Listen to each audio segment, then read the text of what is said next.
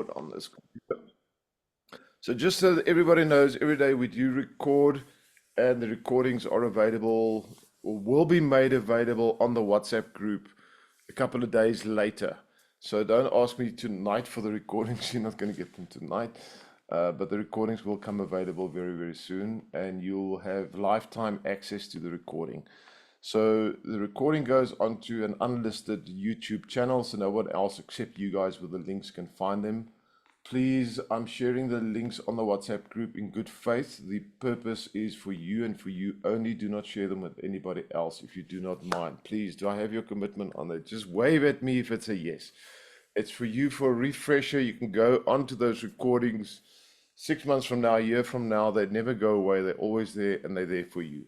So I hope you guys can use them, and it does serve you well. And I see Michael has also come in. Michael, good morning. I remember you. Hello, welcome back. Sorry, I just have a question. Yes, Nari, I'm good not morning. on the WhatsApp group. How do you Are you join? on the 9-day course, or are you a one-day visitor? Let's ask that question. I am a one-day visitor because I just started a new job, and they quite demanding of time at the moment. I'm full with assessments and exams to get the Ach man, you certification. just decided your job is more important than us. Just go ahead and just No, say it, I put am it out there. the monetary wise, I'm using them, the money so that I can join into the course soon as I stabilize myself there, and then I will look, yeah, I will join the course soon as You I okay? So stable. let me just briefly explain to everybody that's on here already what's going on. So there's actually a variety of different people on this group. Group number one are people that I've invited to come and join in today for free as visitors. And this is literally for most of them, you want to buy a car, so let's take it for a test drive first. That's the purpose behind it. See who we are, what is our groups like, what kind of stuff do we train, do I want to sign up eventually. Then we have a second group, which are students, new students that have joined, that's doing the full 9 days. You guys are going to be on the journey for 9 days to get your NLP and Life Coach certification. Just by show of hands, can I just see very briefly the people that are here for the first time doing the 9-day course, the full 9 days? All right, this should be quite a few of you guys. And then we have a third group, which are the addicts, and I call them the addicts very specifically because they are Action Factory addicts, and they've been on here before, and they come back, and they come back, and they come back. Can we just see if you are an Action Factory addict? Just please raise your hand. Okay, there's quite a few of them here. So the reason they're here, basically for everybody to understand and know in future, once you do any of our courses, we open the doors for you to repeat at any stage. In fact, we highly recommend you do repeat. There's a new project that we have launched in Action Factory, and for some students to qualify for that, they have to repeat. So that's why I think this group is a bit larger than usual. So that's just to give you guys an idea who is who on the in the zoo, or who's who on the group. Hope that makes sense. Is that cool? All right. I see there's still some hands raised. I'm not sure if that's now from previously you guys showing. I know some cameras are very, very smart. If you raise your hand, it puts an emoji in the air. Jackie, you've still got an emoji there. Is that to ask a question, or was that from the previous hand waves that you gave us? I'm just double checking. Are you muted, girl? So I can't hear you. You have to unmute first. I said that was purely an accident. I was looking at something else. I didn't realize I put the hand up. How do I get rid of it? Lower hand. You can go to, I think it's the no worries. Yep, you found it. There we go. There we go. All right. So let me just give you guys a quick layout of what to expect today and over the next couple of days. Today is going to be a lot of training. It's going to be quite a bit of theory. Hold on to your chair. It's going to be theory. It's going to be like knowledge you have to absorb. But the theory component is literally what we call the foundation. It's the basic understanding. We're going to delve quite deep into how the brain works. What is the relationship between your conscious brain, your subconscious brain? The statement I like making, the simple reason we decide to go buy bread and milk and we come home with a trolley full of stuff without a bread and milk. How does that function in the brain happen? What causes it? What makes us want to eat a healthy salad and then we order McDonald's? What's that override decision-making mechanism that happens in the brain? What is the basic elements of who we are as humans? Because our challenge in life is this: when we buy something that's technologically advanced, if you could buy a new dishwasher, you'll get a user manual with it. If you buy a car, you get a user manual. If you buy a cell phone, you can get an online user manual. Everything that's advanced has a human user manual. The most advanced thing on this rock called Earth is the human brain. I've never met someone that got born with a user manual in their hand.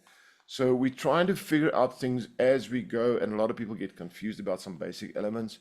So our job today is let's get some fundamental knowledge on the platform. From tomorrow onwards, we might finish off the theory, but then we start going into the essential skills. What skills do I need to be a great coach and a great NLP practitioner? Some of the practical skills. There's a few, 2 or 3 different skills we need to master. Once the skills are done, we go into techniques. Coaching and NLP is about being able to take your client on a journey of change. When they sit in front of you or on a computer on a Zoom session, within 30 minutes, an hour, there's got to be some kind of a change in them. That's the basic element behind it. And the question is, how do we do it? What are those techniques? What are those processes required? So the bulk of the course is all about that. It's very, very practical. And the way we're going to teach that is I'll do it on some of you guys as volunteers, and I'll put you into breakout rooms, and you guys are going to practice on each other. You're going to feel, what does it feel like being a coach? You're going to feel, what does it feel like being a client? You're going to see me do it. You're going to get the steps. So by the end of the course, you need to be able to do what you've been trained on this course. It's not a theory course, and then you go and hopefully one day when you grow up, you can apply. You need to be able to apply this stuff literally on next week, Monday. Well, not next week, Monday, the following week, Monday, the Monday after the course. That's the purpose of this course. So it's going to be quite intense. It's going to be a lot of learning for a lot of you guys. There's a lot of concepts about the brain, about who we are, how we function as human beings, that you might have certain beliefs around, or you've been trained in certain ways. Welcome to Action Factory. We hopefully will topple some apple carts and kill a couple of holy cows and really just shift the way you think. Einstein had a wonderful statement. He says, if we enter a problem with the same mindset that created it, we cannot solve it. So one of the things we're going to do over the next 9 days is to get you guys to think differently. That was a lot in a short, fast nutshell. I hope you guys got that. Just for strategy or structure of the course, you guys, you're obviously welcome to ask me questions at any stage. There are no stupid questions. Don't worry. No, there's some stupid people, but no, there's no stupid people. There's no stupid questions. There's no stupid people. Ask them. If it's a question that is directly related to what I'm teaching, I might answer it immediately. If it's a question that's something that we're going to get to later on in the course, I will tell you, can we park that? We will get to it at a later stage. And then we'll answer that at a later stage. So please, just if you want to ask questions, just raise a hand and ask. It's easy as that. Just go hand in the air. I'll acknowledge that I see you. I might finish what I'm saying, but we'll get to your question. You can also go on the little react button, I think it is. Yeah. No. Where is it? Well, there's a little button where you've got emojis. There, Bonnie just raised her hand. Bonnie, you got a question, or you just playing with the settings? No, I've got a question. I just realized that I don't know if the manual has changed in the year that since I did the okay, good. Okay. All right. For those Just that don't checking. have a manual, I will put it on the WhatsApp group. So for the one-day visitors, let me just put that into context quickly. When you join this course, we create a WhatsApp group, and every day the Zoom invites are on there, the recordings go on there. We as a group start chatting on there, because trust me, it's going to get personal over the next couple of days. We're going to get real. Where's the students that's done this before? I think you guys know exactly what I mean. There's going to be some tears, possibly. There's going to be emotions come to the surface. We're going to get very real on this course. So we also use that WhatsApp group even after class just to communicate. When this course is finished, that WhatsApp group stays alive. It becomes like a little family. You've finished this journey on, and you stay on that group. You also get invited to the larger group, which is your continual professional development group. I don't know if you guys are aware of it. For those that signed up, let me just mention that if you don't know. Once you finish this course, you go onto our larger Coach the Coaches group. There we run at least about, at the moment, we're running about 3 to 4 workshops a month. We claim we do 2 to 3. We try and overperform. These are live workshops with students that's completed the course before. There's probably close to 500 people on there. And 2 to 3 times a month, we get together. We either practice techniques, we teach new techniques, we do a bit of inspirational talks, we help you guys with tips how to build your business. We sometimes invite speakers, other coaches in the industry, just to uplift, upgrade your knowledge. It's a continual professional development. You get access to that for life. So you come on this course, you get your certificate, you join the larger group, and you stay with the family. Continue learning. Industry demands it. It is just what it is. Is that cool? Any questions around that? All right. So if you want to ask questions, you raise a hand, you ask a question. If it's something relevant, we answer then. If not, we park it. As I mentioned earlier, everything does get recorded. You will have access to the recording, and it's only for you. If you are a one-day visitor today and you would like the recording after today, you are most welcome. Just pop me a WhatsApp and give me a couple of days. Round about by Wednesday, you can pop me a WhatsApp and say, please share the recording, and I will send you the recording of today. Is that all right? And then you'll have access to it. Cool. All right, let's just talk about the course generally. The course is not a certification. It's not a certification because you attend. It's a certification for capability. So at the end of the course, we are going to test you. Yes, you're going to write an exam. Get the shock? Everybody there? Shock? You're going to write a test. All right, shock over. Cool. You're also going to do some practical applications that we're going to measure to see, can you apply what you've been trained. Now, what happens if you don't make it? Well, quite simple. You just redo the test. It's my job to teach you. You've signed up for a course. You're on this journey until you pass. Nobody fails. Cool? Nobody fails. Everybody passes. It's a matter of when. It might be in a week's time. It might be in a month's time. We don't know that yet. But you will pass. That's my guarantee. You've bought the course. You've signed up for it. And we'll get you through. If I have to mentor you one-on-one to ensure you get through, I will. You will pass. There's 2 certificates on this course. The one is a life coaching certificate, and the one is an NLP, neuro-linguistic programming. So neuro stands for the brain, linguistic, the use of language, and programming are those little funny programs we have in our brains. We call them values, we call them beliefs, we call them identity. There's a whole lot of names for them. But these are the concepts that make us who we are as humans.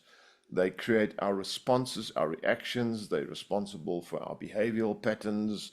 They're responsible for how we feel about things. Someone might say, you're ugly, and it just collapses your whole world. Those are those beliefs, those little programs we have.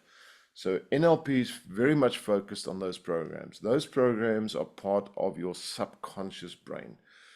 Coaching is about goals, about achievement, about where you are, where you want to go, how you're going to get there. Coaching is a very logic, critical thinking, partly even a mathematical type of approach. It's the logic approach. Logically, I know I'm here. I want to walk from here to there so that I can get that. That's coaching. NLP says the following: even though I am here, even though I know I want to be there, there could be a behavior, there could be a belief, there could be a value, there could be something in my deep subconscious brain that's withholding me or preventing me from actually achieving what I want to achieve. So for me, the simple solution is not to teach coaching on its own, neither teach NLP on its own.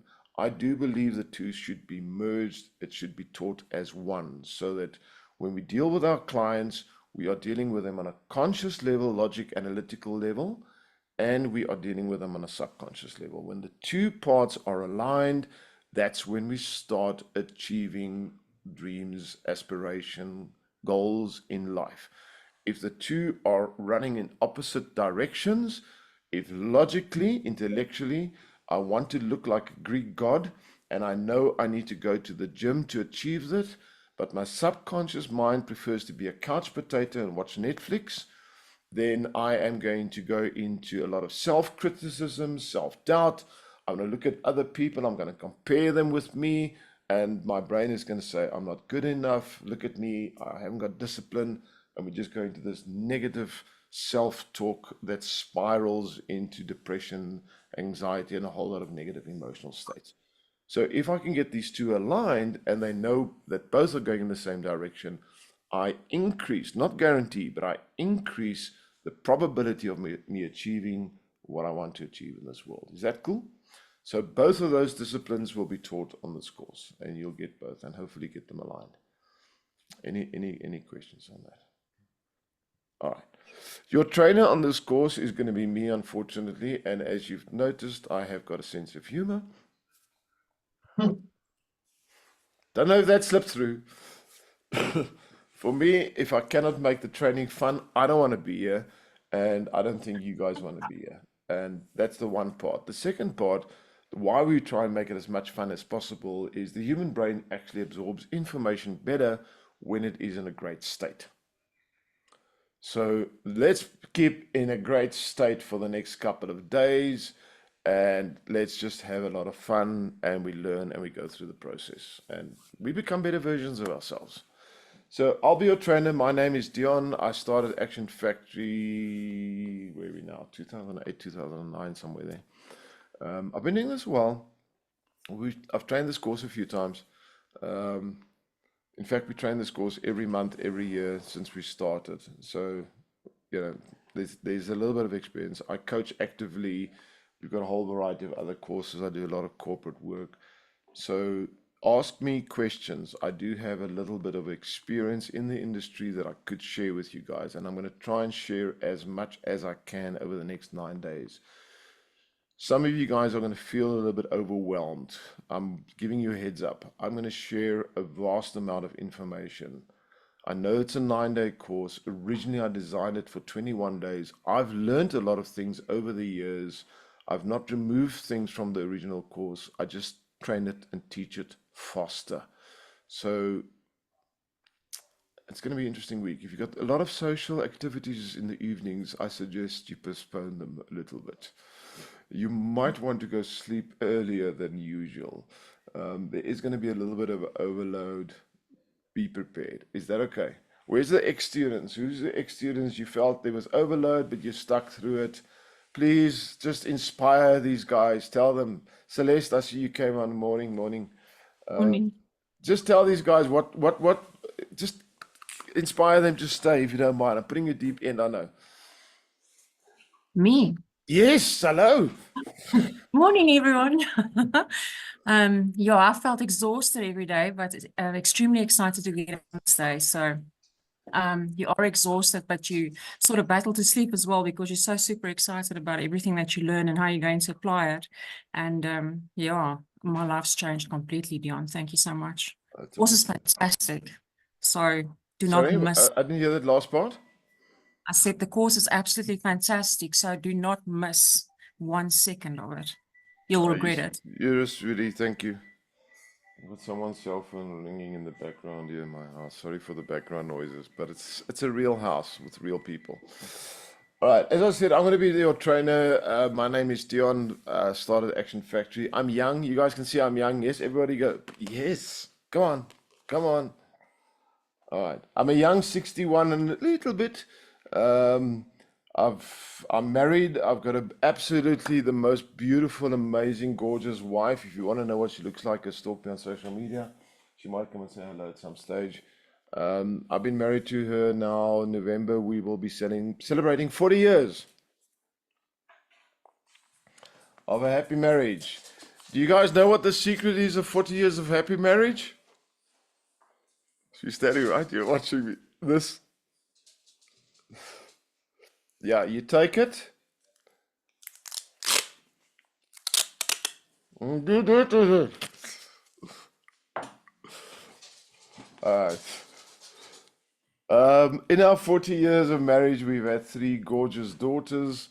All 3 of them are now married. The last one got married 2 weeks ago. So yeah, one of them has given us 2 grandchildren. So I'm a grandpa, she's a grandma. That's us in a nutshell. We're just a normal, happy, well-established family, very close, very tight relationships with our family. Life is good, right? Life is good. Life is beautiful. Life is what we make of it. And if we've got the opportunity to bond with people that we love, it's a blessing. We loan them, they borrow to us for a while. Sometimes they go other places and we miss them. But while the time we have with them, what a gift. What an amazing gift. What an amazing gift. All right, let's just go through all the stuff here. I'm just looking at everything, if I've any points that I've missed. Okay, after this course, there's a couple of things, and again, I don't know if you guys know exactly what you've bought into, but I'm going to explain to you. So you obviously bought this course, you're doing 9 days, you're getting certified at the end, obviously as a life coach and as an NLP practitioner. There are 2 certificates. Certificates are all international, truly international. If you want to join any accrediting body in our industry, you can, because of our certification and level of qualification. Every institution takes it. So you can join. Don't just go and join, and you don't have to go and join. Talk to me first. I'd rather guide you which are the better ones. So the certification process happened. Once you've finished with your course and you're certified, now you need to get your business up and going. So we've got a pre-recorded workshop that we were going to give you guys that teaches you how to promote yourself online. There's 5 different days of training that I recorded. I make it available to you guys, and it's the practical stuff. It's not the marketing guru approach. It's just basic principles that I've learned through the years, what works and what doesn't work. There are some workshops we do afterwards where we also guide you a little bit more. We've got access to some coaches and trainers that are masters in promoting coaching. I put them in front on the platforms. You'll hear them talk sometimes. Some of them are in this classroom. Some of them are very good on site building or programs. Although really brilliant salespeople, there's a variety of them. We give you access to the right ones. There's a lot of people in the market that tell they're brilliant at it. A lot of them are liars. Like, a lot of them are con artists. They've never coached in their lives. We've got actual coaches that knows the industry that helps you guys if you need help. Some of them charge, some of them don't. There's a variety. At the end of the course, we talk about that. But you do get a short course on how to promote yourself. So that's part of what you've bought. You also get a very short course on how to become a public speaker, how to be an effective speaker. If you're going to be a professional life coach, you are going to be invited to platforms where you are going to be requested to talk. So you need to be able to get up and speak in front of an audience. There are a couple of practical tips that I've picked up through the years, and I teach that to you guys as well. So that's an extra little bit of an add-on. And the third add-on, as a coach, you are most probably going to end up doing group work. You're going to run workshops. You might have to run webinars.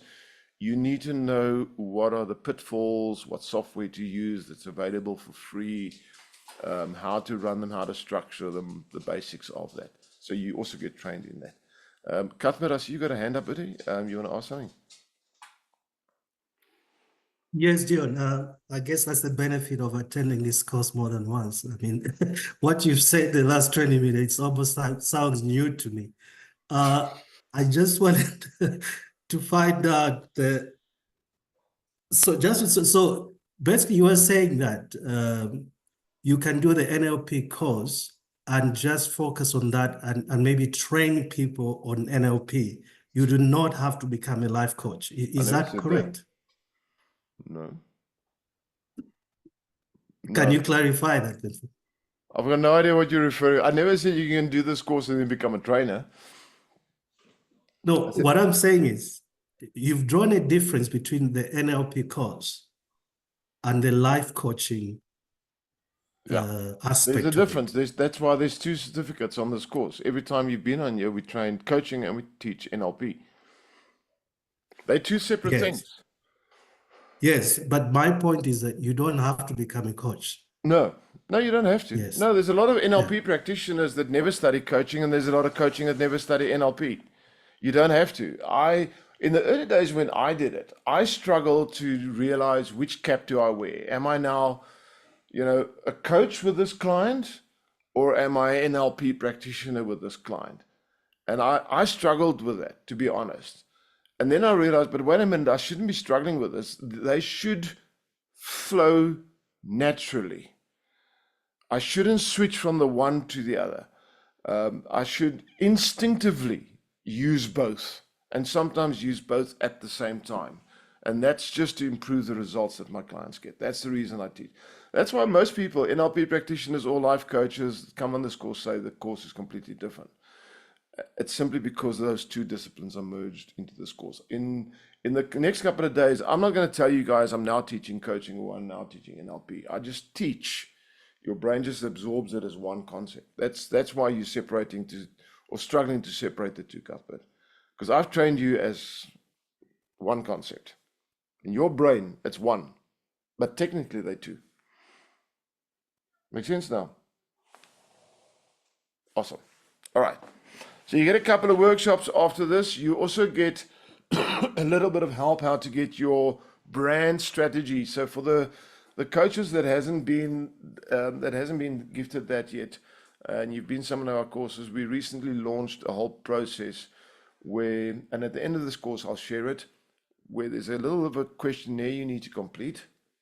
It takes you about 5 minutes, 10 minutes to complete. You send that to me. I then rework it and I send you a very detailed brand strategy. Literally, what should your logo look like? What colors should you use? What type of things? A couple of ideas of slogans, how you should post. Is there anybody who's some of the older students that's on here that's already got theirs? Is there anybody here that who wants to give a little bit of feedback? Catherine, did yours help you? Did you like it? Was it aligned with who you are? It was actually brilliant. Not that I'm using it yet, You haven't applied it yet. No, that's fair. but the breakdown was outstanding. It's a lot of work to apply. If you apply everything on there, you're going to be really, really busy for a couple of months. It gives you a very, very detailed brand strategy on how to position yourself. Who's your market? What do they look like? What type of message do you give them? All the details you need. That's also included, but that happens only at the end. All right, there's 2 more things that I want to mention. The one is, please appreciate our training style is not a typical academic approach or a layered approach. Let me just explain what that is. If you go onto a course and you want to study Excel, what will happen is you'll probably be measured at where you are with your ability on Excel, what's your skill set. And then there'll be a target. This is where I want to be. So all we need to do is layer the learning. So in a vertical line, you go from where you are to where you want to be. Coaching, unfortunately, cannot be trained in that process-driven style. So for Excel, it's press this button, then that, then that, then that. It's exact, step by step by step by step. Coaching, appreciate the following. Every human being is unique. Every client is unique. Even though there are some clients with similarities, with similar backgrounds, with similar cultures, with similar challenges, every single time you're going to meet a new client, you are immersed into a magnificently unique scenario. If you're going to follow process, then we make an assumption that all human beings are the same, and human beings are not. We're not robots. We do have programs, but we are not robots. We are all magnificently unique. So for each and every client, your approach needs to be unique based on that person, their needs, their background, their scenario, their values, their beliefs, their interpretation of reality. So the way we're going to teach you guys is we give you a tool belt of techniques, of skills, of understanding, of mindsets, We give you a tool belt of things that you can use. So when you enter a coaching session with a client, it's really a matter of which tools I'm going to use on this client and in which sequence. That decision, nobody can teach you up front. That's a decision you make in the coaching session, in the session itself. Now, that sounds scary to a lot of people, but trust me, if you had to coach everybody with exactly the same process, you'd coach 15 people and you would be bored. What makes coaching fascinating, what makes it challenging, what makes it interesting and stimulating is the fact that each coaching experience is unique. That keeps the brain active, that keeps us at a high level of focus and attention. It draws us into a continual development process for ourselves.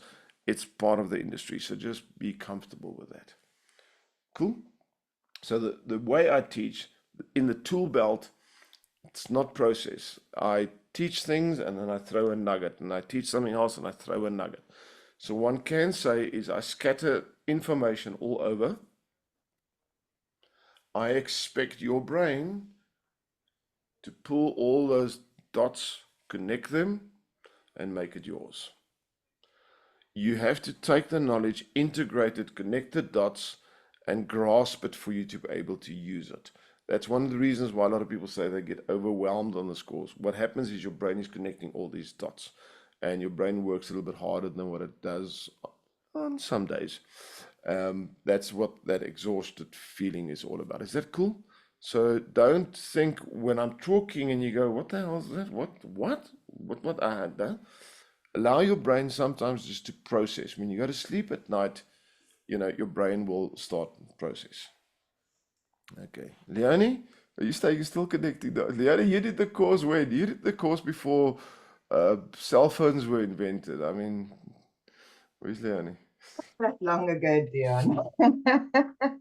I worked for a cell phone company at that time, remember? Yeah, that's true. Yeah. Yeah, but when yeah, just remind me, you did it in 2020, what's that, 2017, 2018, somewhere there. 2017. Yeah, what a privilege to have students from that time still on the journey. It's always a blessing. All right, last statement I want to make, and then we're going to dive into the training. Well, this, sorry, Star, yes. Then I am really old because I did mine in 2013. You way are old before cell as a phones. student. Yeah, you actually, I had a student on here the other day that I think I did in 2010, which was kind of really cool as well. But yeah, 10 years still on the journey with us. So thank you. It's a blessing. What a nice gift to have that loyalty. And yeah, but we've spoken through the years so many times. Which is cool. All right. Training style, I've explained that. Two more things, literally. One, you do actually get a guarantee on this course, and the guarantee is quite simple. You will change and you will learn. How's that for a cool guarantee? You will learn something and you will experience change. You cannot, if you are awake, if you're attending, if you're alive, if you focus, if you're involved in this course, you cannot go on this journey and not experience a certain level of change. That's the beauty of this experience. I still change every time I teach this course. And some of you guys, you might have come in with a little bit of a background experience that weighs heavily on you. Now, I just want to mention this right up front so you guys are aware of it. Some people come in this course with the idea to become a coach. But because of their past that they bring on to this course with them, the experience they have on this course is a very deep dive into personal change. Instead of learning the techniques, they go into an overwhelmed state of experiencing it. So it's a self-change, reflection, almost want to call it a self-purification journey they go on. And at the end of the course, they go, I can't remember anything I've learned, but it's been a great experience. That's one of the reasons why we allow you guys to repeat the course. Some people come in this course only to learn and not really experience, and then afterwards they go, I missed something, I'm going to do it again, and they come back just for the experience. So feel free, which as the days progress, if you decide, no, what, I'm just dipping into just, heal myself, that's 100%. If you decide you want to do that on this journey and come back at a later stage to really learn, absorb, or watch the videos for that, that's fine. And don't ever think you're alone in that. It's happened quite a few times with a lot of students. Is that all right? Cool? Everybody clear? All right. Last thing I want to mention, it's Saturday and I believe there's rugby on today. Who are the rugby fans? Please note, I haven't raised my hand with that. I'm not a huge rugby fan, but my wife, my daughters are, and my sons-in-laws are. So, but Saturday and Sunday to me is family time. We are going to push today. I'm going to try and finish around about between 2 o'clock and 3 o'clock. So if you want to plan something for later today, that's round about the time that we're going to do our best to finish and land the plane. Now, to be able to do that, we're not going to take a whole lunch break today. We take body breaks, and they're usually about 20 minutes. So if we take body breaks and you're a nibbler or you're one of those people that requires 7 meals a day, grab something to eat in those 20 minutes, if that's okay. Cool? I don't want anybody sitting in the classroom getting hangry. You know what hangry? Everybody, who knows, who's the hangry people here? Who gets hangry? You know what that is, right? When you get hungry, you get angry. Okay, I don't want anybody hangry in the I want you guys to feel kind of cool. So just a heads up on that. All right. Please have pens and paper handy. I talk a lot. I teach a lot of stuff that's not in this manual. You do have a manual. Most of the manual is written in a readable, understandable English. We expect you to read your manuals every day. At the end of this course, there is a little bit of a test. It's a monkey puzzle, which means it's multiple choice. Easy way to pass is know where everything is. Is that okay? Cool. Any questions? Because after this, I'm going to give you guys a quick body break, just to go and grab your water. Celeste wants to go and grab a gin. I know. I'm teasing. Just to get everything ready, and then we're going to dive in and we're going to start training. So, is there any questions about the course, the structure, the days, technical things? Any questions anybody has here? Melissa? So for me, Jan, when we spoke yesterday, I do have a couple of, because I'm on leave at the moment, which is awesome, which is why I'm really glad that I've joined the course. I do have a couple of appointments like scheduled throughout the day. My first one is today at 1 o'clock. So I'll still be on, but I'll just be driving, so my video will be off. Okay, so let me maybe just give you guys a bit of context there. And that's a good question. Thanks for that, Melissa. For you to get certified, you need to attend at least 80% of a course. That you've got to be in class. That's not me saying that. I'm registered with accrediting bodies, and they say if I issue you a certificate that says you're now an NLP practitioner, there are certain conditions. I have to ensure that I align with those conditions, and one of them is 80% participation. If you miss a section, that's one of the reasons why the recordings are there. You are required to go back and just re-watch that section. So on the recordings, you can actually literally, if you were in a class and you had a meeting for an hour, just fast forward, but watch that section. Make sure that you get everything in. It's not a train smash if it's an odd hour here or there. It's truly not a train smash. If you're going to miss an entire day, obviously it's going to be a little bit tougher to catch up, but it doesn't mean you can't. So don't stress. We know life happens. I've also got a life. There are times when I need to go do something where I need an extra 30 minutes or an hour. We are real people in the real world, and we understand that this is 9 days. It's almost impossible for someone to go through a whole 9 days and not have some kind of area where you need to take a break. So let's be adult and we be mature and we're understanding around it. Melissa, I think you mentioned to me when we spoke, you've got some prearranged appointments. Normal. Nothing wrong with that. Not the end of the world. Is that okay? Cool. All right.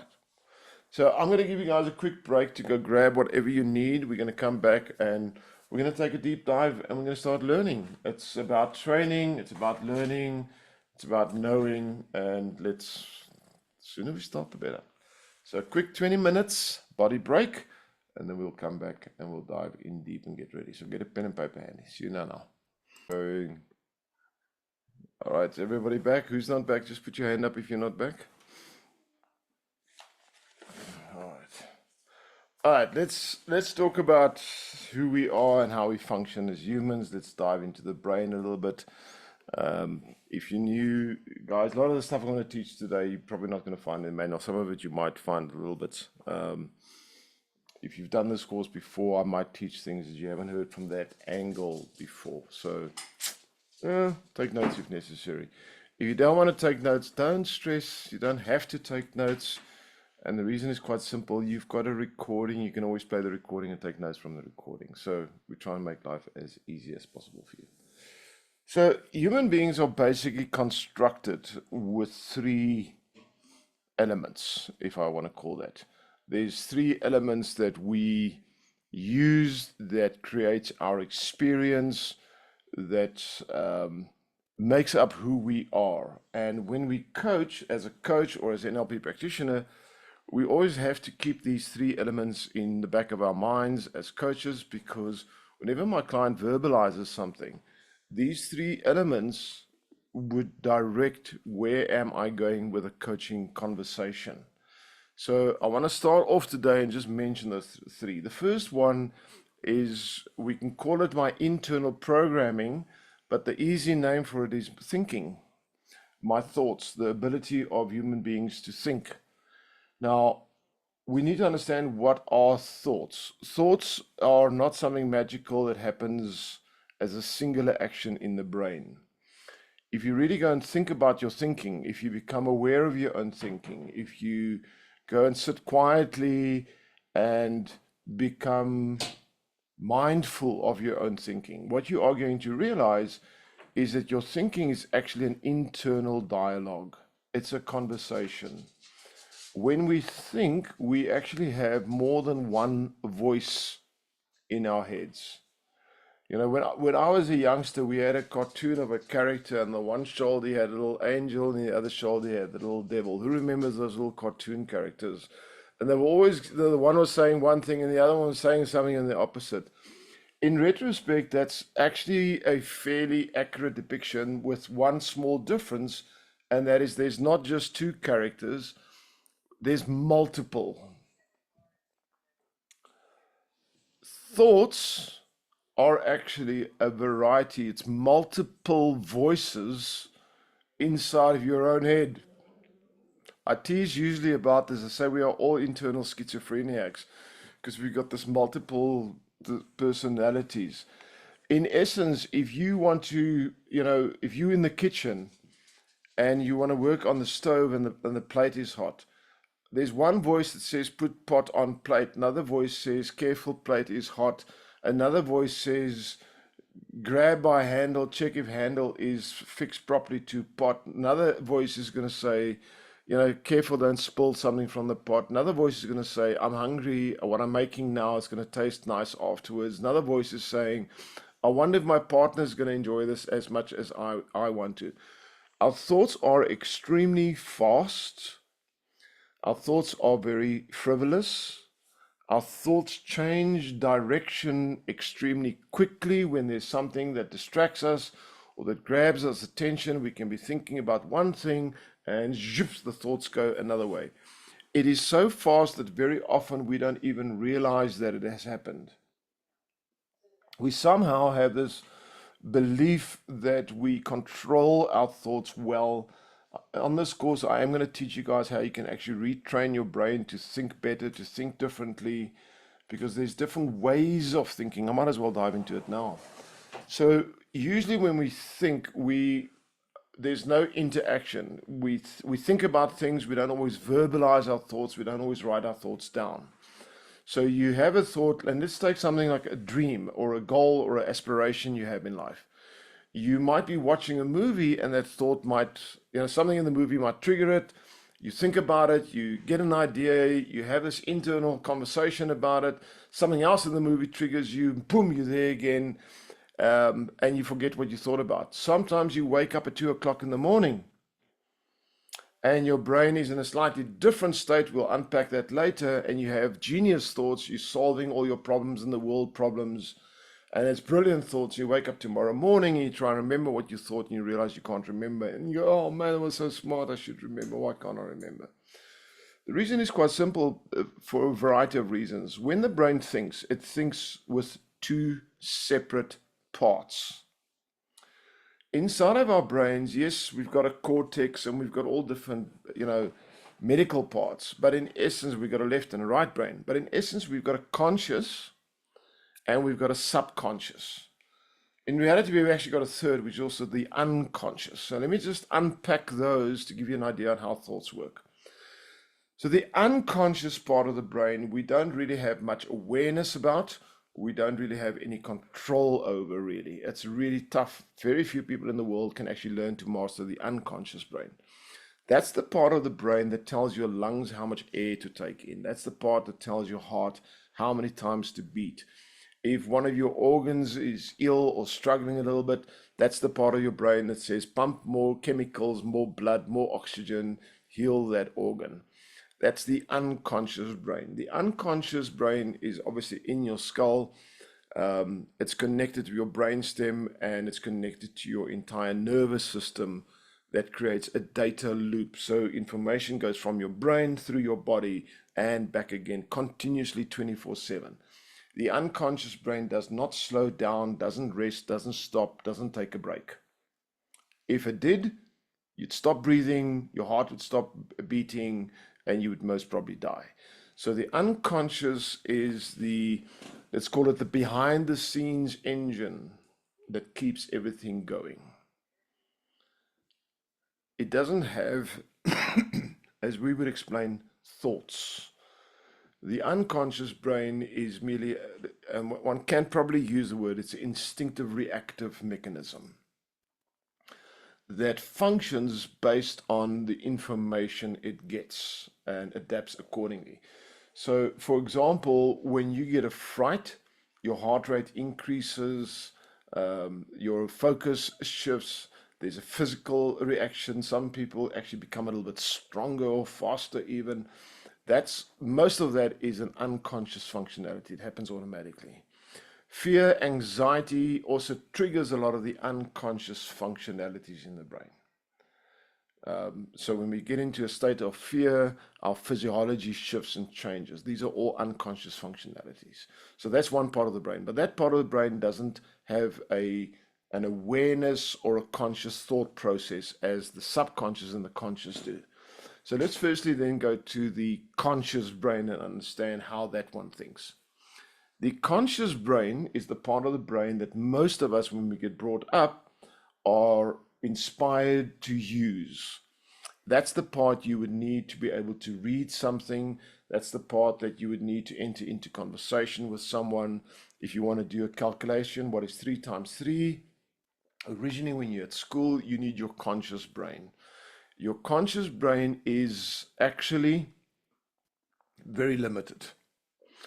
As Westerners, we get brought up in a style of thinking that focuses on the conscious brain. We get told you must apply discipline, you must focus, you must think, and these are all conscious functionalities. But if you look at your brain, if you take your brain out of your skull, please don't do this at home. Please use medical supervision should you decide to experiment with this.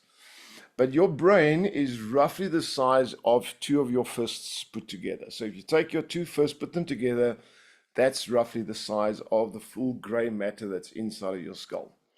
Your conscious brain is so small, I can fit it onto a teaspoon. Your conscious brain is roughly the size of the top of your pinky. That's the volume of brain power that makes up the conscious brain. So yes, we put a lot of focus on it, but in reality, it is not the smartest part of the brain. It is the conscious brain that also thinks critically. When you go into a shop and you want to buy a piece of clothing, that part of your brain that says, no, you're going to look fat in this, that's your critical brain, that's your conscious brain.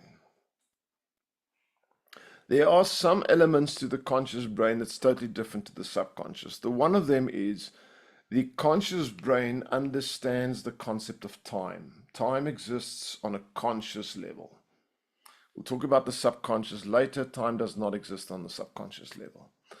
The conscious brain can understand negative or positive instructions. Give me that pen, don't put your hand there.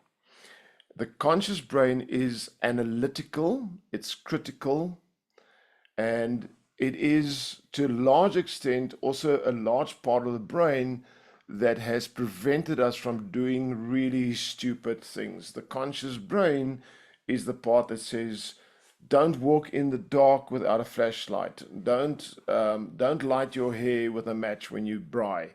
The conscious brain is the critical, it's a kind of a self-protective mechanism that we have. It's also the part that's largely responsible for your initial triggers of fears or anxiety, because it's the part of the brain that says that person's going to hurt me. But it's a limited part of the brain. So if you look at the vast amount of, let's call it processing power of the brain, processing power in a computer is measured in data bits. Your conscious brain's processing power capability varies slightly depending on what state you're in, but it has a processing power of between 5 and 9 bits per second. So we call it the 7 plus minus 2 principle. So roughly about 5 to 9 data bits is what your conscious brain can process in a second, which is very, very little. If you think that your brain is exposed on a daily basis every second of your life to roughly 20 to 40 billion bits, and your conscious brain can only process about 7 plus minus 2, so between 5 and 9. So there's a vast difference between our conscious brains and our subconscious brains. Our subconscious brains can deal with about 1 million to 2 million bits of data a second. So your subconscious brain compared to your conscious is actually genius. And on this course, I'll teach you guys a couple of practical tips how to tap into your genius, because every human being is genius, by the way. Are you aware of the fact that you are actually genius? Just because it hasn't come to the surface doesn't mean it's not there. It's there. And I'm going to teach you guys how to tap into it. How to tap into your bigger creative. So your subconscious brain, that's where your emotions reside. That's where a lot of your reactions and responses, automatic without thinking actions reside. That's where your habits reside. That's where your emotions reside. That's where your memory resides. The differences between your conscious and your subconscious: one, your subconscious can deal with millions of bits of data. Your conscious cannot. The subconscious does not understand time. Time does not exist on a subconscious basis. If a thought enters the subconscious, it experiences it. If you think about a memory, for example, you can sometimes think about a memory and you have an emotional response to that memory. Something that happened 10 years ago can trigger an emotion in the present. The reason is the subconscious brain, when you elicit that memory, it experiences it as if it's happening now. You can sometimes think about things in your future and you can get excited about it. The reason: subconscious brain doesn't differentiate between your past, your future, or the present. When it thinks of something, it experiences it in the present. There's no time. It's just there. It's like being in a big pond. Your past, your future, your present, everything is just merged as one huge experience. Now, why is that important for us as coaches? It's critical because I'm talking about thinking at this stage. When I think, I can think logically about things that happened in my past. And I can think logically and say, well, that happened in my past. I should learn from that. But my subconscious brain, where my emotions reside, thinks differently, and it might think, I don't want to learn from that. That was a horrible experience. I want to prevent it. Now, because the subconscious brain has got more ability to process information, the decisions it makes overrides most of the time your conscious decisions. So your conscious brain could say, I'm not healthy. I need to go for a jog. I need to exercise and get healthier. The subconscious brain goes, last time I jogged, I hated it. The sweat, the dust, the weather, the feet, the pain. No like this, not me watch Netflix. Which one wins? The conscious brain says there's no bread and milk in the house. Let's go shopping. Subconscious brain remembers the taste of chocolates. Goes into the supermarket and ooh yeah, ooh la la, ooh la la, ooh la la. And the trolley is filled with things that your conscious brain put on the list, but your subconscious brain said, I'm overriding you. Your conscious brain understands you are required to budget. You've got X amount of money to spend in a month. And one of the items you need to buy is a new pair of pants. So you go into Edgar's. I don't know if they still exist. Do they still exist? I don't know. Probably.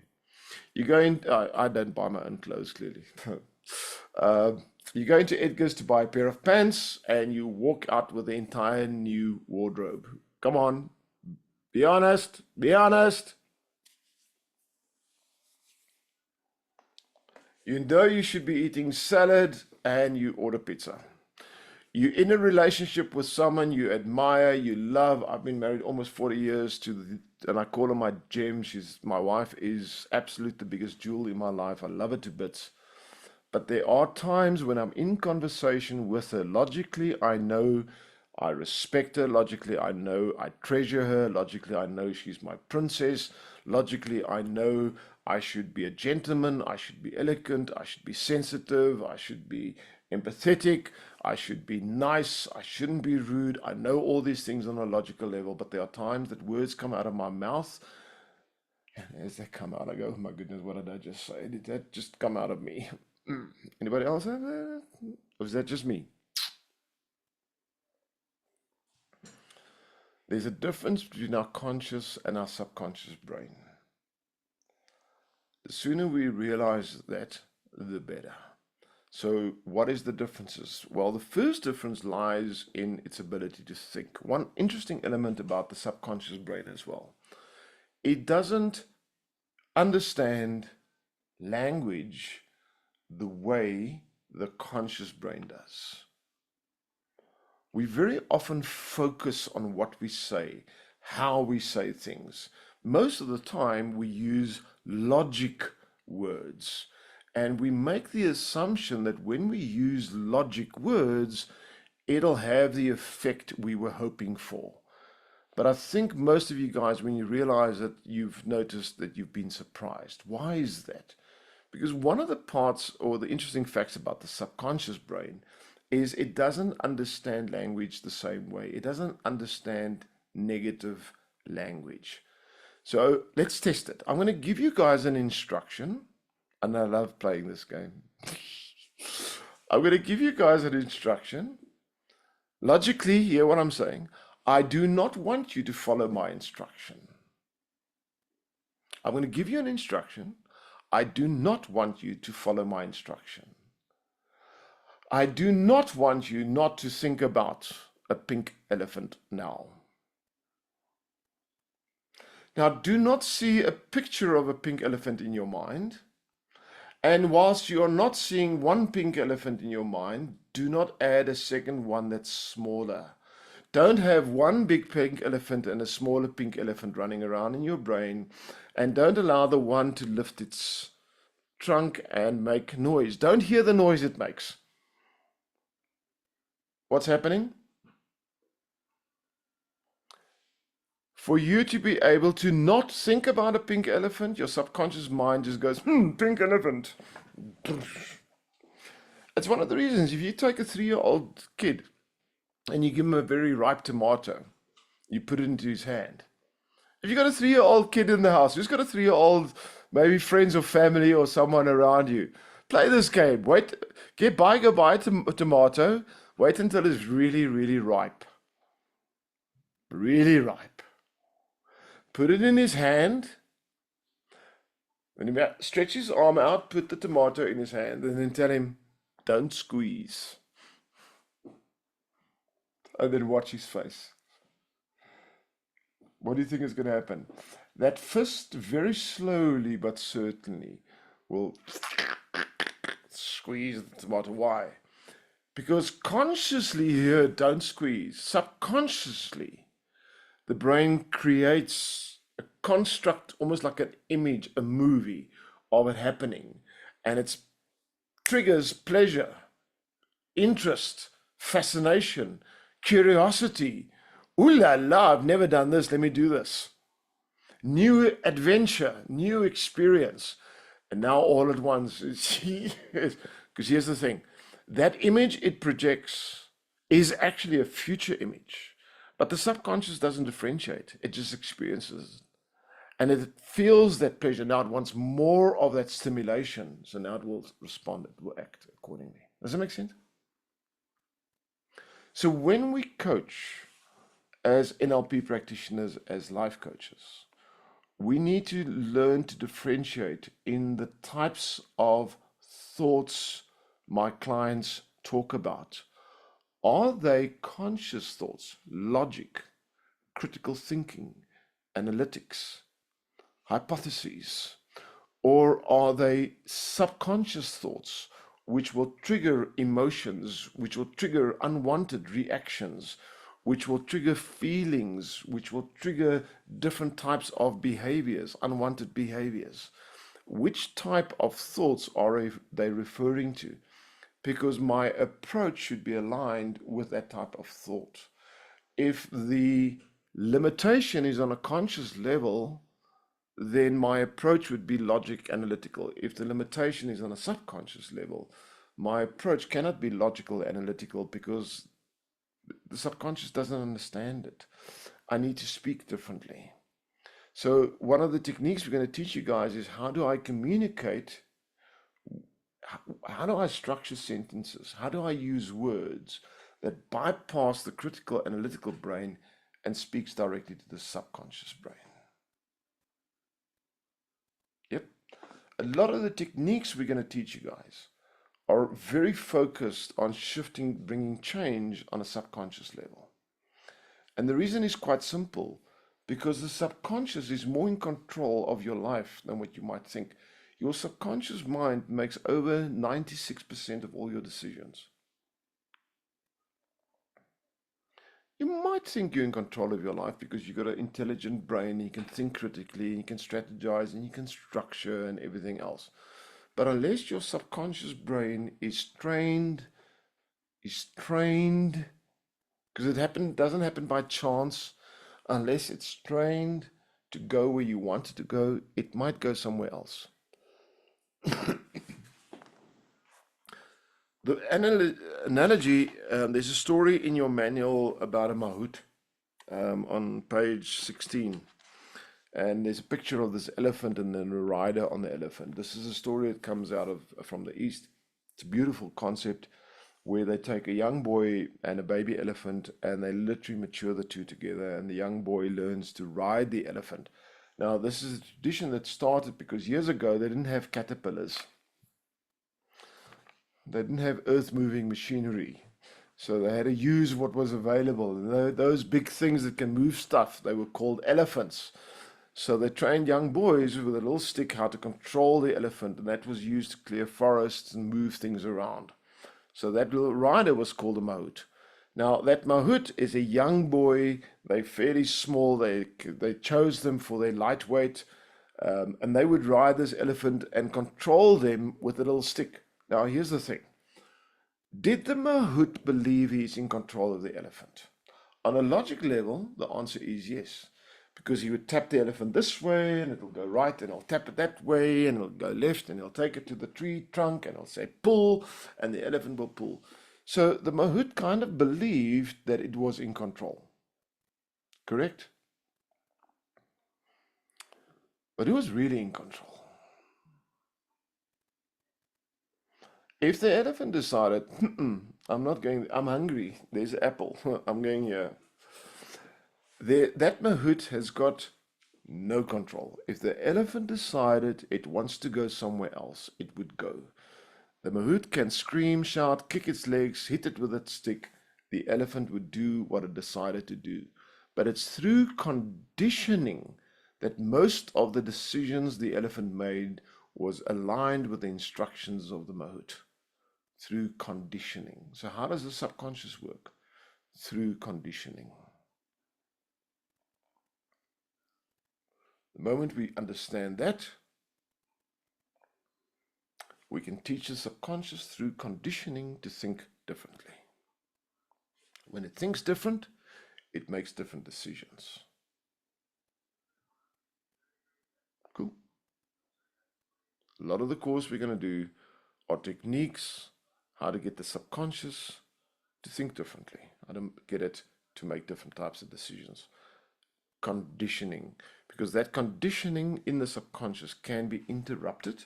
A lot of people think, well, it took me 40 years to get to this point, surely it's going to take me 40 to retrain my brain. No, you can retrain your brain within seconds. And I'll show you techniques how to do that. Cool? Any questions at this stage?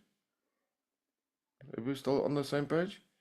Welcome to Action Factory. Deep dive into learning on a Saturday morning. All right, we're still talking about thoughts. Bunny, got a hand up, go. Yeah, so my question is, there's the subconscious, and then is there an additional sphere where, like, your dreams, let's say, I'll give you an example. I will have a dream where I'm aware that, and other people call them lucid dreams. So when I describe it to somebody else, this is my normal dream, like where I'm aware that, like, oh, okay. For example, I'll dream about my mom. My mom is late. But I'm aware that she's late, but I'm also aware that I'm actually talking to her about things that are actually on my mind. But I'm also aware that I'm in a state that is not a normal state.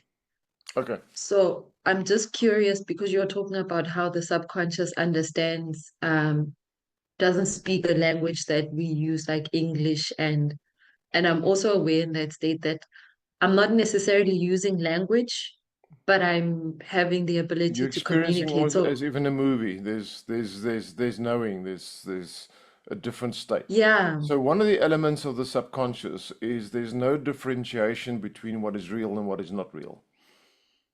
Mm. So consciously, you are aware your mom's late. Subconsciously, mom is a concept. If she's here or not doesn't matter. So I'll give you a practical, simplistic example. When you watch a movie, you cry. If you're watching a movie and there's an actor that you admire, that you like, and they die in the movie, you cry. Logically, you know it's a movie, it's only an actor. Logically, you know there's no reason to cry. And yet you cry. Why? Because on a subconscious level, you are experiencing it as if it is real. There's no differentiation between real, synthetic, actual, fake. It happened, it didn't happen. Same reason why most of our fears are something that could potentially happen in our future. Hasn't really happened. Hasn't happened. But you feel that anxiety in the presence. Why? Subconscious cannot separate if it's happened, not happened, real, not real. Subconscious cannot separate anything from your past if it exists in the present or not. If it thinks about it, it brings it to life in your subconscious mind. So when you have a dream about your mom, on a subconscious level, she's present. There's no differentiation. That memory is real. Now, there's a power in that, guys. And I want you to, let me just share the power of that.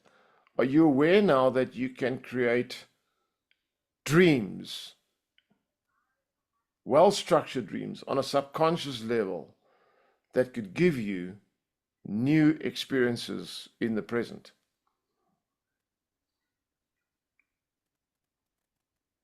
We're going to do a technique on that. On the same breath, are you aware of the fact that some potential dreams about your future could negatively impact your present? Sheila, you got a hand up? Good morning. Sorry. Hi, everyone. Morning, Dion. Nice to see you. Nice to see you. To just clarify for me the bit about the subconscious, because for me, I thought subconscious could only use the information that the conscious has put in there. It can collect information sometimes without your conscious actually being aware of it. So let me give you a practical example there. The only part of the brain that requires rest is your conscious. When you go to sleep at night, what sleeps? Your conscious brain. Your subconscious brain never sleeps. So dreams, for example, happen on a subconscious level. Now, have you ever dreamed, and I remember the one time I had a weird dream that my wife did something that I didn't like in a dream. And I woke up the next morning and I was angry at her. And here she is, morning. Hi, how are you guys? You good? And he wouldn't speak to me. I just like to tell you that. He wouldn't greet me. I had no idea what I did. And I was angry. Bye. Enjoy your Saturday and the rugby. All right. So that's a Oma. That's a granny. Just so everybody knows, I kiss and hug a granny and I enjoy it. Just putting it out there. All right. Subconscious brain doesn't differentiate between what's real and what's not real. So subconscious brain can dream. Sheila, you dream, you have a feeling, you have emotion. Tomorrow morning you wake up, that emotion is still carried. Ever had that happen to you? Yep. So is it possible then, now when did that dream happen? While your conscious brain was fast asleep. How does that happen? Let's put that into context.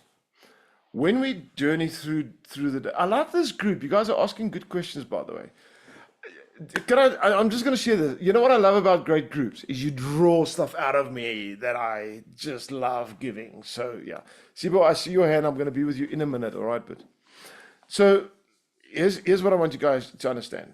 When you sleep, your conscious brain is asleep. Your subconscious brain is not. So your subconscious brain can draw on information. What information? Well, let's understand how information is processed in the brain. A lot of people believe that when you have an experience, that info goes into your memory. There's a lot of people that claim all life's experiences are stored in your memory. No, it's not. No, it's not. Number one. And number two, just because it's stored, it does not mean it's stored accurately. There's a lot of inaccurate information in your memory. How does that work? When data enters your brain, it does not go directly into your memory. It doesn't go straight into your filing cabinets. So see your memory as a large room filled with rows and rows of filing cabinets. They are marked, they are color-coded, they are placed in order of priority, Some are labeled fun, some are labeled trauma, some are labeled your partner, some are labeled this, whatever. So as we go through the day, data doesn't go from experience into the filing cabinet. It first goes into an in tray. I'm making this as simplistic as possible. It goes into an in tray. Everything as it happens through the day goes into an in tray. It's stacked. Who's got one of those on your desk? An in tray. Let's reframe that question. Who's had an in tray that's always like full? It takes a long time to put that stuff away. The human brain leaves things in the in tray for about 24 to 48 hours. When we go to sleep at night, and you've experienced this, when you put your head on the pillow and you're starting to drift to sleep, your conscious brain is drifting into sleep. Your subconscious brain looks at the in tray and says, okay, let's process what I need to put where, what I need to keep. Oh, this experience, no, let's throw that away. Oh, this one, this is my wife coming on camera. Where should I file this? I'll put this in the cabinet that says camera. No, wait, I'm going to put in the file that says wife. Okay, cool. So sometimes I want to remember something. Who's had that experience before? You want to remember a name or a place or something, and it's like, it's on the tip of my tongue. It's simply because you're looking in the wrong filing cabinet, and then you stop thinking about it for a couple of minutes, and all of a sudden it comes to you. Why? Because your brain has gone to one of the different cabinets, and it found the information there. So the things happen throughout the day. It goes into a in tray, and at night the brain goes through that. Decides what to throw away, decide what to file where, decide sometimes, well, I don't like this, I'll change it a little bit and put it into a different cabinet. That processing influences us through the night. That's sometimes why throughout your day you had experience. You wake up tomorrow morning and you go, and I giggle when people say this. I hadn't thought about this last night while I was sleeping. Who's ever said that? I thought about this last night while I was sleeping, and I have a different idea today. How did that happen? Your subconscious mind, while it was sorting and filtering, went, oh, this is interesting. Let me think about this.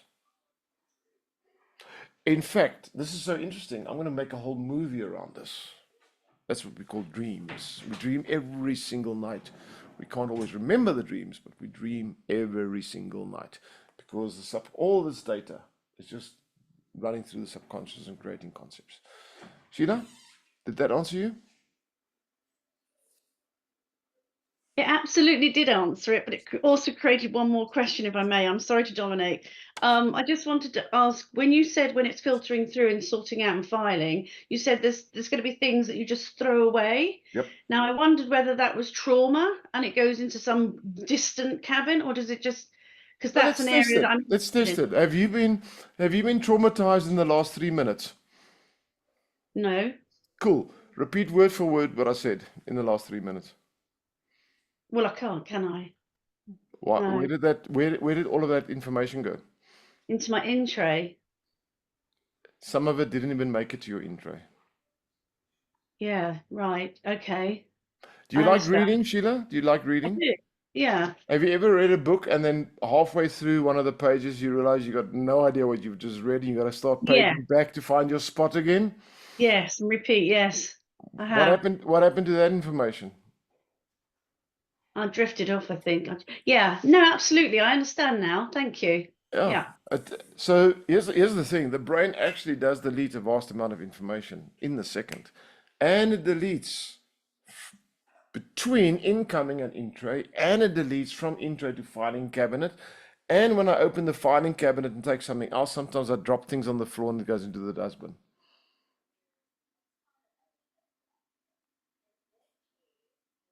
Is what it is. Cool. And I'll get into that. I'm going to actually get into that quite detailed a little bit later. So you guys will have more. All right, Jill, I see your hand is up. Sibo had his hand up earlier. I just want to give him a chance quickly. Sibo, you had a hand up? Thank you, Mr. Cronenwald, and good morning to everyone. I have a question here. You just mentioned that subconscious mind operates this way. So my the question that I have is, I've heard of there's this part that is called ether, where we can where we can share all our thoughts, where we can decide to channel your thoughts to certain frequency and then draw thoughts that you want to use. Is that really happening, or it's something that we've been told it's happening? That we are connected in that way. All right. That's kind of more, I almost want to say, towards some kind of a spiritual different type of concept, but I'll give you my interpretation of it. I don't believe there's a shared filing system. And the reason is quite simple, because I am not physically connected to you. Do we have similar experiences? Yes. Are there similar things in your database, in your filing cabinet, than I have in mine? Yes. We're in a Zoom room now. We all share that experience. But the uniqueness of your experience, doesn't matter if it looks the same on the outside, differs. So if there was a shared database, we would not experience uniqueness. Let me explain what uniqueness is. There's 29 people in the Zoom room. Each and every person, even though we're in the same Zoom room with the same people, each and every one of us are having a unique experience. Because whilst you're in the experience, your mind draws on all your past experiences and all your potential future experiences and your dreams and aspirations to put into context to what is happening now. That creates unique experience. If we were tapped into some universal database, our experience would have been aligned with that database. So I don't believe we tapped into a larger ether. I do believe we can share, and we do experience through, there's a word, empathy. We sometimes hear something, see something, experience something, and we experience a similar experience to the other person. I hope that answered you, Sybil. All right, someone else had a hand up. Jill, I think it was you, if I remember correctly. I have a question, Mr. Sorry, Sybil, I thought I answered, yeah? Sorry, Jill. I have a recurring question. So, because I've noticed in myself, when my thoughts are on or negative or limiting, most of the times, even the things that happen in my day becomes negative or lowering. But when my thoughts are positive, even the way I interact with people differs. So I always try to keep my thought on the positive to get the positive response from people. That's the RAS. So, I'll talk about that later today. I'll talk about that later today. There's a very definite reason for that, and it's something you can actually control and alter in your life. So we'll get to that today still. Jill, you had a question? Yes, please. Meditation. When you're in a meditative state, what is it? Subconscious or conscious? Where are you? So your brain basically has what's called your beta state. That's when your conscious brain is extremely active. Then you go into an alpha state, which is a little bit lower. Conscious is still active. Alpha state is typically in an alpha state now, where you're aware in this room, but your brain is also drifting on its own at the same time. Then you go into a delta state, which is where your conscious brain is basically switched off. That's when you deep meditation, deep prayer, sleeping in a hypnotic trance, when you drive very far, and if all of you guys have probably gone on a long journey, there are times when you lose like an hour. You were in such a la-la land state, you've got no recollection whatsoever of what happened the last 30 minutes or hour. Your brain, it's almost like your brain just left reality. All of that's your beta, alpha, delta state. Your theta state is even lower. That's almost like a comatose state. So when you go into deep meditation, what you're doing is you're switching off your conscious brain progressively. The deeper you go, the more your conscious brain is actually switched off.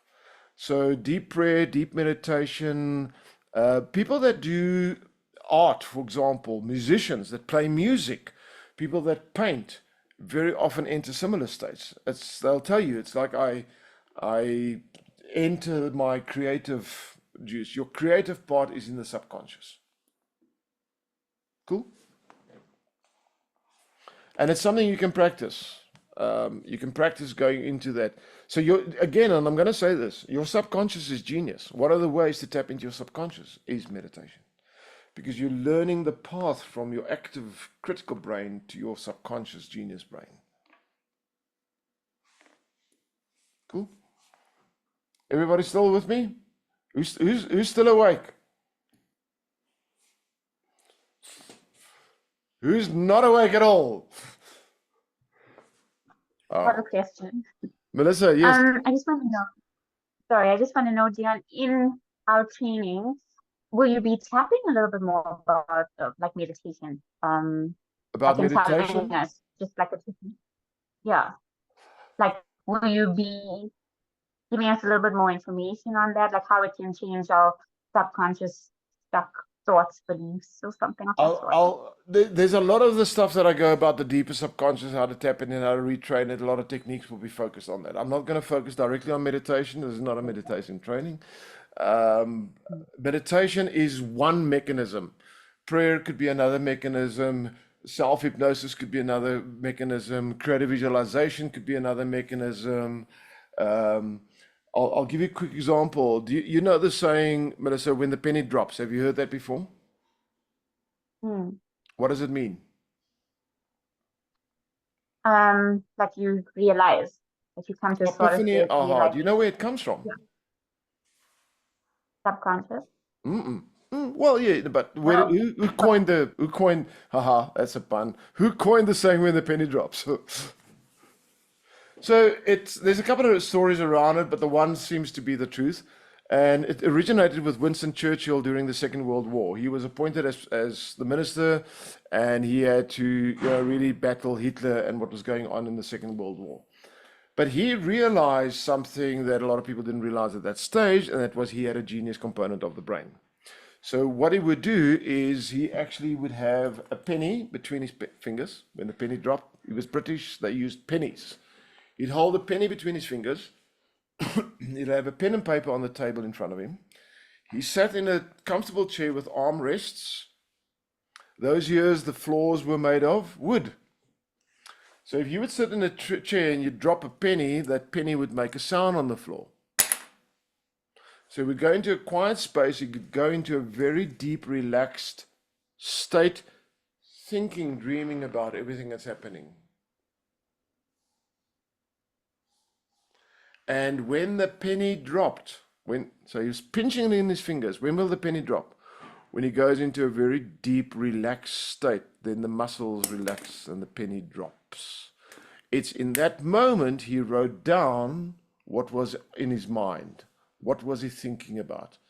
On some level, he realized that when I relax and my conscious brain, the critical one, the dumb part of my brain, the loud one, is silenced, then I allow some kind of a genius thought to come to the surface. That's where the statement comes up, when the penny drops.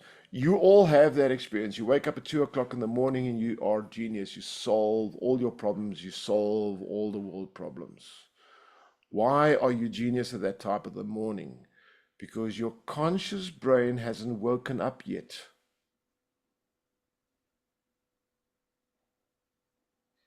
You're thinking with your subconscious.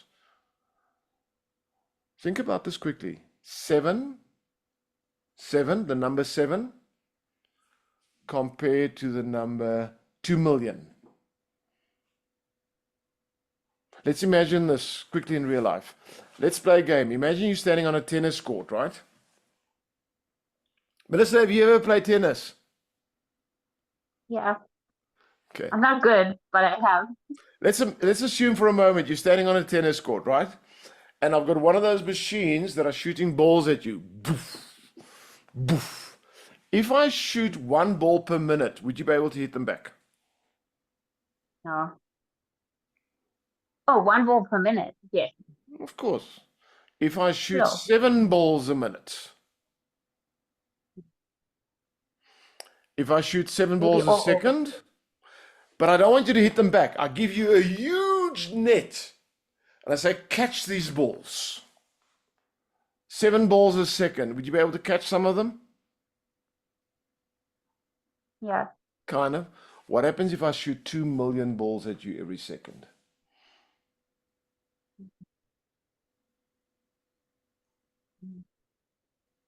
Different scenario, right? Your conscious brain can handle 7 tennis balls a second. Your subconscious brain can handle millions. You need to understand the difference between the two. Subconscious is genius. Conscious is dumb. Oh, Sonali, yes. I'd like to know, they also say that the best time to Who's study or to be active, well, it's just a general saying. I don't know, people sometimes suggest if you're a morning person that studies, Yeah. to learn between or to do an activity between 4 and 6, because they say that your brain is more active. In the Does that morning. have something with your, yeah, in the early hours of the morning? Does that have something to do with your subconscious not being So complete? when a child enters this world, a child's conscious brain is not activated. A child enters this world in a delta state.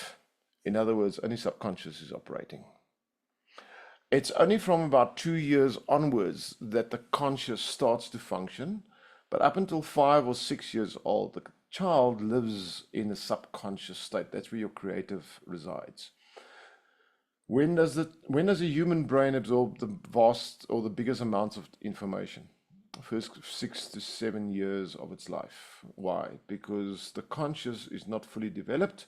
Subconscious is a sponge. It absorbs information better, retains information better. That's one of the reasons. A second reason is also the way that your neuron pathways develop, and we'll sort of get into that later on. So yeah, so early morning, if you are in a subconscious state, which is easier, that's why a lot of people would pray or meditate early morning. They go deeper. Why? Conscious is not as stimulated, and the average person struggles to calm down the conscious mind. So early morning, late night for most people. So, makes sense now? Cool. Everybody? You still on the same page? Who's just realized, oh, I'm genius. I was just learning to tap into it.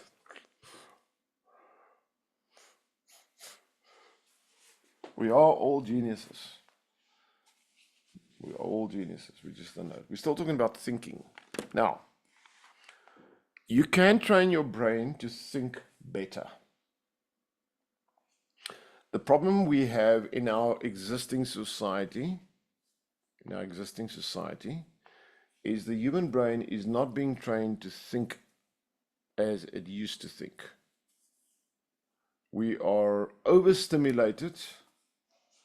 Instant gratification. Who's heard that word? Instant gratification is a structured, sustainable thought killer. Because of the stimulation we have, and the Buddhists call it a monkey brain. Our monkey brain is being trained very, very well. It can go, oh, this is interesting. Oh, that's more interesting. Oh, look at this one. Oh, there we go. Oh, there. We're all over the place. So our thought process is becoming more frivolous. If you don't have sustainable structured thoughts, you've got nothing to base aspirations, dreams, and hopes on. So how do I teach my brain to think differently? Well, what I need to do is I need to get it to pause on a thought. Now, there's a couple of ways I can do this. Number one, when I enter into communication, but more specifically into deliberation, there's a difference. Communication is I'm just talking about something and we can change the topic easily. Oh my goodness, my mouth wants to say something and my brain is on the next page already. Deliberation is when we enter into I almost want to say an argumentative, deep intellectual conversation. Not for the sake of the argument, but to unpack, to unravel.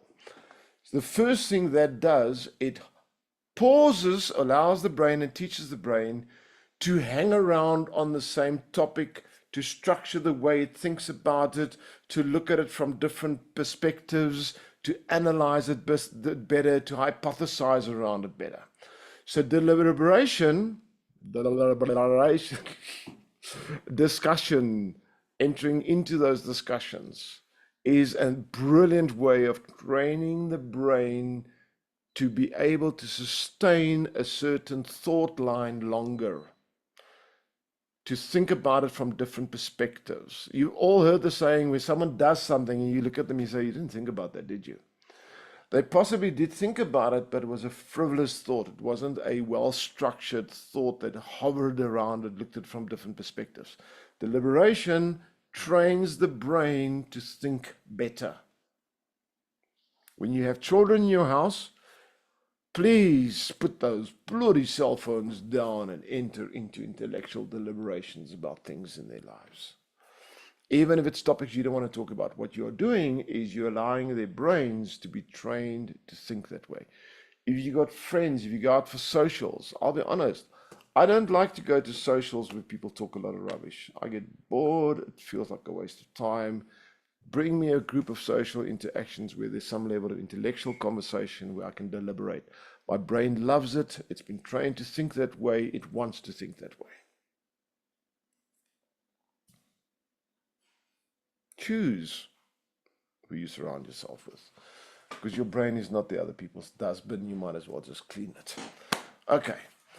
Second thing you can do to train your brain is learn to write your thoughts down. And why does this work? Well, firstly, when I think, my thoughts can be frivolous. When I want to say something to someone, I need to pause and I need to restructure my thoughts so I can express it in words. So I am thinking about the same thing, but in a different way. Right?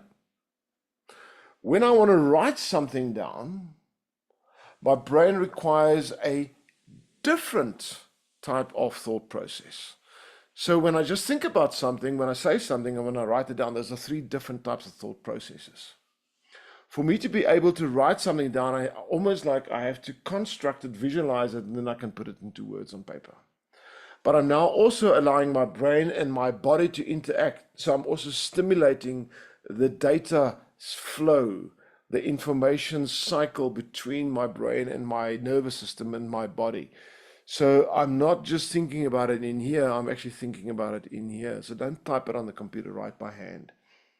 There's a massive, massive difference in how you retrain the brain to think, because now you have to hover and, whoa, wait a minute. When I write things down, I'm also reading it. So now I've got this dual passage of information coming in. I'm retraining the brain to think. I started doing this years ago. I write a huge amount. What am I doing? I'm constantly training my brain to think. So I'm training it to think on a specific topic, but I choose which topics I write about. See, I know what's good for me to think about. What serves me? What are the things that I would like this brain to be filled with? Opportunities, options, solutions, projects, passions, desires, dreams, and goals. So I write about them. So now I'm allowing my brain to stay in that thought process. That's the one part. The second part, it benefits me. There's a wonderful old saying that says, neurons that fire together, wire together. Your brain is like a garden. If a flower is not blooming anymore, if a leaf is not required, the gardener prunes it. When you were young, when you were 4, 5, 6 years old, you needed to learn to speak. Your neurons wired to learn language. How fast did you pick up language? Here's the thing, just think about this quickly. Just by being in the presence of people speaking different languages, you could pick up a language and learn to speak it.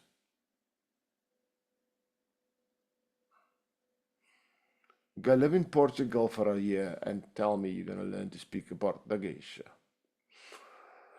Even if you buy a recording thing and you try and learn a language now, who's tried to learn a new language in your later years of life? It's insane. It's crazy. It just doesn't want to go in. Why? You haven't used those neurons in a long time, so the brain has pruned them out.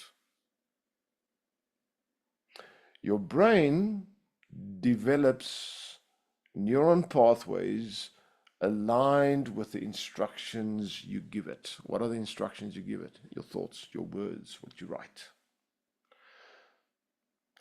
What do you want to think about? What skills do you want your brain to have?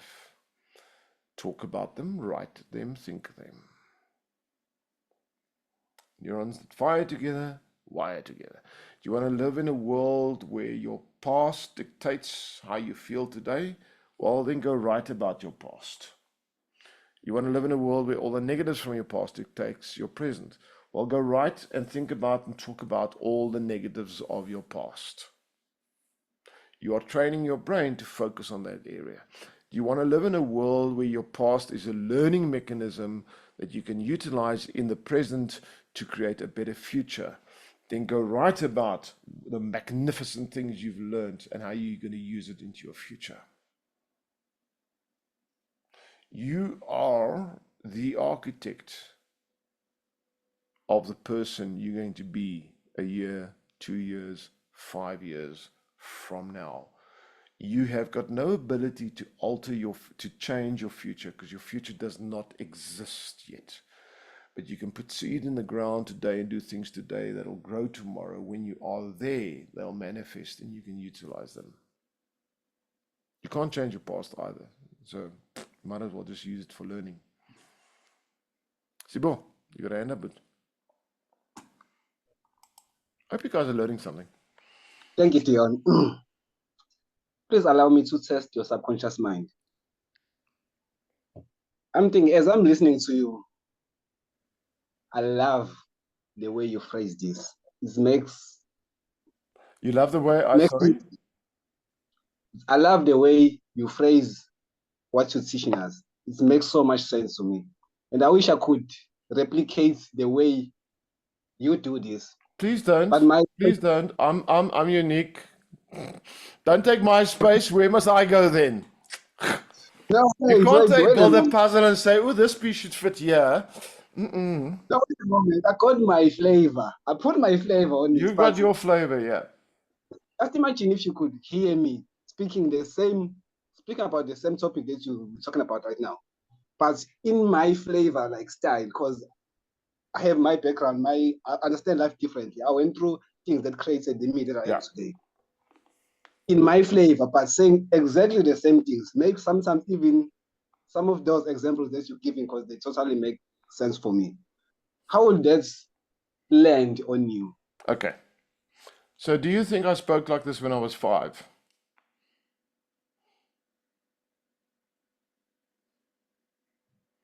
Sibo? Do you think I spoke like this when I was 15? I mean, like my broer Chom, lekker man, when I was 15, you know, like I was cool. Man, I wouldn't speak like this. No ways, it was boring. No girlfriend would come to me and say, give me a kiss. So how do I get to the place where what do you think I talk about, write about, read about most of my time? I live, eat, sleep, breathe this stuff. I train my brain to be able to express it. How?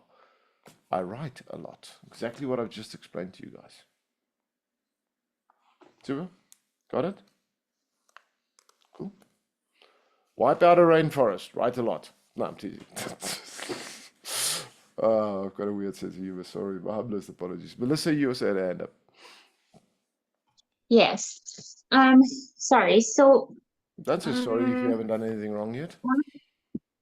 So, negative thought patterns, experiences, if we write that down, and then for each negative statement that we've written, if we write a positive statement, would that also be changing our brain pattern or our thoughts? Are you saying to me that if I have a negative and a positive, I will end up with a positive? I'm asking. If I have a negative and a positive, I don't end up with a positive, I end up with neutral. How do I get a positive? Add more positives. If you have one negative, you need 3 positives. You have a negative thought or something that happened in your past, a negative thing, you're welcome to go write it down. Don't write 1 positive down, go write 3 down. Why 3? Positives. So let's say you had a business 10 years ago, your business went bankrupt. Okay, that's a negative. Business went bankrupt. Okay, what's a positive? Learned how to manage finances. Learned that I can stand up and move on. Learned that I can work harder and whatever. I don't know. I'm just trying to thumbsuck things. Find 3 things on the opposite side of the scale. It's the only way you're going to retrain your brain. If you only find 1, you're just neutralizing. You're not building. Make sense? I mean, 1 negative and 1 positive just levels it out. What do you want? You want the positives to be better. So add more. Cool. Anybody else? Questions? Anybody? Comments? You guys learning? Jill? Sheila's leaving. Sheila, don't go! Sheila, don't go! We're going to take a quick body break, guys. 20 minutes. Benele, yes, go for it. How's it? So I love that you guys were speaking about the negative thoughts and the positive thoughts and how you get adding 3 positives out of a negative. Something that I used to say is with every negative, there could be a million negatives, right? But there's 1 positive out of that negative, and that's the most important thing. You know, because Yeah, I'm trying to. That refers back to there's a wolf standing in the shade, there's a wolf standing in the sun. Which wolf is going to grow? Yeah. No, yeah. Which wolf is going to grow? There's a wolf standing in the shade, there's a wolf standing in the sun. Which wolf is going to grow? Very easy answer. The one you feed the most. Because I'm thinking now, is a wolf like a plant or something? Because obviously a plant needs sun. We all So I'm a little bit have confused. negative things. We all have positive things. Which one's going to grow? The ones you feed. The most. And we'll get to how that works, because there's a process in how to do it correctly, and we'll get to that as well. Okay. Mali? Unmute, Mali. If you're not unmuted, you're just a goldfish girl. Sorry. I'm so big in thought. So in terms of retraining your brain, I'm taking it from myself. With any bad experience, I wrote it down and in my mind acknowledged what happened, what I experienced. Does that on your subconscious level then change how you react or how you draw your reactions from that previous experience? If you're only going to take your past experience and write it down and get to a level of acceptance, what are you training your brain to do? Oh, I hear you. Okay. Yeah. Accept You sort of just, the negative. yeah. That's one. I'll give you a practical example. A lot of people go into a relationship and they say, oh, I don't know what's wrong with me. I always choose the toxic relationships. Well, you've trained your brain to choose the toxic relationships and accept it. Is that though a vehicle of getting to a positive to train your brain differently by acknowledging and go through You have to that? acknowledge. There has to be an acknowledgement. The only way to take power back is to acknowledge. Gotcha. So there has to be acknowledgement. That's absolute step 1. Without acknowledgement and awareness, how does change happen? Because then you're still in the dark. Thank you. Yeah. I'm just going to add to this. One of the problems we have in this world are toxic relationships or abusive relationships, and there's a lot of people in abusive relationships. How do you get out of an abusive relationship? Well, number 1, you have to wake up to the fact that you're in one. And I'm going to make the second statement, which is even tougher. And number 2, you've got to wake up to the fact that you've allowed it to happen. I'm not saying that you're the one that caused it. There's a huge difference. In most cases, abusive relations creep up on you. Nobody enters a relationship, "Ooh, I'm gonna marry this guy. He's gonna really abuse me. This is gonna be fun." Nobody does that. Nobody does that. We enter in relationships because we have hopes and aspirations for them. Abusive relationships creep up on you. You wake up one day and you go, wow. But unless you can take accountability, change will not happen. Because if you don't take accountability, then blame is only put on the other person, which excuses you from changing. And what most people don't realize, we give permission to other people how they treat us through the things we say and don't say. And sometimes we have to realize that whatever happens in me, to me, through me in this world, I am accountable for. Unless we take that full personal accountability, we don't give ourselves permission to change, and therefore we cannot expect anything else to change. Change always starts with me. Stuff as it sounds, it's the reality. Is that okay? But you still love me after the break? Okay. I need a body break because, as you see, I drink a lot of this stuff. And the benefit of being 61 is the speed it goes from here to there has accelerated. So 20 minutes body break, if you guys don't mind. 20 minutes. See you now.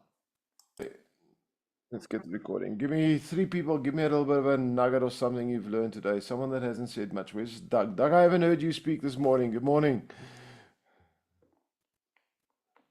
You want to hear me talk? There we go. Ooh, listen to that voice. You've got a radio voice. How you doing? Good to see you, my friend. And sorry, hold on a second. Ladies, what do you think? Should we get him to speak more with that voice? No. Beautiful Don't start voice. now. It's a long 9 days. No, it's been great. Thanks so much. I mean, yeah, just I've been waiting now years to do this, and finally plucked the courage up to do it. And I've learned already, just in what you've been sharing today, so many things that I've kind of known, but kind of oh my gosh. Just hang on 1 second. I have to mute myself. Sorry. That's cool. That's cool. Oh, look at the babies in the background. Oh, I love it when real life happens. It's so real. That's cool. Raksha, you want to say something?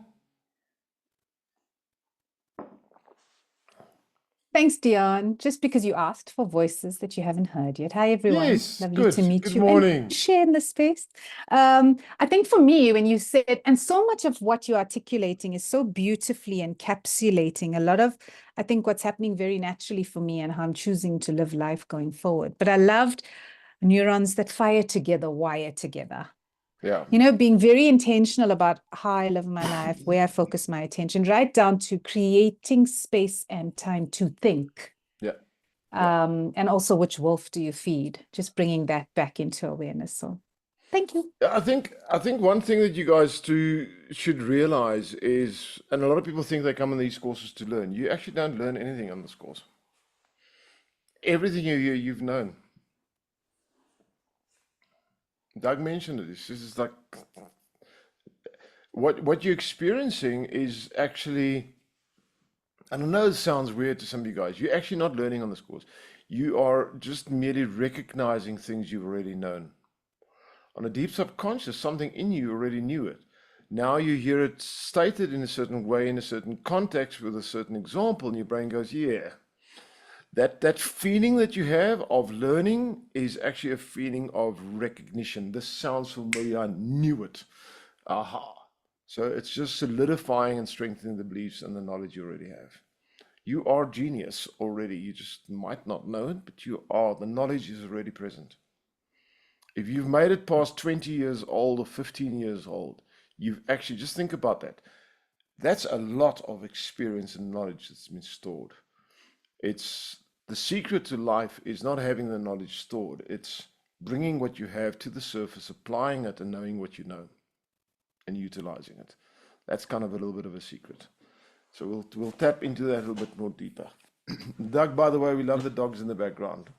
My apologies. Yeah, unwanted, unplanned people arrived here and caused havoc. It's called For life. the first time today. Otherwise, it's been great. And what a, you know, I'm just super excited for the next 9 days. So thanks very much. Awesome. All right, one more. One person where we haven't heard a voice yet from today. Oh, come on, Justine, Jackie. Maybe you want to say something? Jackie, have you learned anything this morning? Morning, everyone. There we go. Hello. Hi. Yeah, I'm ecstatic about the next 9 days. That's a good. No, it's should have done this long time ago, but I'm not going to go there right now. But I it's wish what I you did this said. course when I was 21, so I hear you. I'm not going to answer that. Yeah, so it's basically, I looked at the chat group now, and it's just literally sitting going, well, it's connecting dots, literally. But yeah, thank you for this. Pleasure. It's I'm super excited to see what the next 8 days hold. Good. I like it. I like excitement, enthusiasm. It's always good. And Sheila says I'm a charmer. No, I'm not a charmer. I'm just a nice guy, Sheila. Come on. All right. I'm actually extremely dull and boring in real life. Some people have met me in real life. Star has met me before. She'll tell you I'm like really boring. Dull, boring. What can I say? All right. That's nonsense. Just saying. Stein, you mentioned, guys, I'm just going to mention something quickly. I see some of you guys put things in the text. I struggle to multitask. I cannot teach on here, watch you guys and read, but I did catch one, Stein, you said you took an image of the different states, the 4 main states. Does it have the 4 states or does it have the gamma state as well? Just a quick question. Just 4 or 5 states. It includes the gamma state. You're most welcome. Share it on the WhatsApp group. Everybody has it and they can sort of have clarity around that. All right. We spoke about thinking this morning, right? Just thinking. But I mentioned there's 3 things. There's one, your internal programming, which another word for is called thinking. And I gave you guys some tips on how to change that. The second part is we've got our physical external behavior, doing when we interact. Now, what most people don't always realize is the moment we do something, when we interact, we are interacting with an external, which means there's information that bounces back. When we think, thinking is internal and it's only happening here. You can be isolated, you can be on an island, you can be far away from anything and everybody. You can literally, your body has got no need for most of it to function for you to be able to think. Thinking is a very isolated internal functionality. But there's a second concept that we need to grasp, and that is the interaction with others. And the reason that's important is because the moment we interact with someone else, there's always information coming back. We call it feedback. So if I walk down the street and I just wave at someone and say hello, their response is information coming in. The way they respond, the way I interpret the way they respond. There are days when I'm in a good emotional controlled state. I greet someone, they ignore me, it doesn't bother me, I walk on. There's other days when I'm in a more fragile emotional state. Maybe something has led to that moment. I greet someone, they don't greet back. They don't love me anymore. What's happened? And I go into this very deep spiral of emotion. So the reason I'm using those 2 examples is we need to learn to realize that when we interact and there is feedback, that feedback is state dependent. The feedback is not necessarily accurate. There's a concept that's very popular around our world, a statement that people make, and that's I'm offended. I'm so sorry, but you being offended is state dependent. You want to be less offended? Well, change your state. Oh my goodness, you're in control if you're offended or not. It's our states that determine if we are offended. It's our state that frames how we take feedback.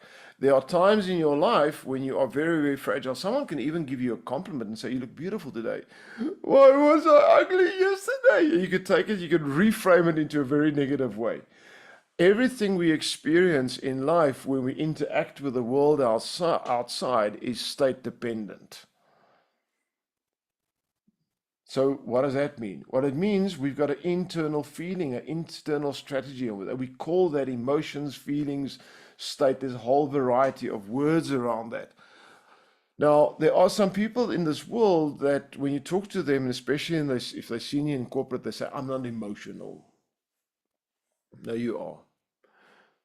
Every human being is experiencing an emotion at all time. Even whilst you're asleep, you're emotional. Emotions do not come and go. Emotions are always present. Some are stronger than others. And very often you might even have multiple emotions that are quite strong. Who's ever had that experience where you feel you want to laugh and cry at the same time? It's almost like sneezing and farting at the same time. They're not supposed to go together, but they do happen occasionally.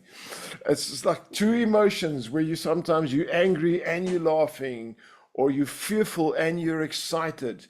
There's that mix of emotions. We are always in an emotional state. Trying to say I'm not emotional very often equates more into trying to suppress an emotion. If you're going to suppress emotions, you're just allowing them to build up a little bit. They're going to pop. It is like inflating a balloon. At some stage, it will reach its limit. Emotions requires not a container, but a tube with two open ends. Emotions, for them to really benefit you, we need to learn how to allow them to flow, how to realize which emotions we must allow to come and go. Let me give you a couple of examples. And I'm first going to tell you a metaphor. Think about a scenario where you're sitting next to a beautiful stream. It's a beautiful day in nature. It's beautiful, maybe a piece of grass or whatever you're sitting on. And there's a beautiful stream in front of you, and the water's just trickling over the pebbles, and it's making this beautiful sound, and you're in this relaxed state, harmonies around you, and you're just really just loving the fresh air and the birds chirping in the trees. It's just a beautiful day. Clearly not in the center of Joburg, somewhere else in nature. Beautiful day, stream in front of you. But now an old leaf, a dried leaf, comes down the stream. And you see it. You got two choices. You can go into a state of observation and awareness. State of observation awareness is, oh, it's a leaf. It's come from there. It's entered my presence, my view. It's part of my life at the moment, but look, it's going that way. Bye-bye, leaf. Or you can get fixated on the leaf. Oh, look, leaf. Forget about the stream, forget about the surroundings, forget about everything, forget about the pebbles, forget about the sound, forget about the birds, forget about the grass. Fixated on the leaf. And as it passes, you start following it. And you go where it goes, and you allow it to take you downstream, away from where the tranquil scenario you are. It takes you down to the waterfall and eventually washes you into the ocean, into the never-neverness.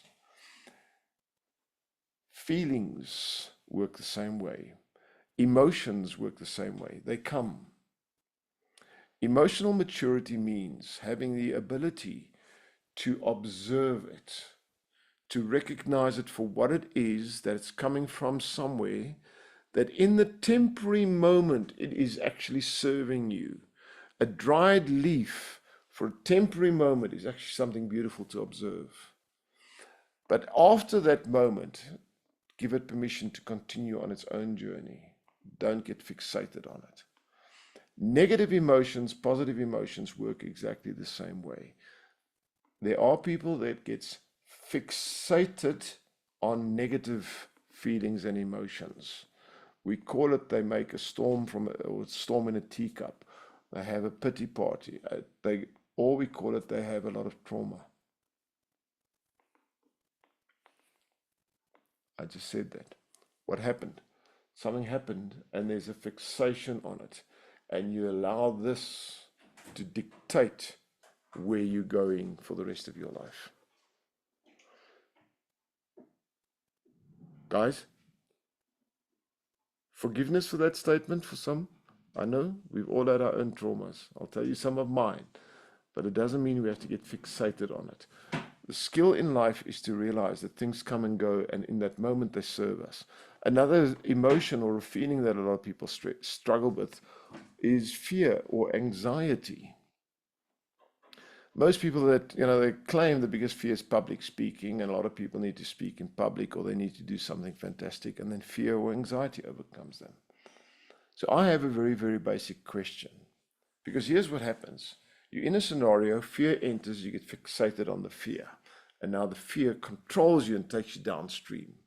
But have you ever asked the following question? When you sit on the couch being a vegetable, watching YouTube shorts, have you ever entered a state of fear or anxiety about it? No? When do you have that fear or anxiety? Oh, it's usually when you're going to do something that's going to have a potential magnificent impact in your life.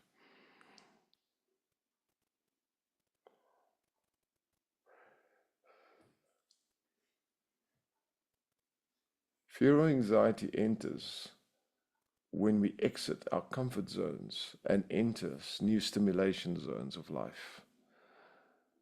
If you're going to stand on a platform, you need to speak to 1,000 people. You have got the opportunity to impact and change the world. You might change one person, but if you are, you're changing the world. If you don't have a level of fear or anxiety, it means you are a cold-hearted weirdo. You are most probably very unauthentic, and there's something wrong with you. If you're going to go into an interview, you should have a certain level of fear and anxiety. Otherwise, you don't care about the outcome of the interview. If you're going to go into a meeting, you should have a little bit of fear or anxiety. Otherwise, it means you don't care what's going to happen in the meeting. You're a psychopath. There's something wrong with you. Go lock yourself in a small room and chain yourself down. Fear and anxiety is actually a very natural emotion. It should be present. When it enters, appreciate the gift it brings. It's telling you you're real, you're authentic, you're going to step up and be a better version of you. Something magnificent is about to happen. Allow it to stimulate your senses and raise your awareness to a higher level, but allow it also to do its job and pass so that you can continue on what you're busy with. Learning to understand that feelings serve us is the best gift you can give yourself. There is no such thing as this is a good feeling and that's a bad feeling. They don't have opinions about themselves. They are just feelings. It's our response to them that creates either good or bad. There are people that have very high levels of positive feelings, and they go into a complete naive state where reality doesn't exist anymore, and they become unaccountable and not responsible for anything in life, because they're on this journey of only attaching themselves to the positive and allowing that to drag them into other realities. Even your positives, appreciate them for what they are, love them, and take the gift it brings and allow them to pass. Life is not a constant. Life is a wave of experience. Therein lies our learning, therein lies our stimulation, therein lies our growth. It's an uncomfortable zone, but growth doesn't happen in your comfort zones. Growth doesn't happen in stagnation. Life cannot exist in stagnation. If a tree doesn't grow part of its roots or a new branch, it's dead. Animals hibernate, but they don't stagnate. Water that stagnates rot. Anything that's alive needs to enter a state of discomfort for growth.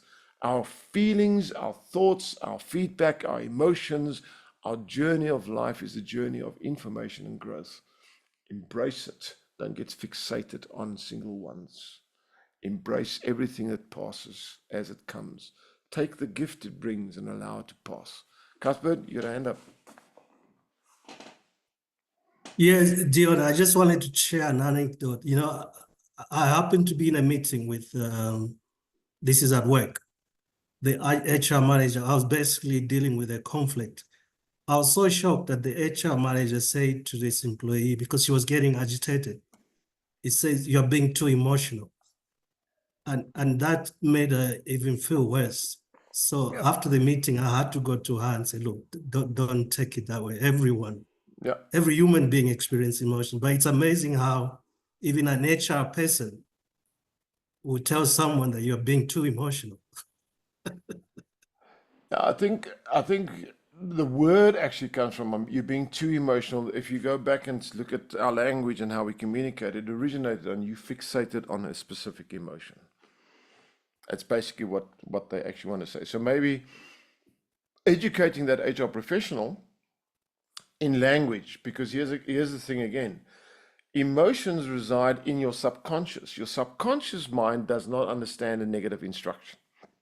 I said that earlier, don't think about a pink elephant. So the moment you tell someone you are too emotional, and then I'm saying this to everybody so you guys grasp this. The moment you say to someone you are too emotional, what does the subconscious brain do? The subconscious brain is going to ask a very simple question. Which emotion? Oh, this negative one.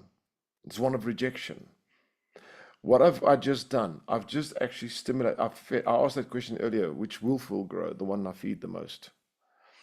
When we communicate with our clients, when we communicate with people, if we're going to refer to the emotions that they are fixated on, if we're going to refer to the things that are happening in their lives that's bringing in the negative feelings, that's bringing in the negative feedback, that's creating the challenge for them, the more we talk about it, the more we're actually feeding it.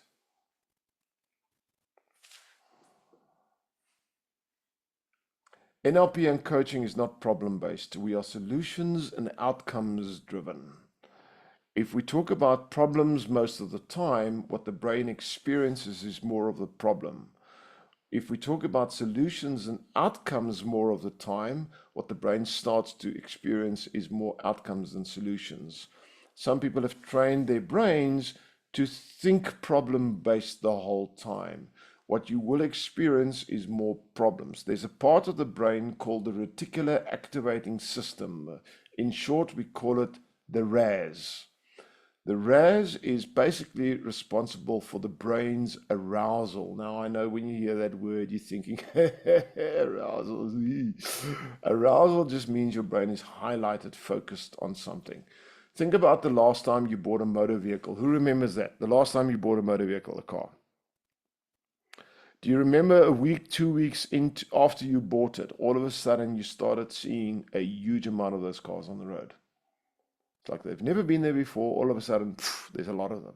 What happened? It was a huge decision you made in your life.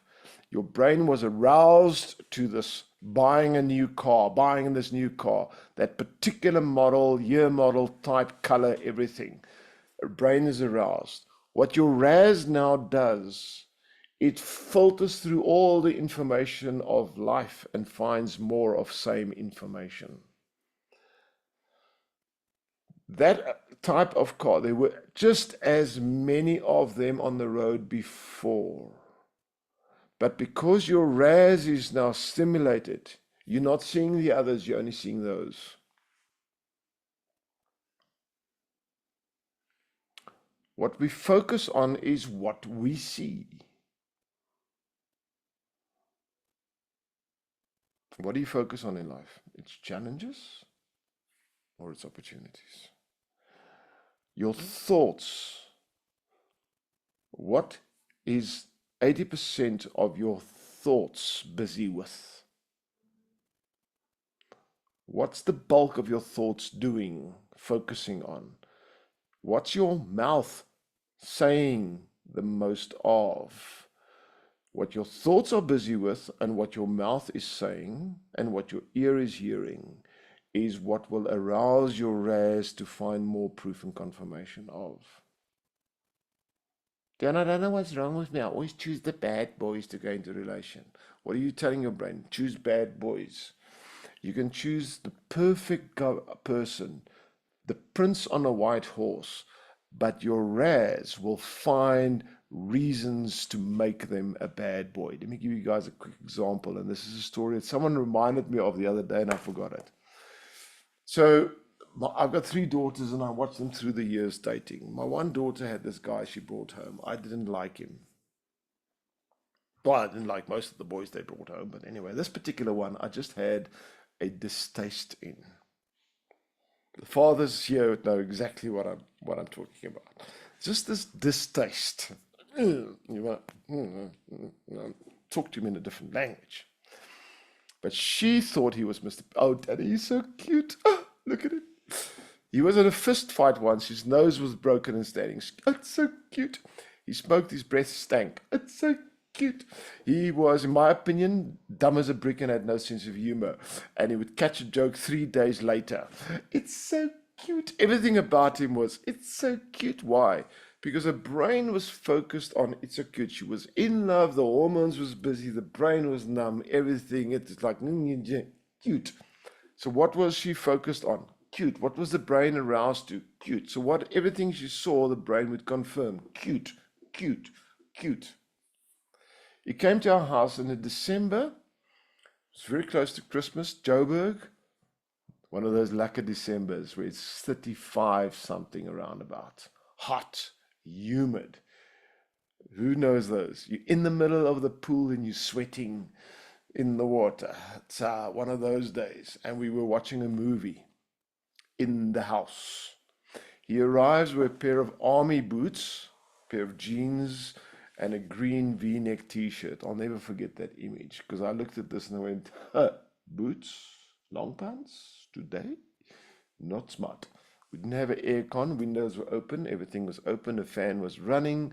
We all sitting watching the movies. He's obviously starting to overheat. My daughter thinks he's cute. Oh, these army boots are cute. The jeans are cute. He's so cute. And he overheats and he takes off his boots.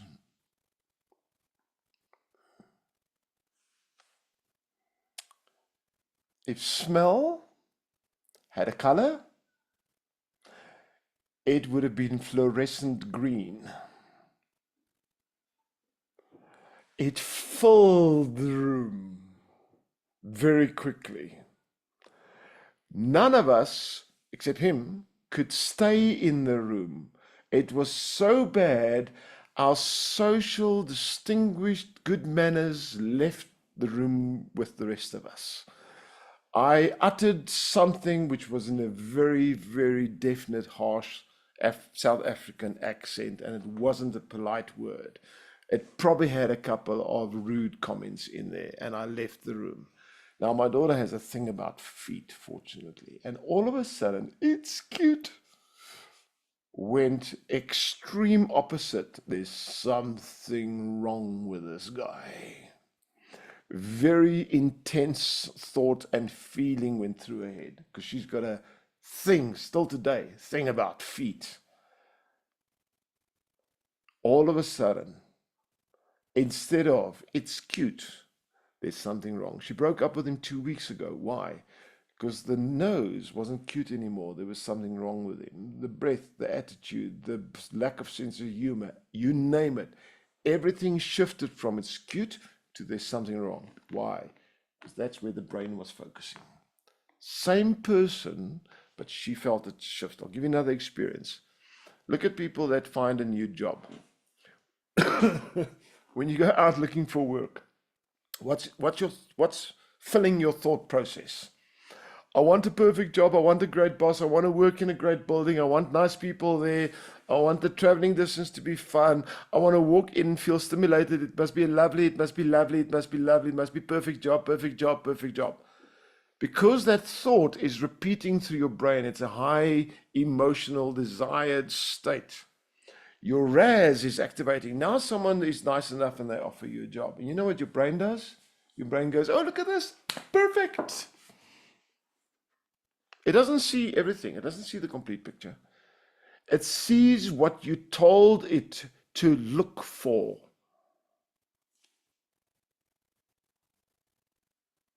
Now you work in this perfect job. I mean, you love it so much, you don't want to go home. You want to sleep in the office. Who's been there before? You love the job so much. It's so like, I just want to stay here. I don't want to go home. It's so much fun. 6 months later, you stand at the coffee machine. You're talking to Auntie Martha. Now, she's been there 127 years already. She knows it. She knows everything. She knows everybody. And she tells you, listen, sweetie, you think this is such a nice place. Let me tell you a secret. And she starts gossiping. You allowing your ear to become her dustbin with the stuff that the negatives, the tar, the dirty oil that she's spitting on you. And you are now listening to it and you go, oh! You are now putting yourself into a new highly aroused mental state about the things that are wrong. Guess what's happening? Over the next week to 2 weeks, you're going to notice them. Your perfect job has just become slavery and a horrible place to be. Guys, it's the same company, it's the same boss, it's the same colleagues, it's the same people around you, it's the same conditions, same situation, everything. What has changed? Where you focus.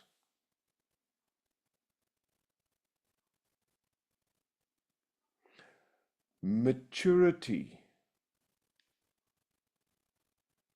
allows us to realize that I can shift my focus and have a more balanced focus. Whatever you focus on, whatever you are stimulated towards, you will get more of.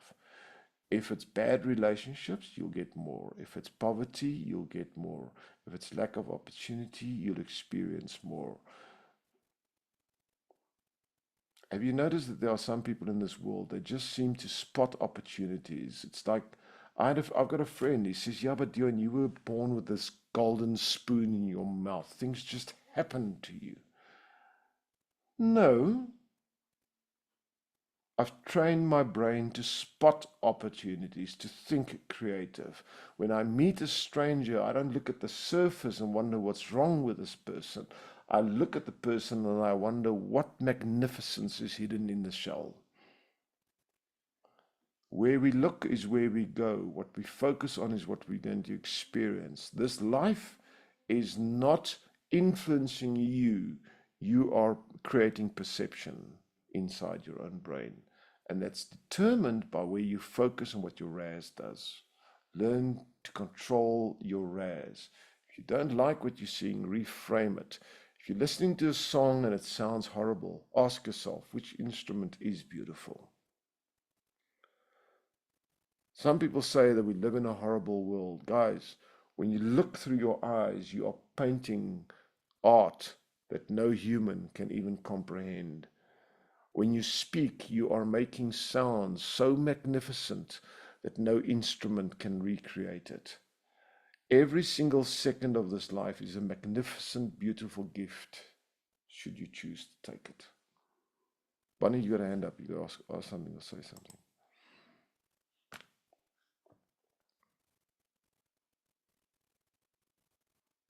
Yeah.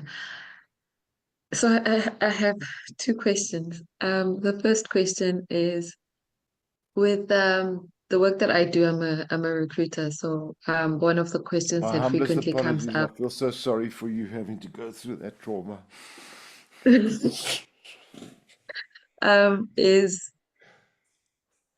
candidates will talk about applying for like 100 jobs and getting constant rejection.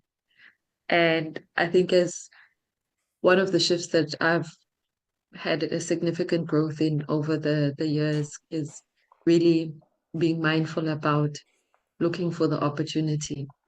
But I found it challenging to work with candidates that have the Okay. tangible proof of constant rejection. It's interesting how you say And that. Let's reframe that for a second. Let's take a quick yeah, average number. The average person that's going through a struggle like that, how many applications do they do before they actually get a job? Give me a number. 100, 1,000, what are we talking about? that's really challenging. I mean, there was a lady who Thumbsucker was number. Thumbsucker number. Just give us a number. It's more about the concept I want to explain. 150. 150. All right.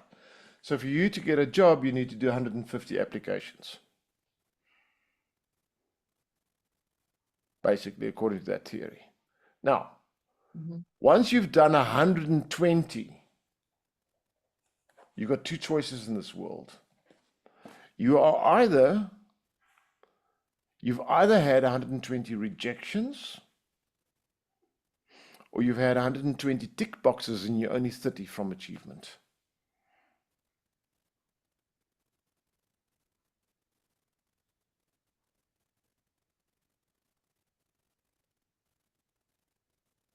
If I need 149 no's to get one yes, how fast do I want to go through those no's? Let's get these no's, guys. Yes! What number are you on? 70. I'm 134 already. I'm winning. Is that penny dropping? Both realities. It's a reframe. It's a reframe. Both realities. You can see the one as punishment, or you can see the same thing as a gift. It's not the fact that it takes 150 no's to get a yes. It's how you perceive it. It's the feedback from it, the way you frame it, that will determine how you experience that moment and what impact it's going to have in your future. Is it going to be something that's going to pull you down, or is it something that's going to push you forward and inspire you? There's a wonderful old book that was written many, many years ago by a couple of wise guys. And one of the sentences in there says, I put before you life or death. You choose. To me, that sentence is extremely relevant in my life at the moment. You see, something can make me go into a negative dark space where the same thing can say, okay, what can I learn from this and what gift does it bring? I'm not an ostrich. I'm not naive. I'm not putting my head in the sand and saying, this didn't happen, this didn't happen, this didn't happen. I'm saying, what's the gift it brings? I've retrained my RAS not to look at, oh, this is horrible. I've retrained my RAS to ask a simple question. What's the gift it brings? Because anything and everything brings a gift. Every dark cloud has a silver lining. As bad as it sounds, as horrible as it is, and I know there's a lot of you saying, yeah, but you don't understand my trauma. Well, you don't know, because you don't know what I've been through either. We all have our own traumas. It's really a matter of how you frame it. Bunny, you said you had two stories. Yeah, the second one is just in terms of like the story that you shared about relationships. And one of the ladies, a lady that I was coaching, was talking about a partner that she initially had like your daughter, that it's like, you know, they have compatibility, and she sees that, oh, there's potential, but she's really attracted to baddies, and he doesn't have like he doesn't have that thing that like he's a Interesting, the bad boy, lies so we she's tell struggling. ourselves, right? Yeah. So I was trying to figure out. Nobody's attracted to baddies. That's a statement. That's a linguistic paraphrase. No one's attracted to baddies. We stimulate it through excitement, variety, and spice. It's the intrinsic need of every single human being. Doesn't matter who you are, you need variety and spice in your life. Some people just get addicted to it, and they don't understand the difference between variety and spice that serves you or variety and spice that does damage. I'm in a marriage for 40 years. I love variety and spice. That does not mean I go around and have affairs with every single woman. I can have phenomenal, exciting, variable experiences inside of my relationship with my wife. I live a lifestyle of adventure with her. Variety and spice is a requirement. Depends how you choose it, where you get it, and what you do with it. Nobody's attracted to bad boys. It's a lie. They're attracted to the thrill and the dopamine it gives. You can get it from running as well.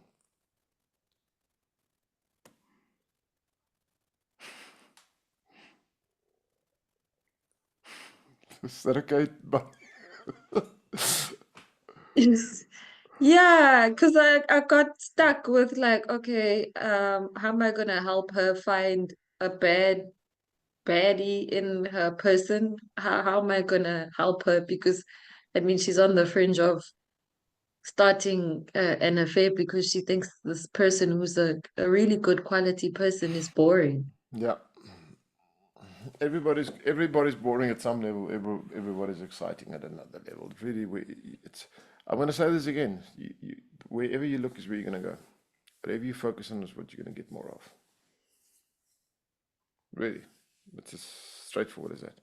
Guys, let me explain something quickly to you guys. Let me put some things into context. At the moment, worldwide, the world has never been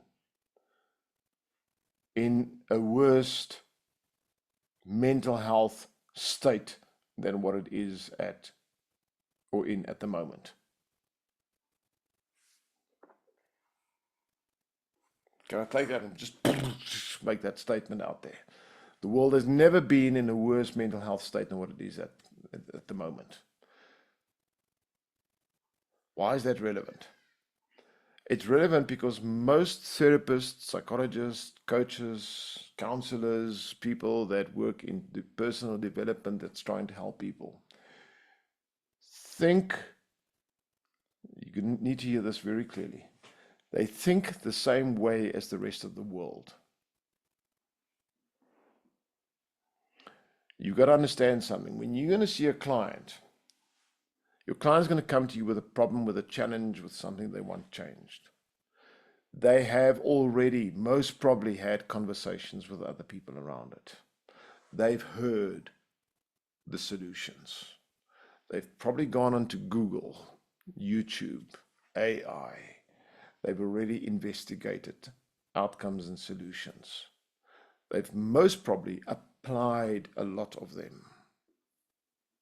They haven't worked. Why? Because they're based on the way we've always done things. If you want to be a phenomenal coach in our current industry, in this time frame of the time where the world is, you need to learn to think differently. You cannot give your client what everybody else is giving them. Just because, and I'm going to use Bonnie's excuse, just because they say, I like bad boys, help me find another one. If you just take that information on the surface, oh yes, I get that part. Oh yes, true. Put it into your brain and you respond and react and coach accordingly. You are merely replicating what they've already been getting. So I'm going to make a statement. You've got no right to charge because you're just a copy-paste of something else.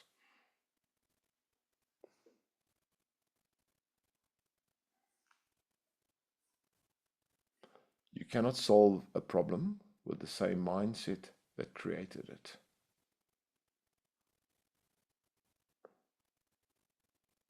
Great coaches don't give solutions. Great coaches offer our clients an opportunity to think differently, to look at the same thing from a different view. If I take a number 6 and I look at it differently, it becomes a 9.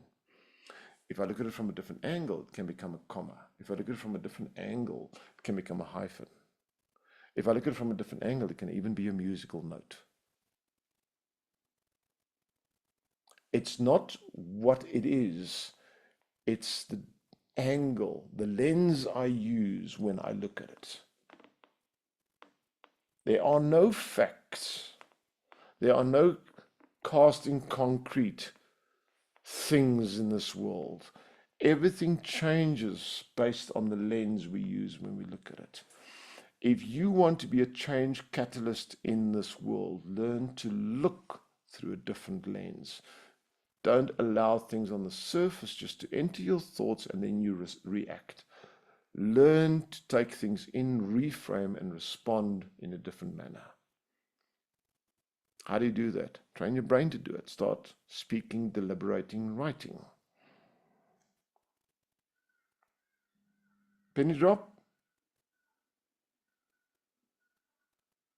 You are the captain of your destiny.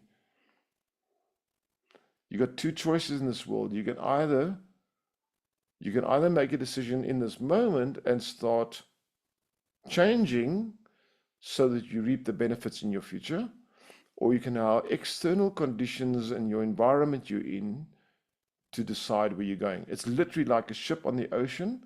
Either you take the rudder or you allow the currents to direct you.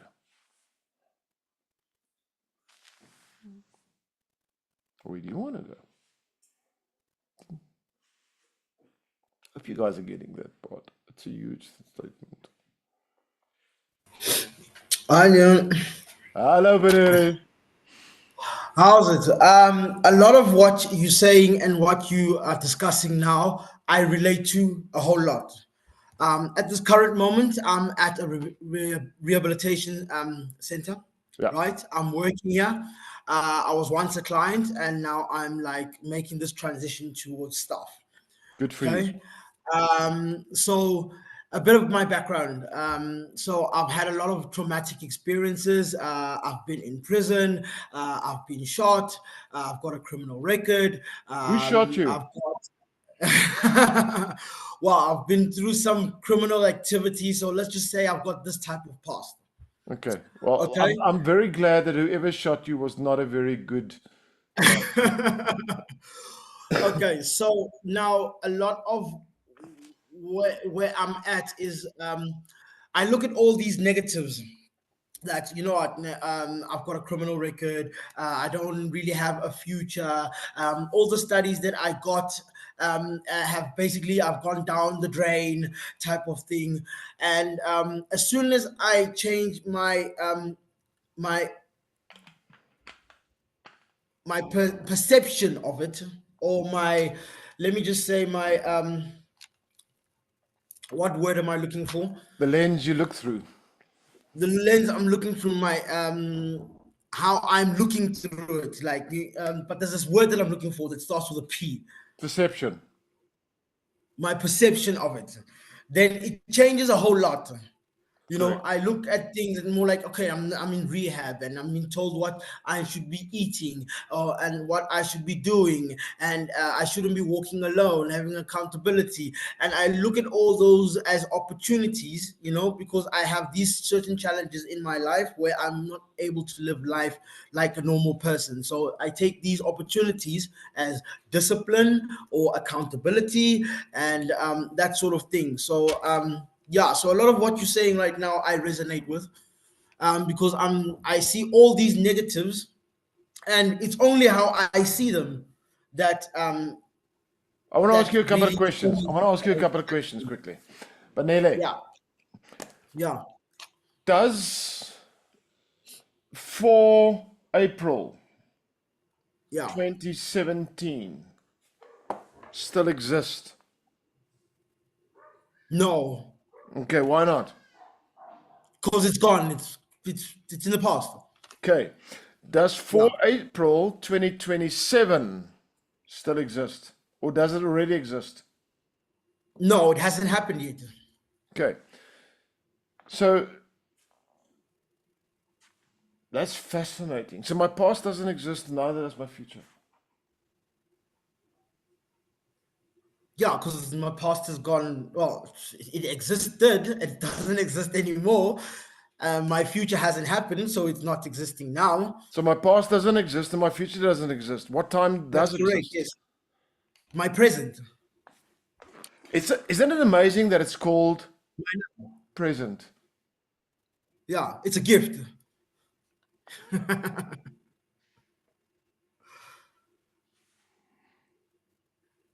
Have you ever seen an archer?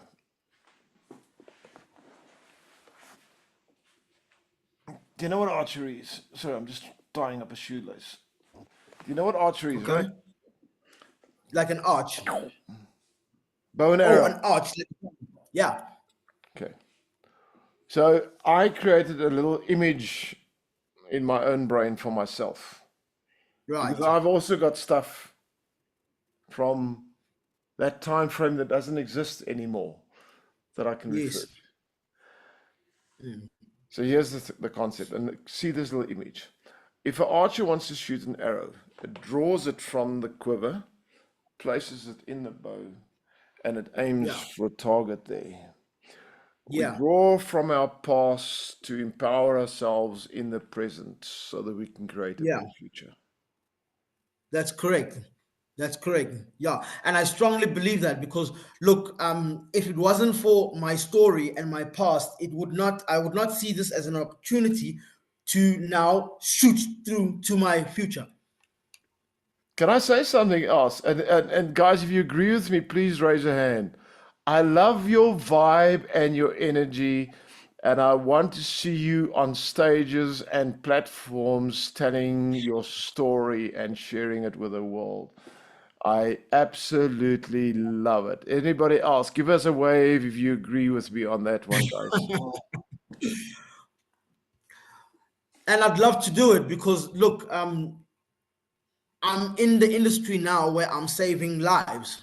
And my Yeah. story could potentially save someone else's life. Someone has gone through what I've gone through. So I Yeah. can use what I've gone through to like teach others of, you know, I've gone to prison, so you don't have to. Yeah.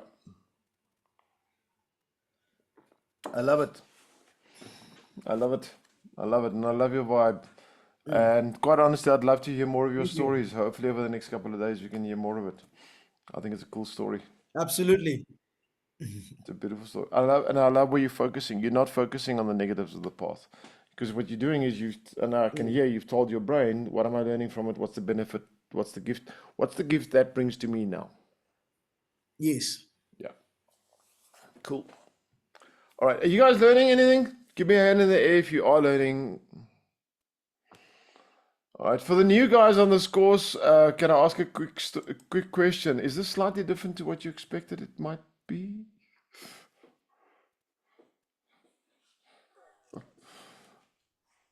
Well, Dion, Lucia. Hello, Justine. Hello, everyone. Vanelli, awesome. Awesome. Thank you very much for sharing. No, so Lucia is my life coach. Okay. On the whole Action Factory journey. She's an addict. Action Factory addict. Yes. So we have few people that she is coaching, and this open day, it could not have come at a better time. But I made so many notes. I have to go and reflect back, give feedback. But yeah, I'm really, really glad that I attended today. Thank you, Tell the rest of the everyone. people in your organization, guys, to everyone, you need to know, every time we do a 9-day course like this, the day one, the first day, it's open. You are very welcome to invite guests. I don't mind. It's an open day. Bring them in, let them come. We've got a limit of how many people we can deal with, but we're hardly ever there. So there's space. There's space. Mali, you put your camera on for a change again. Hello, welcome back to the class. You wanted to say something. That's why. Apologies, my camera is off because I've got a little girl running around, but she's very quiet. From my perspective, I think I share your sense of humor. I don't know if anybody knows this cartoon or story from when we were young. I feel like Donald Duck swimming in that pool of coins that's dropped. So that's, yeah. Yeah, what was That's that? my What was that? That rich character's name? Wasn't it Donald Duck? I think. It was No? DuckTales. DuckTales. That's Scrooge McDuck. There we Scrooge go. McDuck. Stefan just put Yes, in. so- Scrooge McDuck was the rich one, yeah. Yeah. So I'm leaving today already very rich, swimming in coins, yeah, or awesome. pennies. Awesome. Thank you. Awesome. All right, we got more to learn. You guys ready? You ready? Now, here's what we need to talk about.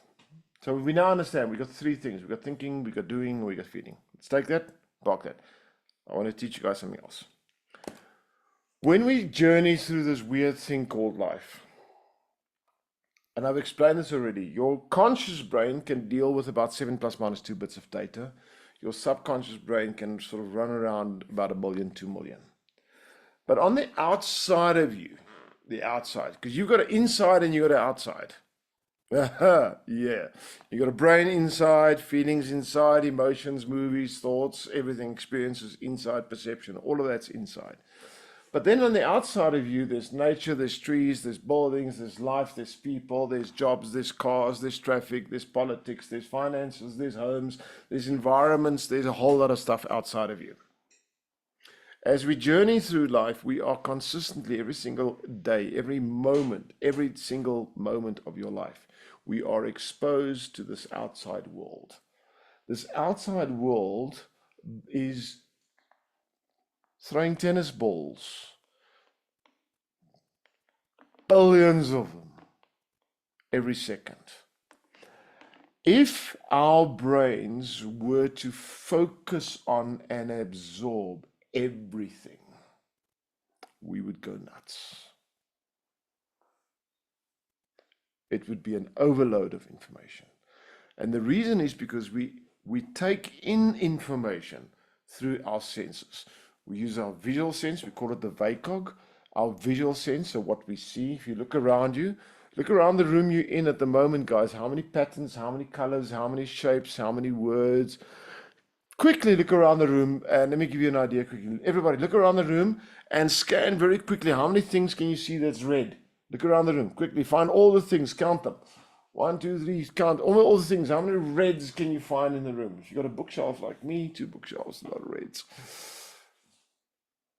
Everybody found how many reds? Visual sense is amazing. Count it, right. Close your eyes quickly. Close your eyes, close your eyes. Close your eyes. Now, go back into your memory. How many colors blue did you see?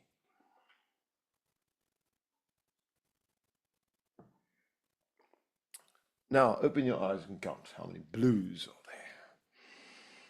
there. Oh my goodness, I didn't think of that one. Oh my goodness, I didn't think of that one. Oh my goodness, I didn't think of that one. On the outside of you, there's a difference in how we experience the information, because we really only experience what we are focused on. When I asked you to look for the red, you found the reds, but you didn't find the blues. Why? Well, there's green, there's pinks, there's a whole variety of different colors. You didn't even look at them. Count how many colors you can see in your room. All of a sudden, that number also changes. So visually, we are bombarded with a huge amount of visual stimuli every second. But our sight actually, there's peripheral view, there's large image creation, but detail focus doesn't always happen. Visual. Second way we take in information is through our auditory sense, our hearing. So at the moment, you're listening to my voice, but there's also sounds in the background. But it's a controlled environment. If you're in a shopping center or out in nature or 30 meters under the ocean, there's a lot of sound. So our auditory sense is also bombarded with a huge amount of data. Third way we take in information is our kinesthetic sense. That's your touch. You're feeling a chair under your bum at the moment. Anybody got a numb bum syndrome at the moment? Sitting too long in the same position? Got a numb bum? That's a kinesthetic sense. You're feeling the clothes on your body. You're feeling if you're wearing headphones, if you're wearing glasses, you're feeling all of that. There's a feeling of temperature in your skin. If you're holding a pen, you're feeling that. There's a huge amount of information the body is gathering through its kinesthetic sense. Visual, auditory, kinesthetic. Fourth sense, olfactory, which is your smell. Your smell is more active than what you might realize. We're constantly smelling something. Let's do a test quickly. I should have showered last week. I don't know what's going on there. We've got a body smell we give off. The room you're in has got a smell. Our smell sense is actually way more or stronger and has a huge filing mechanism than what we might realize. I've got kids that live in the Netherlands, and we picked them up at the airport a little while back because they came for the wedding. And I remember when I hugged my daughter, the first thing that went through my mind is the smell. I just want to smell. I mean, I miss her. I just want to smell her. You know, our smell sense is very strong and actually feeds the brain with a lot of info. And the last sense we have is our gustatory sense. That's your palate and your gustatory sense. That's when you yum, yum, yum, yum, taste things, eat things. Even your saliva changes its taste as you go through life. Celeste, are you and Stain in the same room, by the way? Stain says yes, you say no. Are you guys very close to each other? Okay, let's do a test quickly. All right, because they are husband and wife, so you guys are married. Both of you guys, will you do me a favor? Take your finger and put it in your mouth and like fill it with saliva. Okay, now hold it up in the air. Okay, now run to the other person, put it in their mouth and let them taste. Taste different to their own finger. No? No? Not going to work? No? Okay, she's not going to do that test. I will. I tried. Sometimes it works, sometimes it doesn't. Here's the weirdest thing. Your saliva is even changing constantly. Cravings, hunger pains, all of these things creates experiences in the palate. So you got 5 senses that is, see them as little tentacles that's attached to you. And all the senses do is they're collecting outside, external, raw data, and they bring it in. And inside of your brain, perception is created. You see, if you remember biology at school, when you look at something, you don't even see. If you're looking at a book, if you've got a bookshelf and you're seeing a book on the shelf over there, look at something in the room. You're seeing it over there, right? You're not really. If you remember biology, basic biology at school, light hits the substrate, reflects back, enters the retina, and creates an image in the back of your brain. So if you are looking at something over there, you're not seeing it over there. Where are you actually seeing it? I'm speaking at the moment. My vocal cords are not making a sound. They're merely creating airwaves that's traveling into a mic through a signal binary code shot through satellites, comes out your side, goes into a speaker. What does a speaker do? Speakers don't make sounds. They create wavelengths, airwaves. That's all they do. It travels into your ear, into the eardrum right there. So where do you hear things? If someone stands 100 meters away from you and they shout, you're not hearing them 100 meters away. You are hearing them inside of your brain. Our senses collect data from the outside, brings it in, and internally creates perception. It's the processing mechanism that creates our reality that happens inside your brain. Your reality does not exist on the outside of you. Your reality exists on the inside of you. So does your clients. Now, here's what we need to understand about that. In the old days, before GPS and satellites, we used to use a weird thing. Now, I know some of you guys don't know what I'm talking about. Google it. It's fascinating. It's called maps. The old days, we used to use maps. If someone wanted to come to your house, you take a piece of paper. Who remembers those days? You'll take a piece of paper and you draw a map. And like the roads, and here's a T, turn right here, and then big white building, green fence, and you'll sort of make notes on it. And you'll give that person the map, and then they get lost. Why do they get lost? How many times do you draw a map like that and the person got lost? Come on, be honest. A lot. Why did they get lost? Because you drew a map based on what you thought is relevant, what's important enough to give directions on the journey. Their perception was different. They needed different reference point, different types of information to allow them to journey accurately to you. Why did that change? Why is that difference? Because we all have our own map of reality.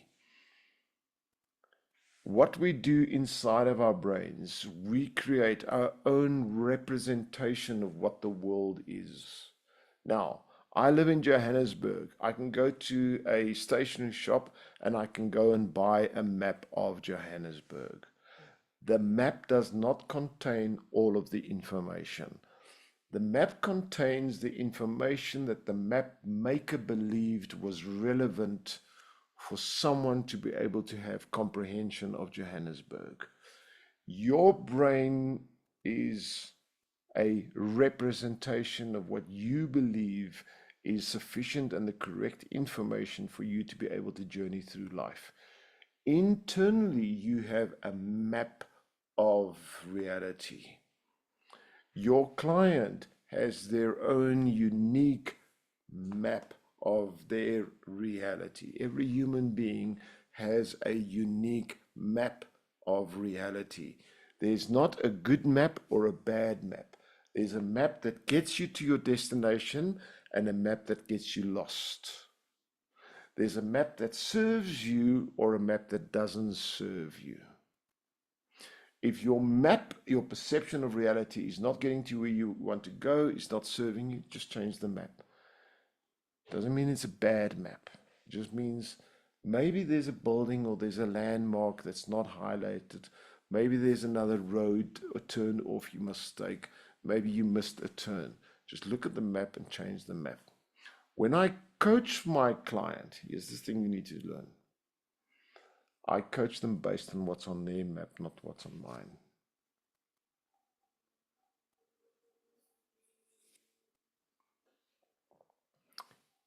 Ego wants to advise people based on what's in my map so they can copy paste my map into their lives.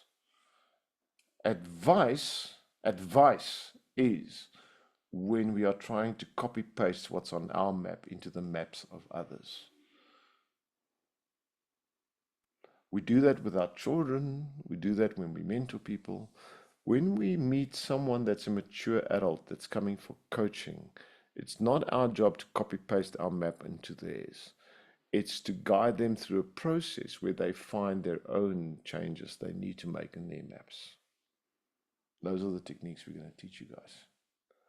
You see, the secret is this.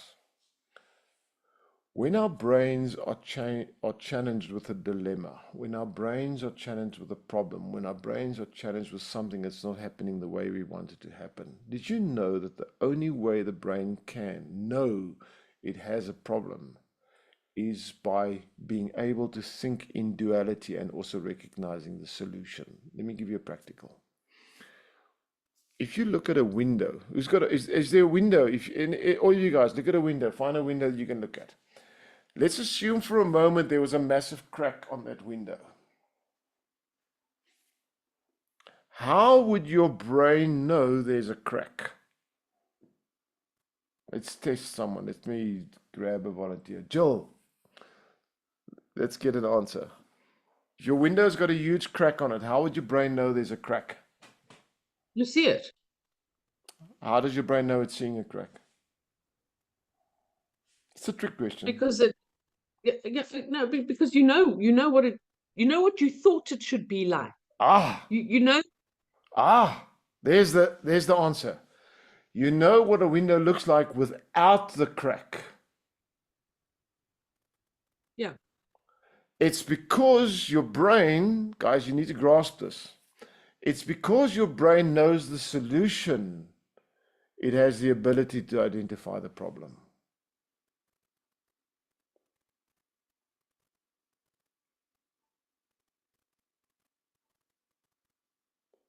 Your brain cannot identify problems without comprehending solution.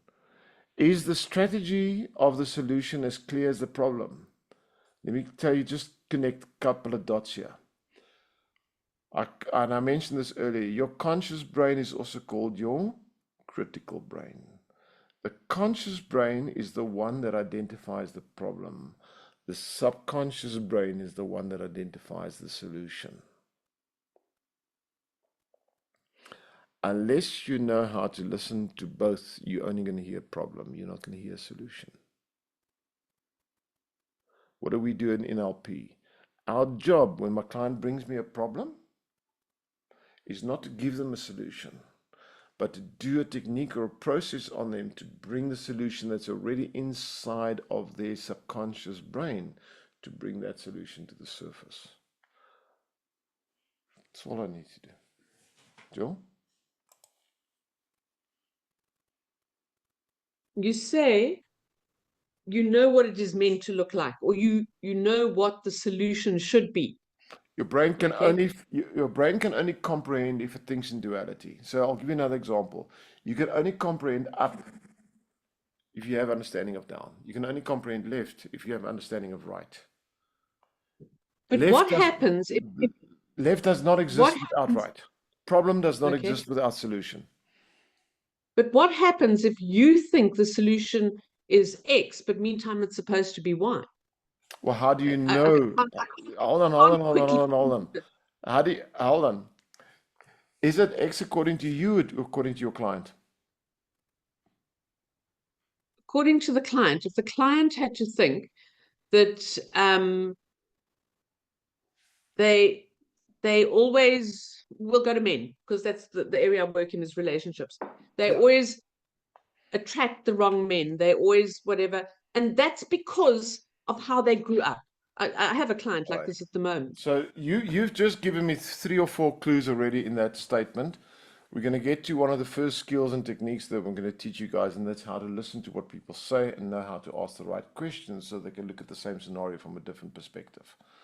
So what you're dealing with now, we'll still sort of get to that tomorrow. So be patient a little bit on that.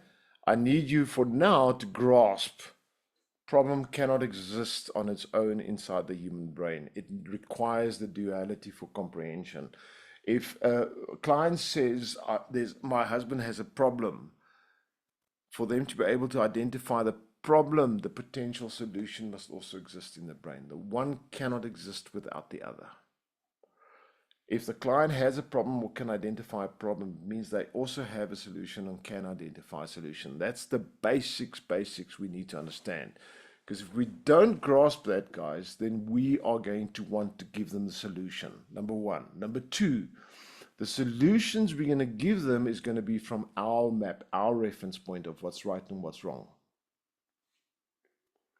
There's a process where you take them through so they come up with a solution that serves them.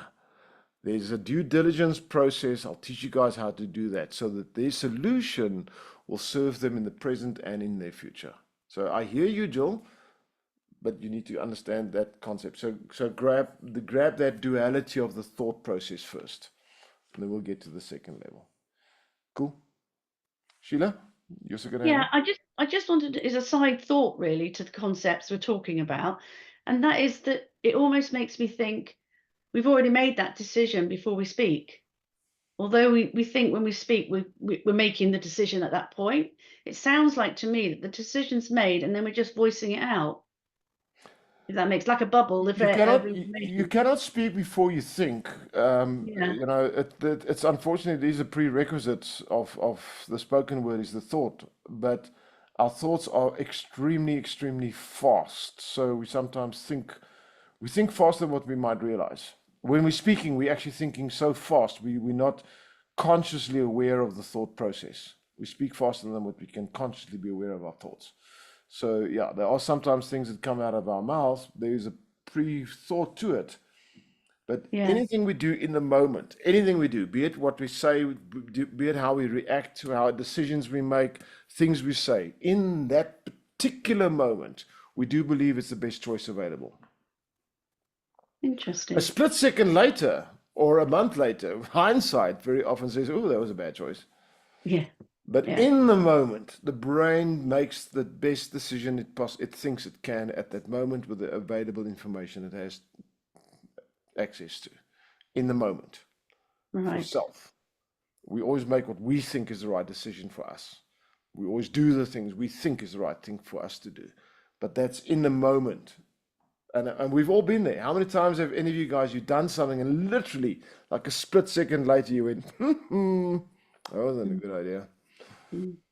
That's hindsight. That came afterwards. But in that moment, you thought it was a good idea. So present thought believes it's right. Just thank you. Which is a weird concept when you think around it. Cool. All right. So what have we got? we've got a vast amount of information on the outside. We've got an internal perception. This information wants to get into our brains, but if everything got in, this room would be way too full and the walls would explode. So what the brain needs to do to survive, it needs to reduce or filter down this vast amount of external information into a usable amount that the brain can comprehend. There's a filtering process. We need to understand the filtering process. And Jill, to a certain extent, that might link to what some of your clients mentioned, just to connect there. We need to understand the filtering. You guys want to know how the filtering process works? Because it's magnificent if you know. Okay, let me tell you after the break. 20 minutes body break. 20 minutes body break. Then we'll talk about the filtering mechanism.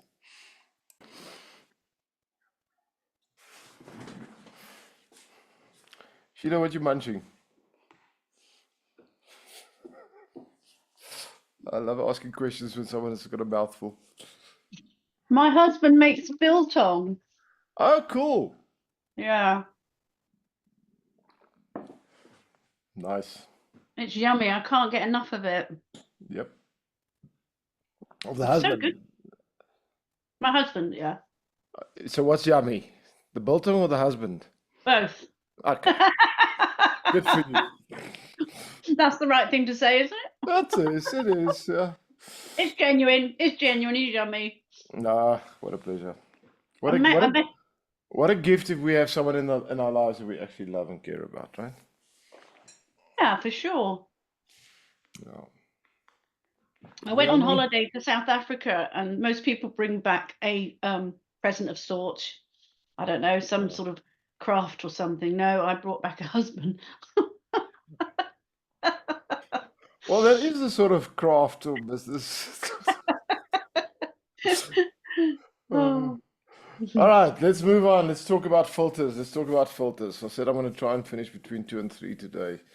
And I just realized, hey, we need to pick up speed.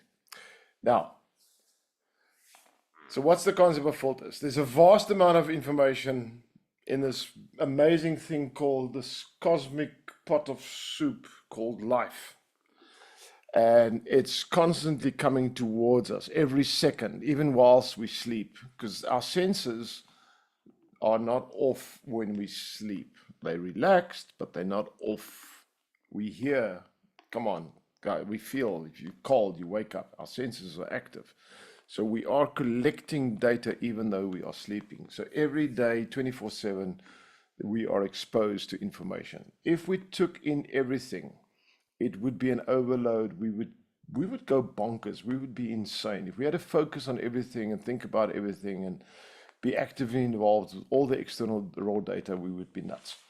So the brain, for self-survival, needs to reduce the volume of information. And this is absolutely, guys, what I'm going to teach you guys now, this is critical for a variety of reasons. One, you need to understand this to be a good coach, but some of the techniques we're going to teach you guys are based on this principle. So you've got to grasp it. I'm going to refer back to this over the next 9 days constantly.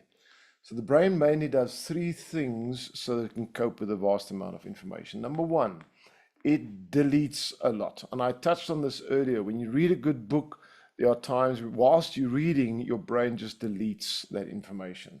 None of you can repeat what I've said word for word over the last 2 minutes. Your brain has already deleted a lot of that information.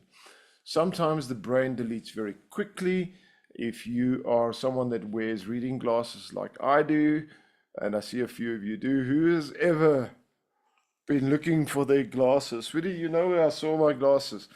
Even the kinesthetic feeling that it's on top of your head, your brain has deleted that. Sometimes you put your car keys down, literally 5 minutes later, you've got absolutely no idea where you put it. The one thing that we giggle about, we've had kids in the house, and I've got the same thing, is when you look for the peanut butter in the cupboard. Who's been there before? Sweetie, where's the peanut butter? It's on the middle shelf in the middle. No, it's not. I'm looking at it. And then she comes past you, puts her arm past you, really takes it right in front of your eyes. It was right there and you just didn't see it. Your brain totally deleted. Sometimes some of you guys drive the same route to work. Who drives the same route? You got to take the same turnoffs, same route to work every single day. Who's missed a turnoff? You've driven that route like years, non-stop, every single day, and just one day something happens and you just missed the turnoff. What happened? Brain just deleted information. Deleted. We sometimes, I mean, my wife and I, we love deep conversations. We sometimes have deep conversations. But my brain, like anybody else, sometimes goes other places. And there are times when we're in the conversation and halfway through, I realize I've got no idea what you just said. Zero. Here's the thing about deletion. Your brain would explode if you don't. So ladies, if it's game time, hubby's sitting with a remote and watching the telly, don't talk to him, because if you do, his brain will explode. He can only deal with so much data. Okay, he has to delete something. So when he ignores you, don't get angry. You go and hug him and say, I'm so grateful your brain didn't explode. When we as leaders in our work environment, some of you guys are sitting in corporate jobs, you leaders, maybe you run a business, we give instructions to others. Very often we give instructions to other people. They don't follow the instructions word for word, and then we give them a written warning. Deletion is natural.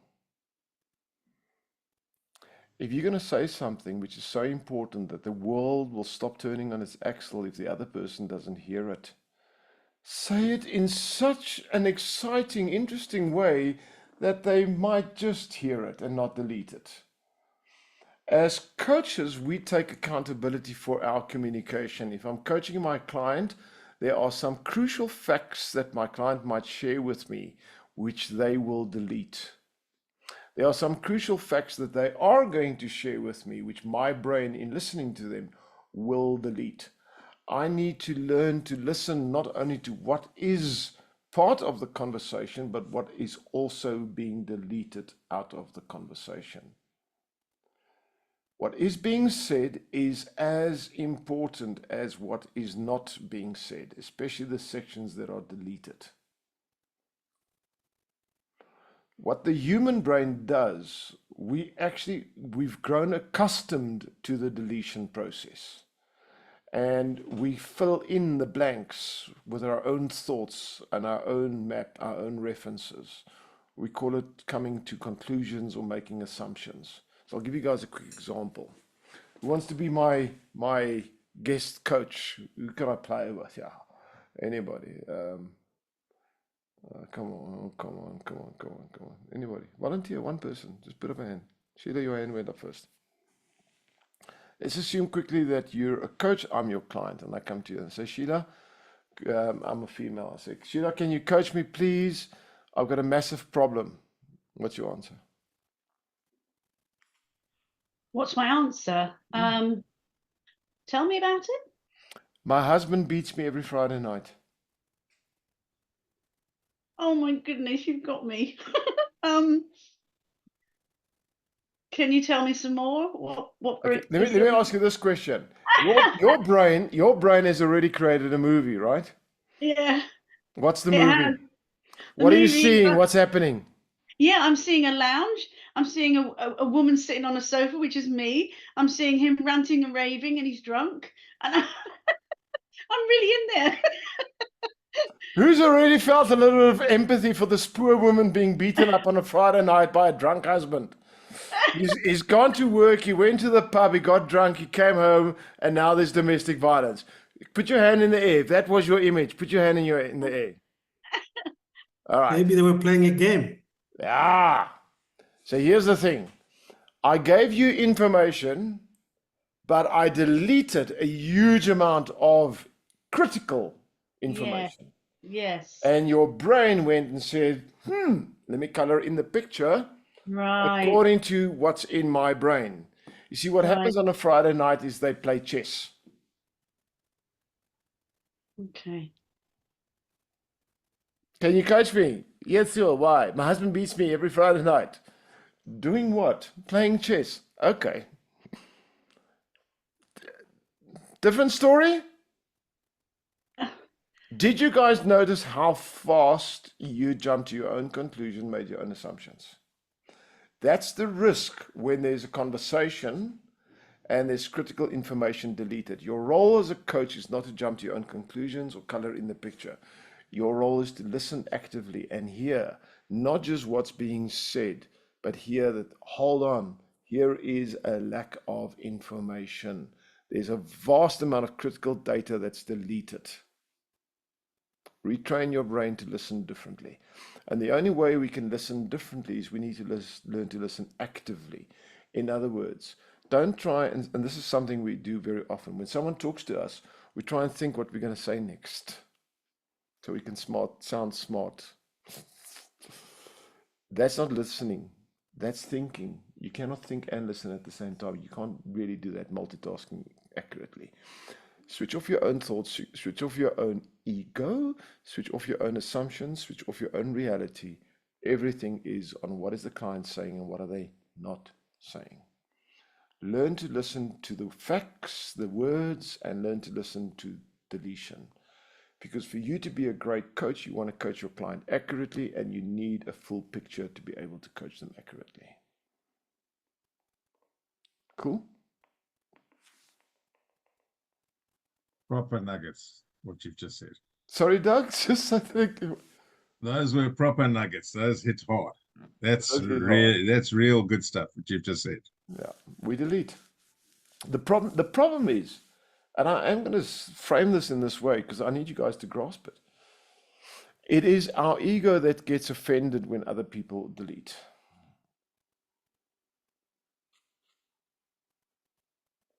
As coaches, we unfortunately need to park our ego. I'm not saying you shouldn't have an ego. You should have an ego. But don't let it override the coaching session. Park it.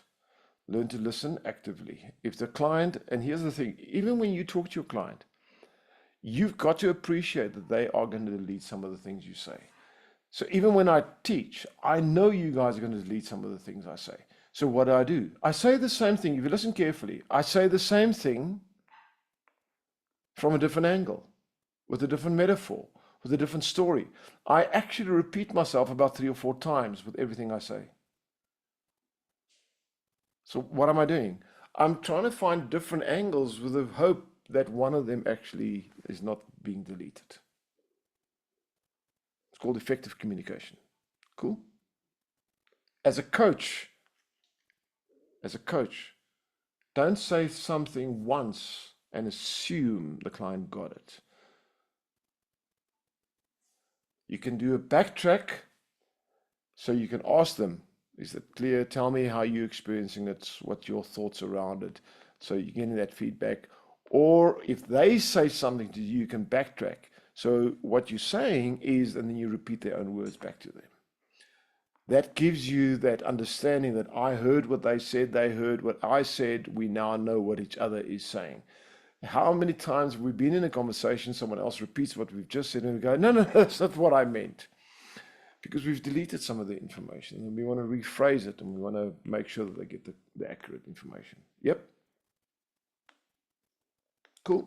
All right. First thing we do is we delete, right?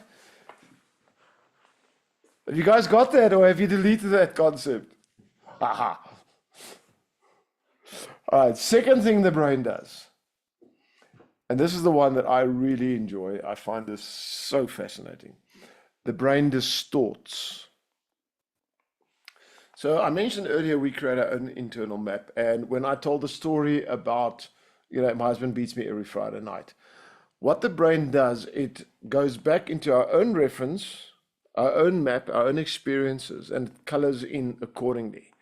So it very often distorts a story based on our experience. So, I picked Sheila, and clearly, we know what happens in that house on a Friday.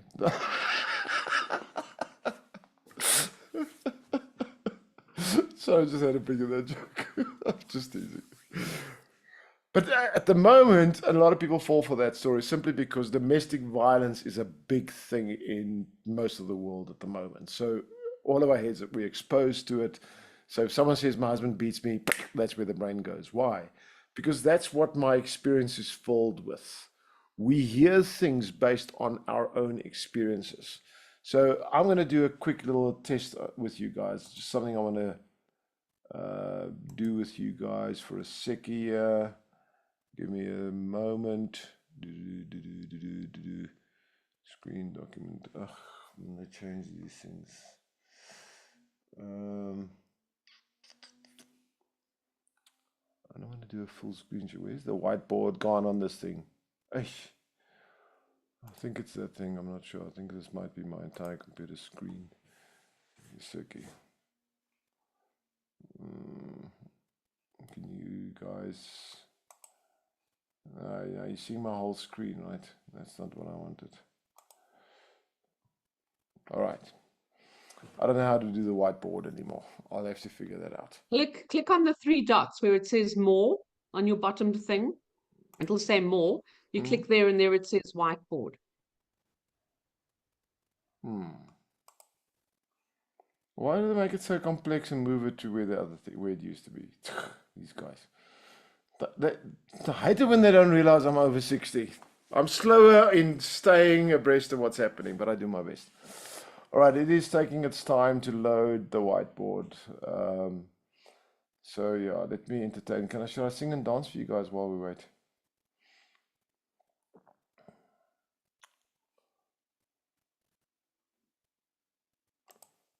Oh man.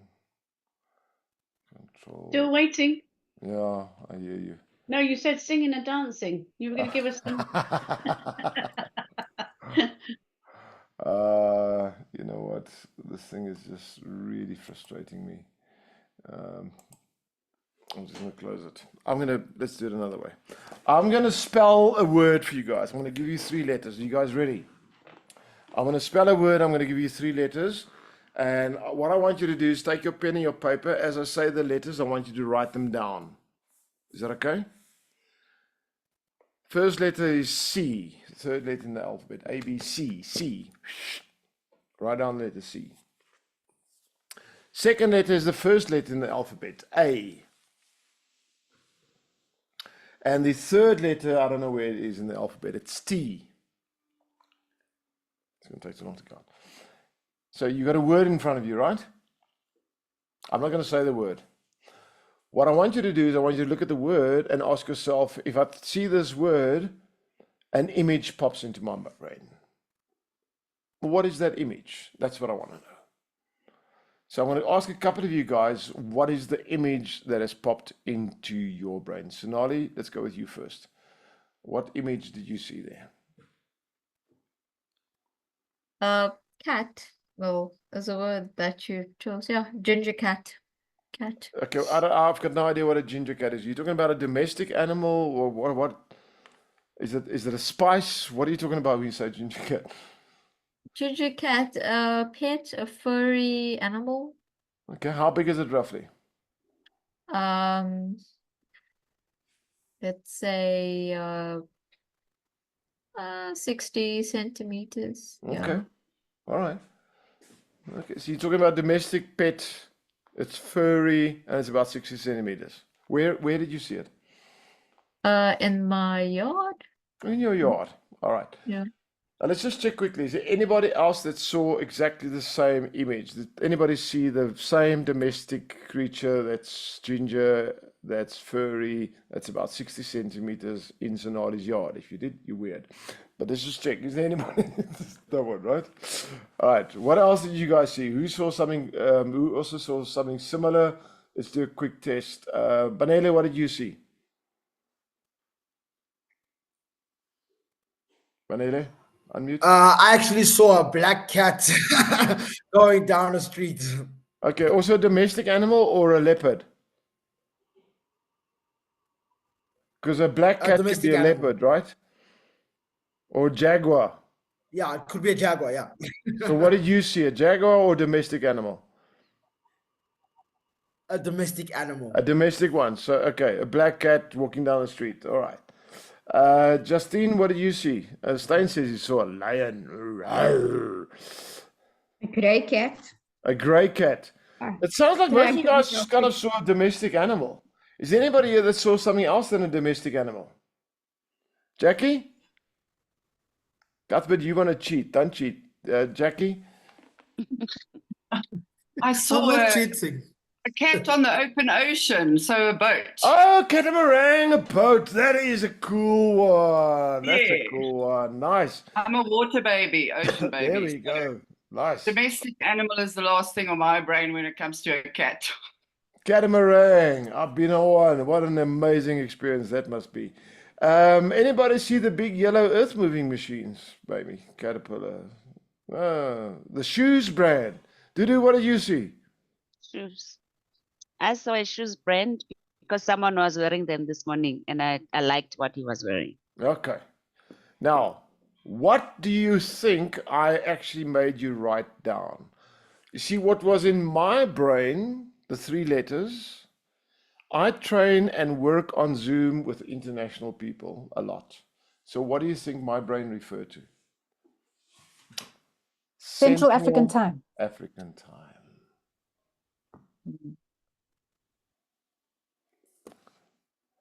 Distortion, you need to grasp, because the undercurrent rule of distortion, the intent of the information does not equal the perception of the information. I had intent, Central African time. Perception, domestic animals, shoes, earth moving, lion, a yacht on the ocean.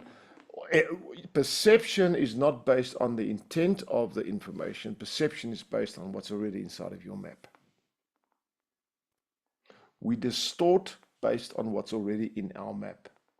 When I communicate with the client, they're going to say things to me. I need to get out of my map and listen more objectively and ensure that I'm not distorting. When I speak to them, very often I will use terminology, words that matches my map. I will very often hear what they say. I will judge what is right and what is wrong based on my map. All of that is a distortion because it's based on my map. My map is neither right or wrong. My map is just my map. And the question is, does my map serve me? My client's map is not right or wrong. It's a matter of, does it serve them? Are there potential distortions in their map? Could be. You see, there are things that happen to us in life, and they could be great opportunities, but we see them as a default, as a negative. I've had it so many times where people would say, you know, I got retrenched, I got fired, I lost my job, I'm panicking, I'm in stress mode, I don't know what to do, I've tried this, I've tried that, I'm not making money, oh my goodness, woe is me, I don't know where to go. And just sometimes that is probably the best place to be in, because that's the time when your creative juices kick in and you start realizing maybe you just got to work a little bit harder. It's sometimes the first moment of a great opportunity that lies ahead of you. We don't know that. It's really a matter of how we look at it. If our mind is distorting opportunities, we'll see it as threats. If our minds distort weaknesses, that's the only way we will see it. Distortion is real. We distort based on our culture, we distort based on our religion, we distort based on our language, we distort based on our own personal experiences. There's a huge amount of distortion that happens. If I say to a lot of people, one of the fun things I had in life, one of the greatest experiences was to be on a motorcycle and noticing that I'm clocking over 200 kilometers an hour as I go into a corner, to me was an extremely thrilling experience. If you put most people in that situation, they will themselves. It's amazing how this AI just deletes some of the words without having to say them. We all have our own maps of references, what we find thrilling, exciting, what we find beautiful. I had a friend once, and I'll never forget this. He had a girlfriend. I knew him for quite some time. He was going to get married. I've never met her, and we created a date night, the wife and I, and the two of them. And he says, Dion, you're going to fall in love with this woman. She's the most beautiful woman on the planet. And he spoke for days on in how beautiful he is. And every time he referred to her was how beautiful. She's the most beautiful woman, most beautiful woman. The first time I met her, I thought she was the ugliest grunt ever. I mean, what a disappointment. Jeepers. It's like, seriously, dude, what? You got no filters? Are you blind? You got a cataract? What's wrong? There's nothing, no. Here's the thing. In his brain, that's beauty. In my brain, beauty looks different. Is he right? Am I right? No, neither. We distort according to our own filtering process. Give the client permission to filter according to their own process. They will distort things in life. You're going to hear it as a coach. As a coach, you can't go, no, stop it, you're wrong. You see, the way we distort things, we believe in that moment that's the right way. The problem we have is distortions enter our belief system. And once we distort something, we believe it, it becomes part of our beliefs. The only person who can change our beliefs is ourselves. If anybody else challenges our beliefs, we will dig our heels in and we will defend it. If you have a belief, if it's right or wrong, if it's distorted, if it's factual, whatever, it doesn't really matter. If you have a belief and I challenge your belief, you will defend it. You'll dig your heels in. You'll make the belief stronger. I'm strengthening the belief. So if you do hear a distortion, number one, nobody's made you a god to decide what are distortions and what are not, what are the right ones and what are not. But if you do hear one that's not serving your client, don't attack them head on. The client needs to realize it themselves. Some of the techniques we'll teach you guys is to get them to realize that they are distorting and how to reframe it into a way that serves them. Cool? Sheila, you going to hand up? Yeah, could I just please ask, when we use the word beliefs, Yes. for me personally, I feel like that's a personal thing, and I get that. But when you see it outside that and say to yourself belief, it's like I'm sorry guys, I'm trying to explain. I'm not very good at explaining these things. Well, you were good at explaining that you can't explain, so maybe you are good at explaining. Yeah, well, I'll give it another go then. The word belief for me is my personal ownership. But I also get confused with beliefs that have been put on me. Yeah. But they're not mine. Correct. And when we use the word belief in a interaction with someone, I almost feel like I'm conflicting that information because of that understanding of it. Does that make sense? It does. So beliefs are actually quite complex. So we've got two elements that should actually fall into the same category. The one is beliefs and the second one is values. They're very, very close to each other. Beliefs, very often people think are only spiritual, religious beliefs. But what we need to understand is we've got outward beliefs and we've got inward beliefs and we've got internal beliefs. So I've got beliefs about the color of the sky. I believe the sky is blue. I believe grass is green. I believe I live in South Africa. But I've also got certain conditional beliefs. So what is the quality of South Africa? What is the economy like? What do I believe about the government? What do I believe about the suburb I live in? What do I believe about the house I'm in? What do I believe about my wife, my children, my grandchildren? What do I believe about myself, my capabilities, my skills? What do I believe about my past, my present, and my future? So there's millions of things inside of the word belief. Our beliefs are extremely complex, very complex. We sometimes have stimulating beliefs, we have challenging beliefs, we have empowering beliefs, we have limiting beliefs.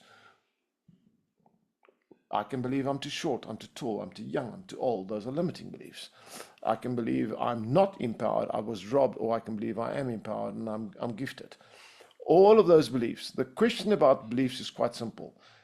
Does it serve you or is it a handbrake? Simple as that. As simple as that. Is it a stumbling block or is it an empowerment? That's the difference. That's a great answer for me because that's exactly what I'm looking for. How do you present that to somebody, a client, in the most simplest way?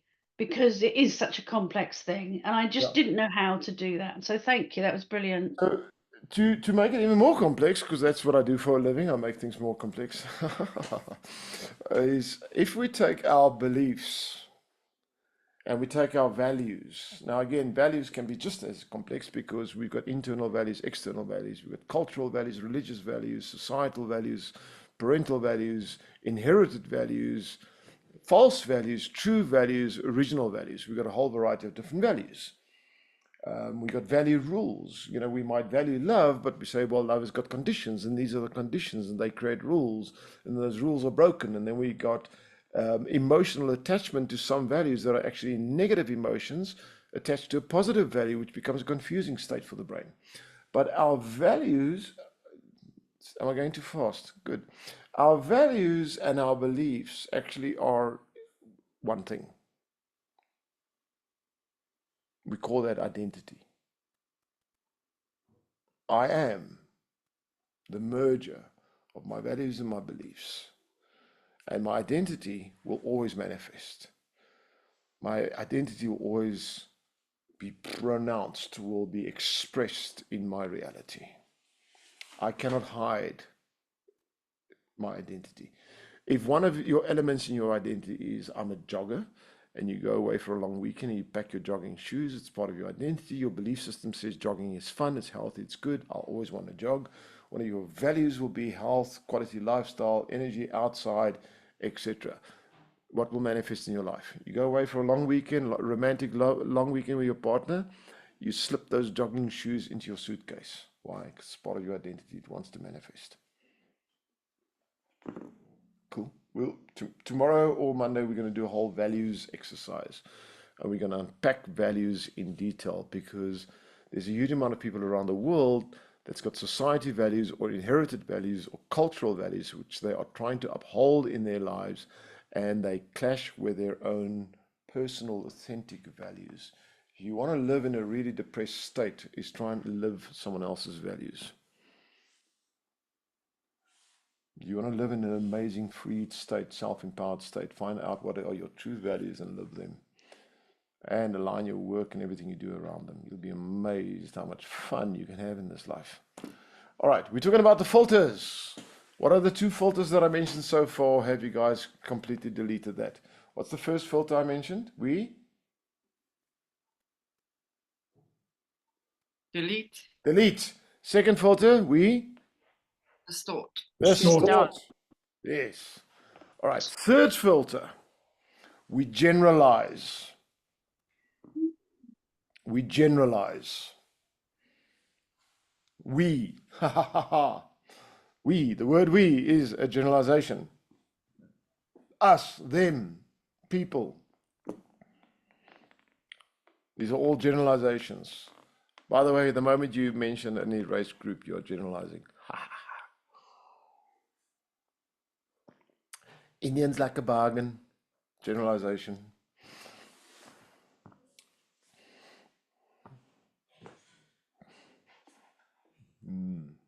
Blacks have rhythm. Generalization. White people can't run. Generalization. We make a huge amount of generalizations in this world. The brain actually loves generalizations because generalizations fits into the concept of patterns. The reason we do generalizations is it allows us not to have to think. So let's do one really good example of a generalization. Who of you guys, you're sitting on a chair, right? Everybody, all of you guys sitting on a chair at the moment? All right. Who of you guys took out a tape measure and an engineering calculation and measured the chair, did an analogy of the material it's made from, and did engineering calculations, the chair you're sitting on can actually carry your weight? Some of you should have. No, I didn't say that out loud, did I? How did you know the chair you're sitting on could actually carry your weight? Did you think about it even? No, you did a generalization. Because inside of your brain has already learned that something made out of that kind of a material that looks like kind of like that, that's kind of shaped like that, should probably take my weight. But that's not something, knowledge you were born with. See, when you were born and you were learning to walk, you would sit on anything. You would sit on an empty tissue box. If there was a balloon on the ground, baby would even sit on that. You'd sit on things, and certain things give way, and other things carry your weight. So the brain goes, okay, things that look like that won't carry my weight. Things that look like that will. That's why at some stage in your life, you could sit on a cardboard box and it would carry your weight. But each one of you had a surprise somewhere in your life where you sat on a cardboard box and it went, and it gave way. Your brain, okay, change that generalization rule in my brain. Cardboard box, sit, no. We live in South Africa. Who's ever had those white or green plastic plastic chairs in your garden, at your braai area? Who's ever had those plastic chairs? Hot summer. And someone sat on those chairs and the leg says, whoopee. Ever had that happen? Yep. How did that happen? Well, the brain sat on it, felt solid, worked, everything. So it goes into generalization. I don't have to think sitting on it. I can just put my weight down. It'll carry me. So I'll put that into a different context. It's part of the learning mechanism of the brain, and there's a terminology that's used. It's technically incorrect, but it's close enough. So there's 4 phases of learning. We start off what's called unconsciously incapable. It should actually be subconsciously incapable, but it's okay. We'll call it unconsciously incapable. So the practical example is a 2-year-old doesn't know they cannot drive a motor vehicle. Unconsciously incapable. I do not know that I cannot. It's learning phases. Then the child grows up, and at some stage they become consciously incapable. I can see the adults driving. I know I can't. Consciously incapable. Then they go for driving lessons. Who remembers going for driving lessons that first couple of weeks driving? You could drive a car, but it took a vast amount of mental energy. You were consciously capable. You could only drive the car whilst consciously thinking of it. You had to think gear 1, gear 2, clutch, accelerator, brake, mirror, overload, panic. Oh shit, there comes a pole. It was tough. But through repetition, the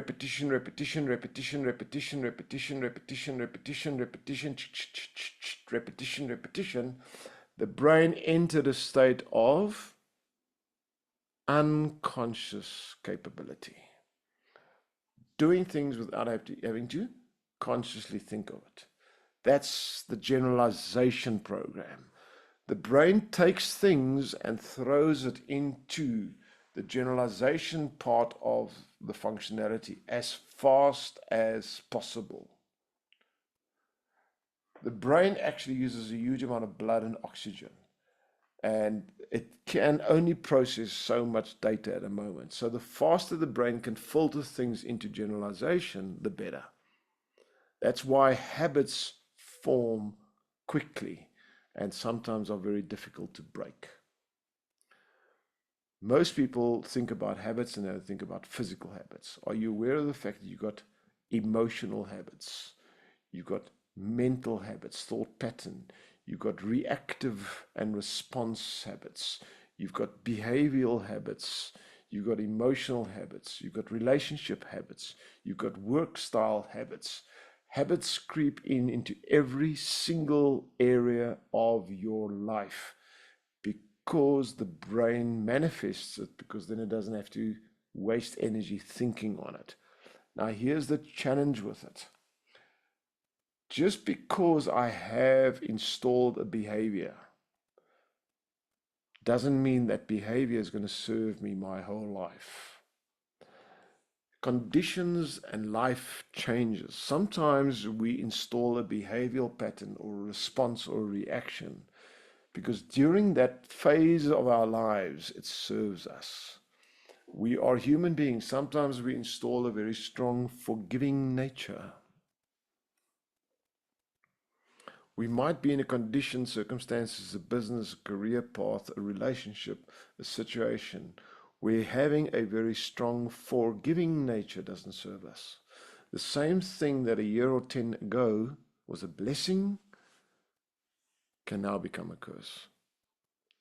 There are times in our lives where we install a very strong, and I want to say borderline aggressive kind of approach, because at that moment in time it might serve us, but later on in life it doesn't. We are not stagnant. The risk with generalization is realizing that maybe I have some generalizing programs that are running inside of me, that when they were installed originally, they served me, but they don't serve me today anymore because I've changed. My conditions have changed. My environment has changed. Everything around me and about me has changed. The person I was 20 years ago is not the person I am required to be today.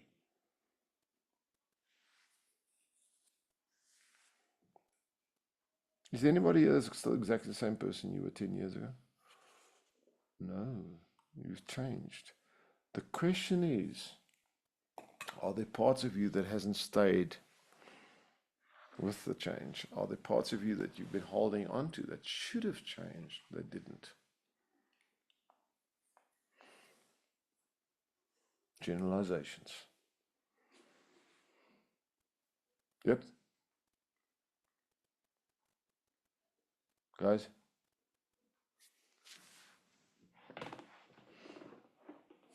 I grew up in an era where you went to school, ideally after school got a qualification, worked for a company, preferably the same company. If you work for one company for like 30 or 40 years, you're like amazing. And then you retire at the age of 55. Who do you guys remember those days? Wasn't that weird, eh? Jeez, like society we live in has changed. It's changed. Qualifications don't carry the same value they used to. Very few people enter a company and stay with the same company. In fact, if you're in recruitment and you see someone that's been in the same company for 20 years, you're going to ask a couple of questions. You want to see that variety and spice and growth and development. And I know very few people that can afford to retire at the age of 55. Our economy in the world has changed. Come on. So can I hold on to generalizations from 10, 20 years ago? No, I can't. So when I communicate and coach my client, very often, the stumbling blocks they have in their lives is not what's happening in the present. It's the generalizations they have of yesteryear that's still present. Make sense? So what does the brain do to filter vast amounts of information? It deletes, it distorts, it generalizes. Now I am left with a usable amount of information. But the challenge we have is the deletion, is the distortion, is the generalization. Because unless we understand that it is happening, we're not going to be able to communicate correctly and we're not going to be able to coach correctly. If my client is having a challenge because they're deleting things, my job is not to help them distort it differently. My job is to bring it to the surface, to help them become aware of it, to undelete certain things. When they're distorting certain things, my job is to help them see it through a different perspective. When they are generalizing certain things, my job is to bring it to the surface so they can focus on analyze and become more consciously aware of things. So I need to be able to listen not just to what is being said, what is not being said, what is being distorted, what is generalization, but also what is the basic current of the conversation and the challenge they're experiencing. And I need to be aware of my own deletion, distortion, generalization, all of these things at the same time. So for me to do it masterfully, I cannot do it when I need to think about it. I need to practice it sufficient so I can do it unconsciously capable. So that my energy in the coaching session can be focused on the client and not, are they deleting, distorting, generalization? I need to hear that without having to think about it. Cool? Everybody? This room has gone very quiet, very quiet, very quiet. Very like, oh my goodness, very, very, like the energy is when you whoosh, what's happened, Joel? It's all good. There's so much running around my head. I've got to sort that out and not delete it all. Just listen to that interesting statement. I've got so much running around in my head. What, little man? What's happening there? They got legs. What's running? What? It's my thoughts. I've got these millions of highways and they're all connecting. They're like through my glasses or interconnecting and like what must go where and how. And I'm thinking, hold on there. You've got to still assess all of this. Now, here's an interesting fact. You guys have heard and learned or recognized way too much information today for your conscious brain to be able to think of all of it and process it and grasp it. Your subconscious brain can, however. Let me make an analogy. Who likes reading? You like reading? Most of you guys, you've read a book, right? Now, when you read a book and someone asks you what is written on the second paragraph on page 147, can you remember like that? No. But if someone asks you what's the basic storyline, can you tell them the storyline? But if you do go to page 147 and you read the page, does your brain recognize and go, oh yes, this is where it fits in the story? Learning happens the same way. What's important for you to remember is the storyline. Constantly go back to the manual, watch the recording, so your brain can recognize repeatedly what you know. That's how it enters the deeper subconscious and how it goes into your automatic understanding. Make sense? Yeah?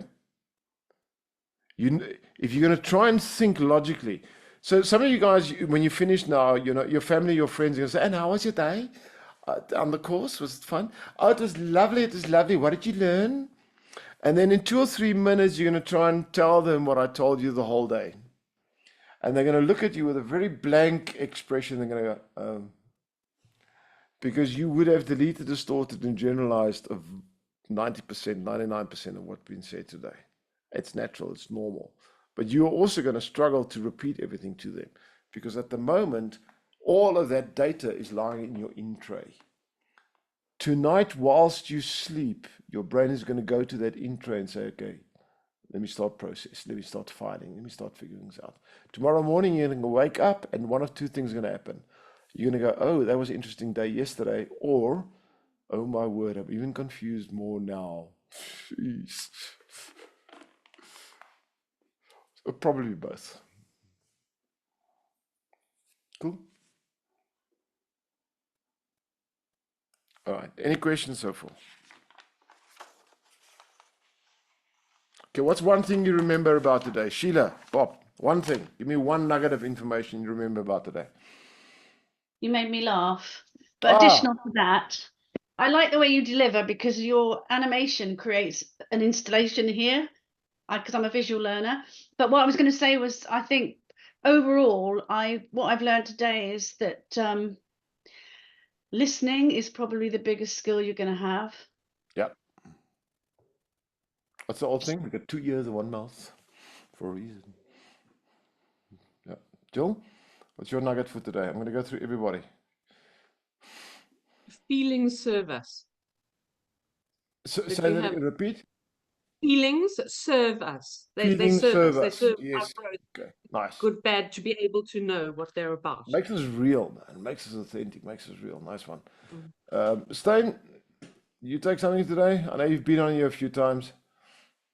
I love the metaphor you used with the dry leaf floating. It's actually something I would most probably use in my next training session. It's a wonderful way of explaining it. Most welcome. And the reason why he's got permission to use it, for those that don't know, I've got no copyright on intellectual property. Anything I say in these platforms, you are most welcome to teach anywhere. Without asking. I don't believe in the concept of intellectual property. It's a bunch of rubbish. greedy people use that. All right, Relene, what's your takeaway for today?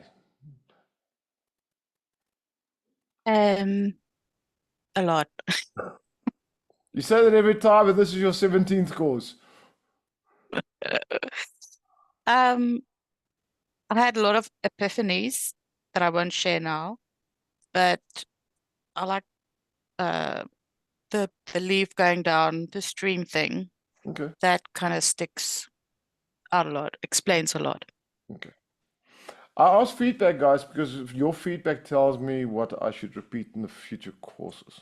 Sibo. Thank you, Dion. What I take from this day is, my brother, Banele, I love that you shared your story. Yeah. And in most Black communities, this is what we're experiencing. At a younger age, brothers will fall or follow the wrong crowds and end up experiencing a lot of things, which sometimes keep everything they could ever do with their lives. They end up in jail, hospital, retarded, and all that. But you stood up, my brother. You changed your life based on the facts that you've experienced these circumstances. And you don't want any other person to experience the circumstances. And even though they may experience their circumstances, you are there for them to walk them through that life of walking out of those circumstances. I applaud you, my brother. And another thing, that sharing, being authentic, creates more unity toward us. I've been reading, I saw your comments, guys, and I read as good thing. By sharing, it's a sign of caring. Thank you. It's fascinating that, Sibo, that you talk about authenticity. You are one of the most authentic people I have met. Every single time you come on these platforms, I absolutely just enjoy you and appreciate it. Anybody else, when he talks, you can just hear that passion, that deep. I was going to say, Sibo, you're a deep soul, my brother. You're a deep soul. That's all I can say. That's probably the best description. And I love it when you come onto these platforms. So thank you for being you. All right, Doug, what's your takeaway for today? Dion, I think the first thing was you were talking about anxiety and getting out of your comfort zone. Yesterday, in particular, I felt very excited, but out of that I'm about to walk into something now. That now is going to change my life and something that I've been really looking forward to. So, I mean, I've taken in so much today, and like you say, if I had to go now walk through to the lounge and tell my wife, I actually don't know what I'll say. It'll all be gone, But How was I your think course today? Blah blah blah blah blah. Yeah, exactly. Here's a But I think dictionary. Put it together yourself. Yeah, well, one of the takes is kind of retraining my brain to listen differently. I quite like that. Yeah, that's one of the biggest things, switching off my reality and listening deeper. Your So, wife yeah. will thank me later. I'll let her know. Raksha, what's your takeaway? Thank you so much. See the words. You were able to articulate so beautifully so much of what is already starting to happen naturally. So in the coaching process, I've started thinking, oh, I'm saying this. Is this because it's how I think, or am I interpreting how she thinks correctly? So I think that was the biggest one for me. I kind of summarized everything into one page for myself because I have to see it, how you went through it. But I think this deletion, distortion, and generalization is power. I could actually go back into sessions that, I mean, yesterday I coached the whole day, and I'm sitting here and questioning myself on some of those interactions that I had. And I think the biggest thing for me today, Dion, is the work starts here first before going out to actually confidently coach there. And I'm so grateful for the opportunity. I want to answer that one and say not necessarily, actually. Oh, that's how it's been feeling predominantly for me today. It's like I've been coaching for years and I'm going, goodness, have I done enough work?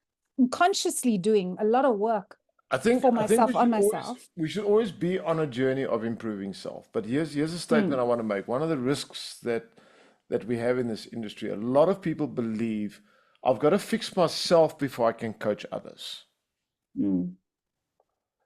Is there anybody that kind of thinks that or thinks in that line? Guys, do me a favor, please, please, please, please, please get rid of that absolute lie you're telling yourself, because here's the truth. You are never going to get to a level of perfection good enough to coach others. If you think you are, please do me a favor. The day you get to that level, phone me, because then clearly you're some kind of a god. Then I should come and worship you, because there's something amazing about you. Every single one of us, we're human, we've got errors, we've got gray areas, we've got faults, we're on a learning journey of becoming a better version of us. That's all we can be, is be on a journey. Our job is not to reach perfection, neither is it to get our clients to perfection. Our job is to assist them on their journey of self-improvement. And even if we only assist them to change 1 small % of their lives, we've done our job. It's not our job to transform them, to recreate them, to bring massive epiphanies. The moment we do that, we are actually putting pressure on them, we're putting pressure on ourselves, and what that's going to cause is we're going to get into a state of not being authentic. Authenticity doesn't have expectation of others. Authenticity embraces others and embraces and enjoys change. Doesn't expect it. Is that all right? Cool. Bonnie, did you learn anything today, girl?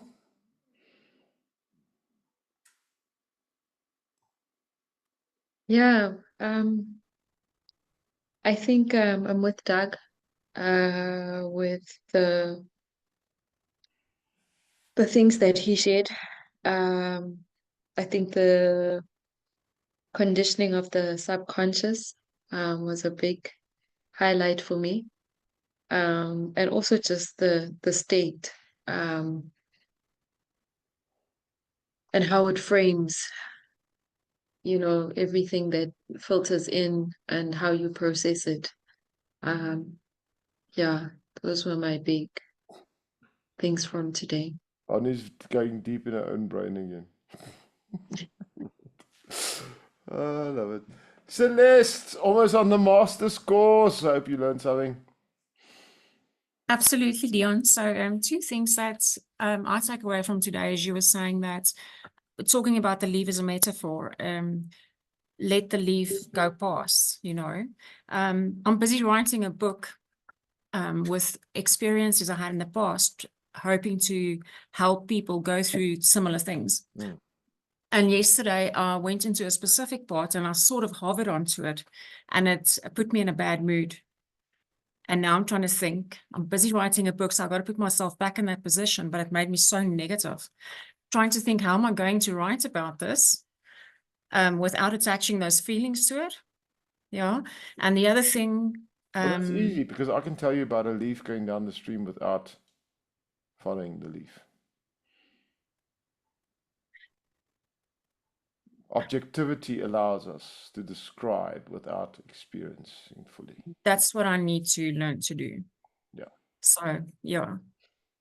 So And for the rest of the group, Celeste, I'm interrupting you, I know, but there's a concept that you guys really need to be able to master as coaches. You have to understand you're on this journey because you're an empath. You're on this journey because you really want to help people. You're on this journey because you feel deeply pain, pleasure, and the emotions of those around you. One of the reasons you are here is because you're not just an empath, you're an empath on steroids. And you've got this desire to make the world a better place.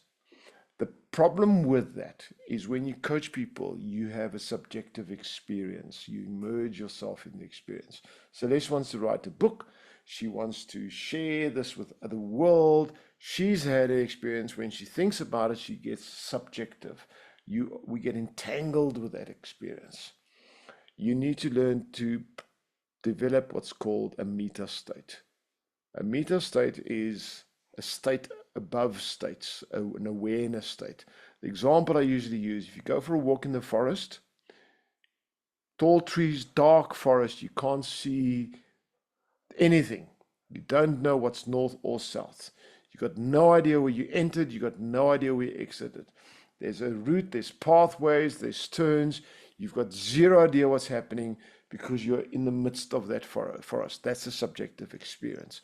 But if you've got a hovercraft with a camera above the trees, you can direct. As coaches, when we journey through the coaching process and our own lives, have the subjective experience, but practice the hovering, the meta state.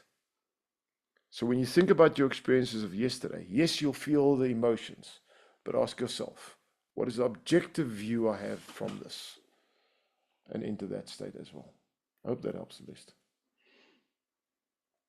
Yeah, thank you, Dion. So I could look at it from someone else's point of view. It's just that obviously experiencing it from my side and telling it makes it more authentic. And that's what I wanted to go on to. Another thing that you said today is people being authentic and having passion and really caring about people and what they do. So many times Stain's in a big crowd and he has to do a talk and he says to me that he's extremely nervous, and I could never understand that, because I'm thinking if you're a speaker or whatever, you have to never feel nervous because you obviously know how to do it. So yeah, that just made me think again, it's true what you're saying. So you're How's never the a coaching master. going, Celeste, by the way? The How's coaching? the coaching going now? I haven't done any coaching, Dion. Just so you guys know the background, why I'm teasing her on this. So her husband is an active coach. He's a public speaker. He's a sales guru. He's been in this industry a long time. And I think you came on this course just for yourself, just to go through it. And you actually fell in love to a certain extent on the course with coaching. So I was wondering if you actually started getting into it. But you are back here now, and that's just the interesting side. This is what they once said. Well, I'm just here to learn a little bit about self. I'm not gonna really get into this stuff. And you're here for a second time, so welcome back, Celeste. Nice seeing you. All right. Yes, Stein, I can see you unmuting. You want to jump in there and say something about it? Dion, she's not gonna coach, but yet here we are. Yeah. Writing a book to help other people overcome their challenges. I'm just giggling in the background. All right, Catherine, what's your takeaway today? You've also been on this course 17 times already. Did you learn anything today, girl? You know what? For me, it's a repetition, and it's every time it's different. I mean, you're saying this, you're repeating certain things, but you always hear something and learn something differently.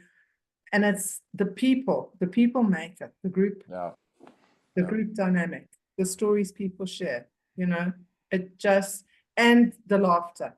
The laughter is, it's amazing. Awesome. But I mean, there's lots of other, the delete, distort, all of that. But the people. But you've been through this so many times. Next time you must come and teach this class. I'll just sit in the background and listen. Thank you. All right. Star? I think I've decided that I'm going to now call you Sifu.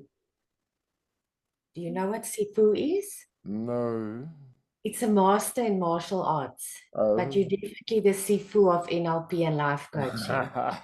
Well, I'm a certified master, but yeah. Yes, I know that. I think short and sweet, what I take away is get out of your own head, keep your ego in check. Yes. Nice. Good. Don't make assumptions. Don't make assumptions. I love the beating me with chess. Sorry, what? You love beating me with chess? That was your... No, when you said, the lady said, my husband beats me every Friday night. And I immediately also thought drunken fights, whatever. Yeah. So it was such a... assholes did it again. Yeah. Thank you. Awesome. Next up, Jackie, what's your takeaway for today? Yeah, I'm also on to what Star said. I've actually got it written down as we went along, is never make any assumptions. And also going back to the chess thing, but also when you said that, I went back to my daughter calling me one morning saying her and her husband are having a fight and she's sick of it. And I'm thinking, well, how am I going to politely or very nicely say to her, maybe you should drink less on a Friday night? And she goes, Mommy, but that's not what it's got nothing to do with the drinking. We had a break in. So, yeah, assumptions. Oh, yeah. I think I don't have another word because I think it comes naturally, doesn't it? Well, Assumptions. You know, it sometimes does. it takes one word to create, like you call it, a whole movie. Yeah, it's a learned behavior, to be honest. It is a learned behavior, and assuming everything and a lot is a well-learned behavior. And all behaviors that are learned can be unlearned. So we can actually teach our brains, hold on a second, handbrake up. Let me think about this before I go further. Yeah, and then of course, I think everything goes back to listening, active listening, reflective listening. I think it all pulls together because if you don't listen properly, then you're going to miss everything that you've said today. And yeah, the quote I'm taking with me is neurons that fire together, wire together. I've never heard that one before. Okay. But I like it, yeah. Cool. Awesome. That's me. Thanks, Jackie. Cuthbert, you learned anything today? You also been here in the food time, so. Yeah, like I said at the beginning, it's really good to, this is my second one, and it feels different. It's almost like the knowledge is getting embedded, so I like that. But a particular thing I liked is when you said the subconscious already knows all the answers. I thought that was brilliant because, you know, when I'm coaching, I'm always telling my coaches that, look, I'm not here to provide the answers. You've got the answers. All I'm doing is helping them bring them to the surface. Exactly. So this resonates with me, and I like it. Very, very true. Nice. Sonali? My takeaway was definitely making the assumptions, like Star said, and how you have a scenario, but you should actively listen first. That was a very interesting one that really made my head explode. It's like, wow, like you should actively listen to somebody before making assumptions so you can help them properly and not based on your own assumptions. So, yeah. Sorry, before I proceed, I have an appointment in a few minutes. Is it okay if I hop off? Thank you so much. I look forward to more. I will get on to coaching and I will keep in contact with you. Unfortunately, I just started my new a week ago. Now there's a process of getting certifications, assessments, and exams. They're more important than us. We get it. We get it. They're more important than us. Be honest. They're actually my money bank to get into coaching. So I don't really want mom and dad to fund it. I'm too old for that. You know, the independence needs to be in process right now. But thank you all so much. It was such a pleasure to meet all of you. Thank you, Dion, and I wish you all the best. And thank you all so much. Bye. Have a lovely weekend ahead. And I look forward to more. And I will be here soon. Before you end. So, There we go. Bye, everybody. Thank you. All righty. Michael. Dion. Hello. So just a couple of observations. This is the second time I'm doing NLP, and boy, you certainly brought a lot of it back. Even when Sylvia was sitting in the background, she was making some comments there, and yeah, okay. And you know, she's done it twice. Okay, so my three takeaways. Firstly, when you spelt the letter CAT, so I'm quite involved in addiction. So what did I think of? Crystal methamphetamine. Yeah. Oh, let's not go down that road. Anyway, my three takeaways. First one, Thoughts are multiple voices in your head, extremely fast. That one caught me. Frivolous, Sorry, certainly. do you understand your wife better now, Michael? No. The reason I'm here is so she can understand me. Give me a I'm just break. being wicked, that's all. I was just being naughty. So the thoughts are multiple voices in your head, extremely fast. Hell, that is so true. Frivolous, certainly, and they change direction quickly. When you think of it, not only are they fast, but they bloody change lanes so quickly. Yep. So that made me think a little bit. The second one was, which wolf do you feed? When you ask the question, wolf in the shade, wolf in the sun, I mean, who doesn't matter. Just for the record, I've got wolves in the house, 2 Siberian Huskies, so it's very close to my heart. Thank you. Yeah, you'll see them during the week. They come and do my admin during the week. They're most welcome, yeah. Yeah. And then the third one. And they talk as well. I hope they talk and they... Round about 5 o'clock, she starts with him, in the run up to dinner, and they don't stop. First thing in the morning, and then round about dinner time. I've got friends that've got 14. Yeah, no, I don't know how they do it. 2's more than enough. Right, then the third one, does your belief serve you, or is it a handbrake? And, from an addiction side of things, that is going to be extremely powerful for me going forward, where I pull the handbrake by asking them, does your belief serve you? Yeah. So those are my takeaways for today. Can't wait to unpack. Yeah, that's Good it. one. Good one, Michael. Nice. Dudu? Hello, Dudu. You've been very quiet today. I've been listening in, and I think what I appreciate the most is the experience of repetition. As you hear these things over and over again, you learn. I'm learning from that. And it's very comforting to hear, Dion, that we don't have to be perfect. That for me was just like, I don't have to be perfect. I am a work in progress all the time. That comforted me the most.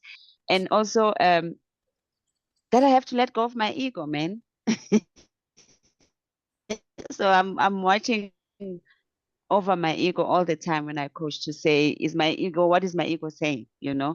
And I appreciate that so much. And thank you, Dion, for allowing us, to come over and over again to just learn and learn. I appreciate Yeah, I really appreciate It's a this great space. joy Yeah, having you thanks. guys here. Thanks. All right, Marley? So this is the beginning of my journey. What I'm taking away today is that, and it's quite profound for me, that starting the journey, being a colleague or a family member or a friend, your knee-jerk reaction is to say, I know, and I totally relate. And the big thing for me is that your internal processing, my internal processing, will be a huge impact whether I'm a very good coach or not, and my interaction with that person. So that was a huge switch for me, and it's definitely what I'm taking away for today. Cool. Yeah, we say that, but in reality, we can't walk in other people's shoes. We don't really know what they're going through. We might have similar experiences, but you've never walked in someone else's shoes. It's not possible. It's just not possible. All right. Direct, hello. You've also been very quiet. I've been listening in, Dion. I think for me also, just again, the realization of how complicated our minds, our brains are, and how unique we each are, and that we can never ever think we know what goes on in someone else's mind, but that we can, and just by learning what we're learning here, it's just a way to better understand someone else. And I think just a little bit of knowledge of the mind and of the brain is such a benefit to us to be able to help someone else. Nice way of looking at it. I like. And then also the way that you teach with your analogies and your metaphors it's a lot of information if it's just the theory, but by telling it putting it in a story and an analogy and a metaphor really sticks in my mind, and I understand it so much better. So I think even coaching with metaphors and analogies is important for your clients. It's an easier way to understand complicated information. That's why there's a section in the manual, metaphors, creating metaphors. So yeah, you're right. I like what you said. You stirred something there. Nice observation, Doreen. Justine? Man, there are so many notes that I made, but choice and action, because the story of the leaf really stuck with me, because I'm transitioning from the classroom to design. So I want to move to the background, and NLP is then part of my plan for next year. That's why I'm coming to the open day now, because I definitely like that live, eat, breathe, what you need to do. And then I just added to become that instructional designer. Comes back to choice. Nice. Like, last but not least, sorry guys, I only see you if your camera is on. If you're in the room, your camera's not on. I don't see you. Banele, what's your takeaway for today? How's it? All right. Thank you. Big energy. From the very start to the very finish. Like I also made a lot of notes here. But I really like the analogies that you made. From the pink elephant in the room to the crack on the window to looking around the room and looking for the reds all over the room, and then asking about how many blues there are. The analogy of the leaf in the stream and channeling those emotions. So thank you for putting such vivid pictures that it just comes together with the explanation and on what we need to learn. I think that was lovely. That's definitely what I've definitely taken out of here. Thank you so much. I'll see you tomorrow, Banele. I see Leonie, thanks. Alrighty. I love your energy, dude. Leonie decided to switch your camera on. Hello, Leonie. Well, I just wanted to let you know that I've been here all the time, but I also have to admit that I've been painting a wall in the past few hours. And this whole wall is just full of NLP, and it's taken me back since 2017 when I did my first course with you. And what I really took with me today is the fact that you never have to be perfect to be a good coach. Yeah.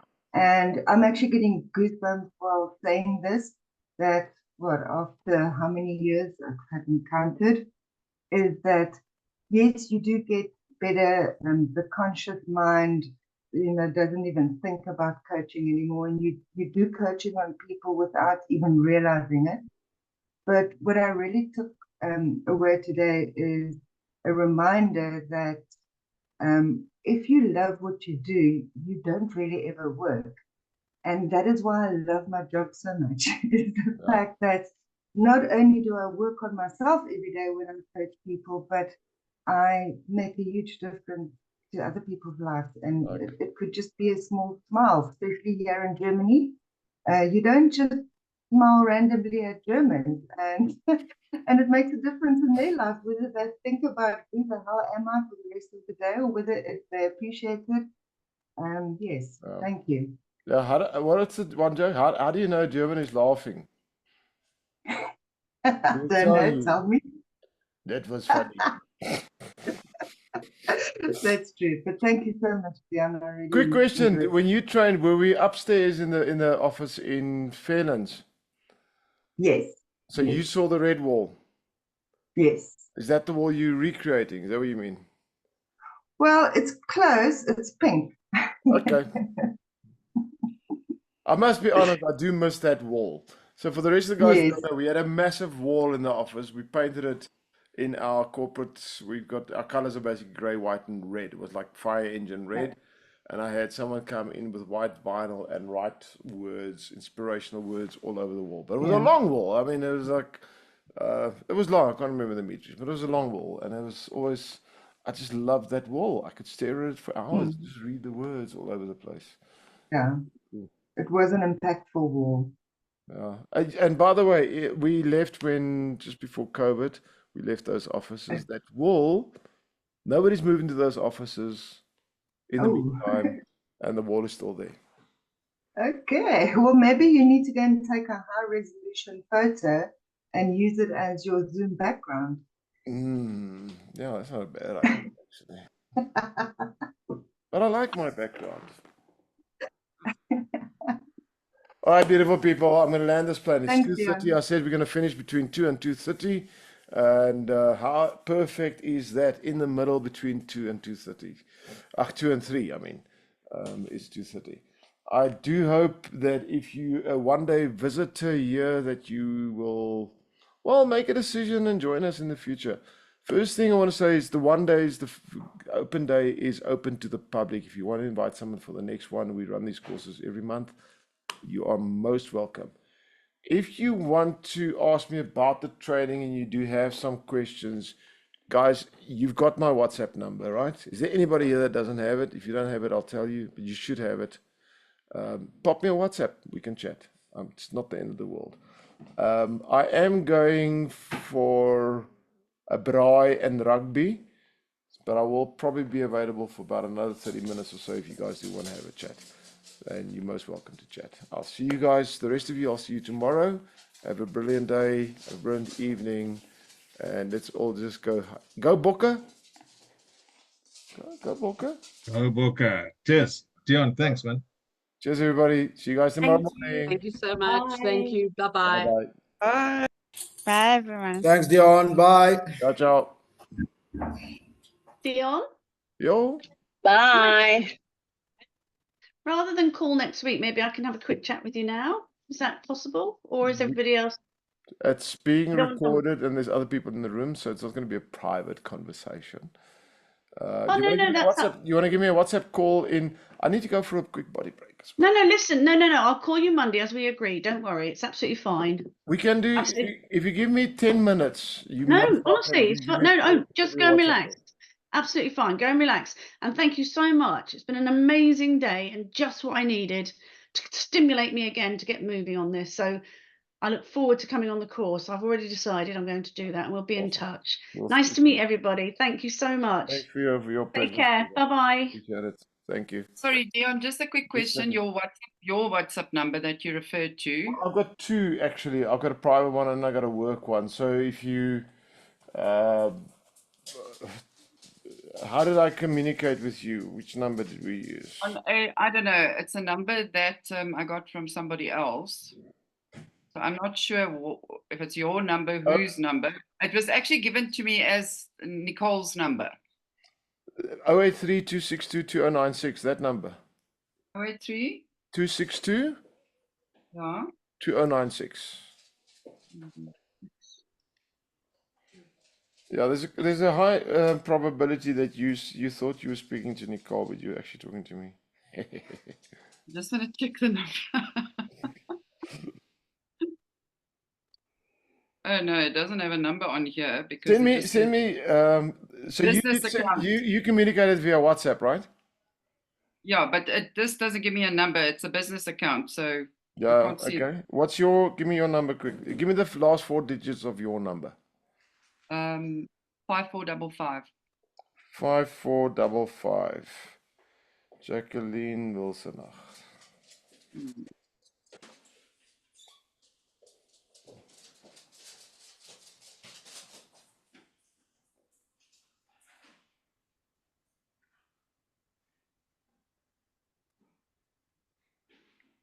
Did you just get a hello from me? Yep, I did. Thank you so much. Great. Cool. Thank you for the session. Enjoy the braai and the rugby. I shall see you tomorrow. Bye-bye, guys. Ciao, ciao. Cheers then.